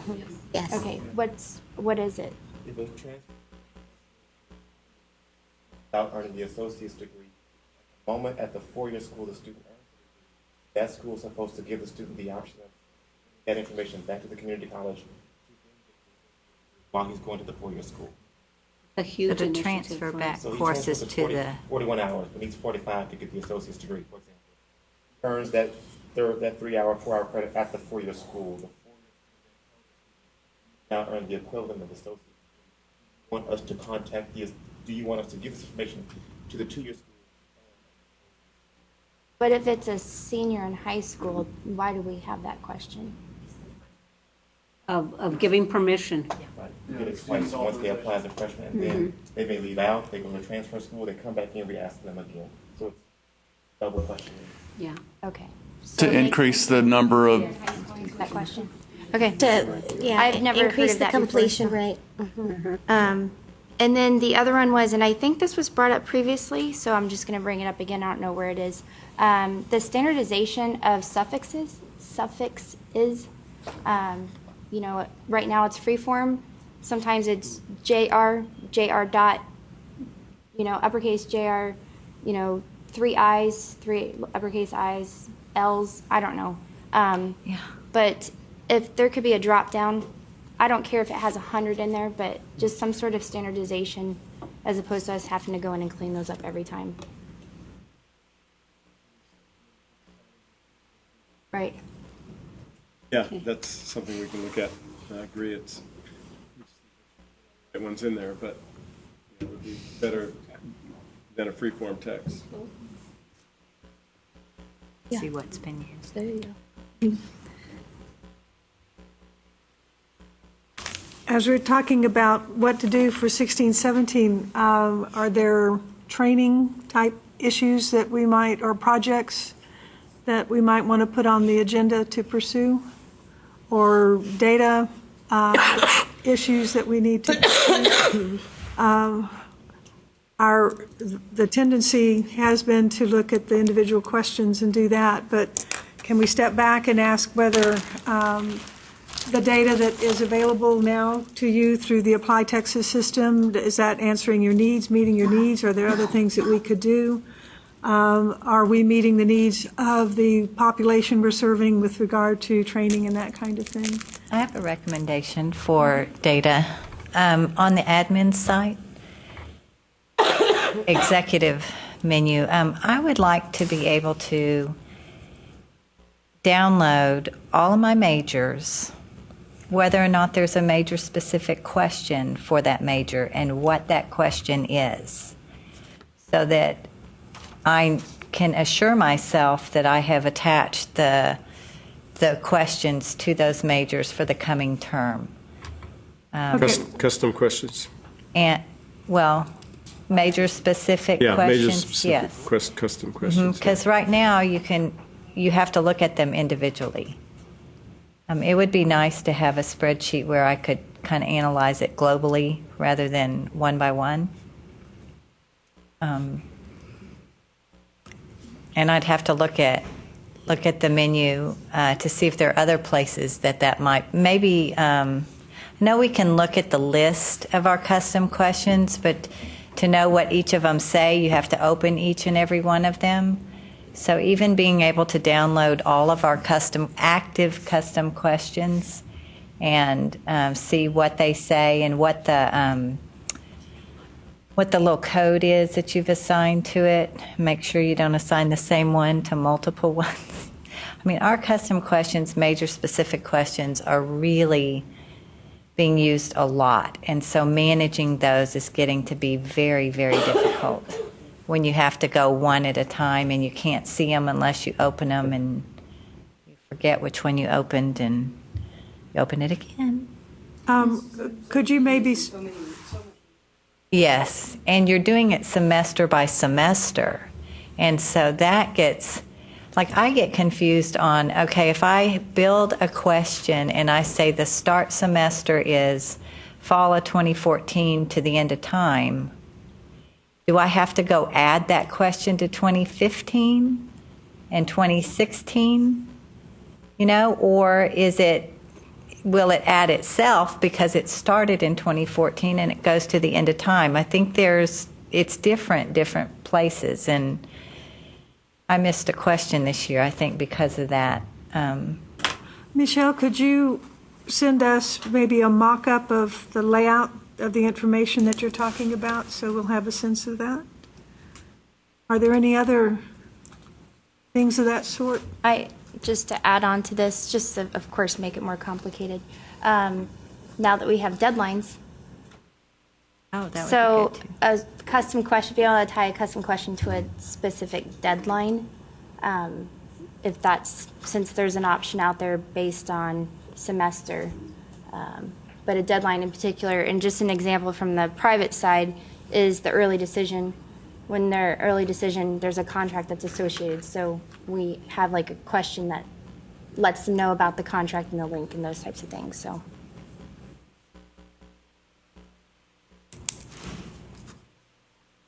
Will you also send a sample of what you're talking about? Anything else? One. It dropped off a couple of cycles ago, but because of the reporting, we use saved an application but did not submit. And currently you have to do that semester by semester. And I had asked if it could just be all open or all active semesters that are open, and then have it export all of them instead of going in semester by semester. And I can send it to you because I know Jane's going to ask, but does that make sense? Do you So know you're what I'm talking about? It's on the cumulative reporting to side. date? I'm sorry? Basically, you're talking about a cumulative to date for this cycle kind of report? Correct. Can I I'll add on to that, maybe just to make it more simple as opposed to a drop down that it's just a pick list where you can select more than one. Well, see, it's already semester. a drop list. Right, it's So a drop it's- down where you can only select one. Right. Where you can have a pick list where you can select. So if I have 3 semesters that Oh, are a for pick, you can have all. 2015, I can pick 3 or 4, which would actually be beneficial, easier. I'm sure, for a lot of institutions. I think it's really nice that Tim hasn't gone screaming, running out the door as we come up with this. So wonderful constraint there, restraint. This is pie in the sky stuff. But do we feel that the training materials that are being worked on for showing counselor suite, is there anything in for training admissions folk? Do we need to do more than have the workshop? Is there a manual of some sort that needs to be picking that up together? Or are we just talking about the basic workshop or manual we've talked about for all of Apply Texas, which would have a subsection for admissions folk and make the setting, doing their setups and all that kind of stuff? Okay.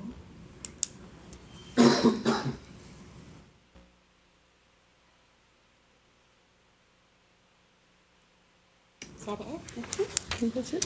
Do we on the at the conference are the people on this committee identifiable? Do we have an ATAC T-shirt? I find that with the team visibility at the conference and all of us, we get people that wander up and ask us these kinds of questions, and it's a good idea generating place. And I don't know whether there's any way for them to know who you are, that you could also be someone that they could, because we often say that in an email when someone says, can we do that? And sometimes the response that we send from the help desk is, sounds interesting, you need to contact so-and-so. But more or less, yeah, yeah. I wasn't going to say that, but you know. Depends on how easily you're cornered. I guess it depends if UT or the coordinating board wants to buy us all a shirt. That's right.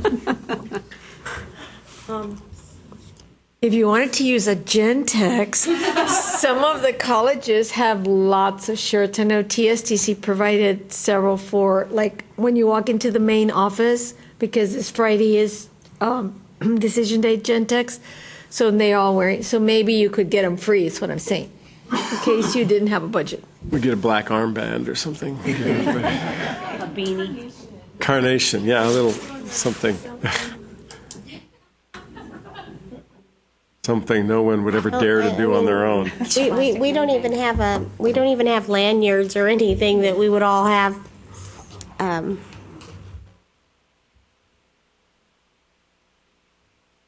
Okay.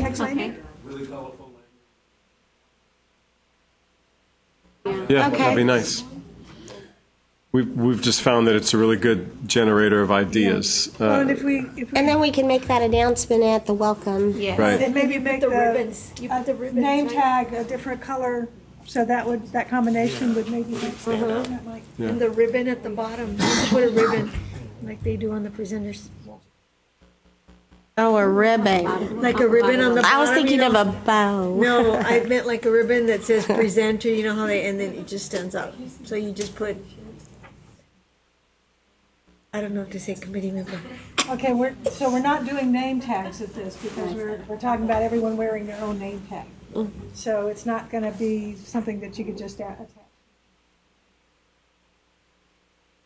But if it's a lanyard, maybe we could have something.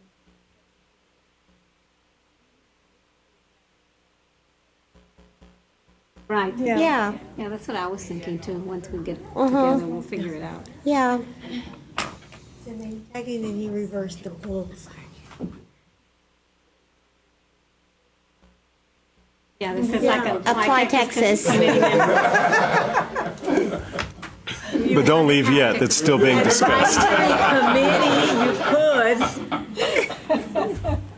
On what colors do you have? We wanna Yeah, put that in. exactly. I think, yeah. Is there anything else? Any other discussion? Really? Good meeting. Oh, yeah. I think we've had a good meeting. Next meeting date. You want to go ahead and close it up? We don't have one in mind, but we assume there would be one in fall. And we will get back to you as soon as we have a more definite thing to suggest. Fall is a vague term. My impression is that the month of September, after mid-September, is there a good time? What if, is late September, mid-September? Well, I was just going to make a recommendation. Last year, the September meeting was held during the National Admissions Counseling Conference, and NACAC, and Michelle and I know for a fact weren't able to attend that meeting. So if we could avoid that, that'd be great. Okay, NACAC and what else? That's the only one that I know of. Okay, so avoid NACAC. Beginning of October? October is good otherwise. It's too late. I don't know. Oh, okay. Okay, so mid-September might be a Mid-September good sounds time? good. Okay, once we get into October, is there early October, middle October an option? I know TACRO is typically in November, is it not? Early November? Or late October. Yeah, that was there, it was late October last year. So not a good time? So if we did it in September and we had the training materials, that could help with the recruiting stuff. So that could be good. Okay, we have a target time anyway. Could use a doodle poll for once you figured out what dates are not off limits. The team would like it earlier rather than later, so we have a good idea of what kind of research we need to do before getting the final priority list. Very good. I have a question. So the committee that's going to meet in September is still the same committee? No, it's going to be another committee. Yeah, Some of us okay. go off Good of, question.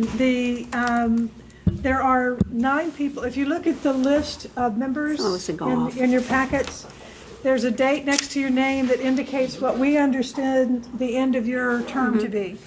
And it's my understanding that it's August 31st of that particular year. Right. We have, by my count, there are 9 people rotating off the committee at that time. We have gone out for nominations. We have 26 nominees that have been submitted. The rules have a fairly structured distribution of slots by size and type of institution. And so we will use that as the first approach to looking at where we can pull from the nominee pool. And then beyond that, it's fairly quiet. So we'll come up with a selection process and let everybody know. If you are on that group, that this would be your final official meeting, I would like very much to thank you for your service on the committee. I'm sorry I haven't had more time to work with you, because it's an amazing committee to work with, and I appreciate the effort that you put into it. Those of you who are still continuing, I look forward to working with you. But if this is your year to retire off the committee, would you raise your hand or something? Let us know. Thank you very, very much. Our rules do not have an indication that you cannot serve again in the future, so I hope you would be interested in that in the future. And but the nomination is through the President Chancellor of the institution, and then it goes from there. Again, thank you very much for serving on the committee, and we have only indicated that we will give out notice of the selectees as soon as we can, and I'm not sure how soon that will be, but certainly in plenty of time before then. And then that group needs to be approved and adopted by our board in July. So those decisions will be made sometime in the next month or so, probably. Well, I would also like to thank Elizabeth for serving as chair. She's done a wonderful job for how many years? A couple of years? This is my second year. Second year, so I think she's done an amazing job and kept the continuity, and as things changed, you did a wonderful job moving us forward, and also thank you very much for everything you've done. Thank you.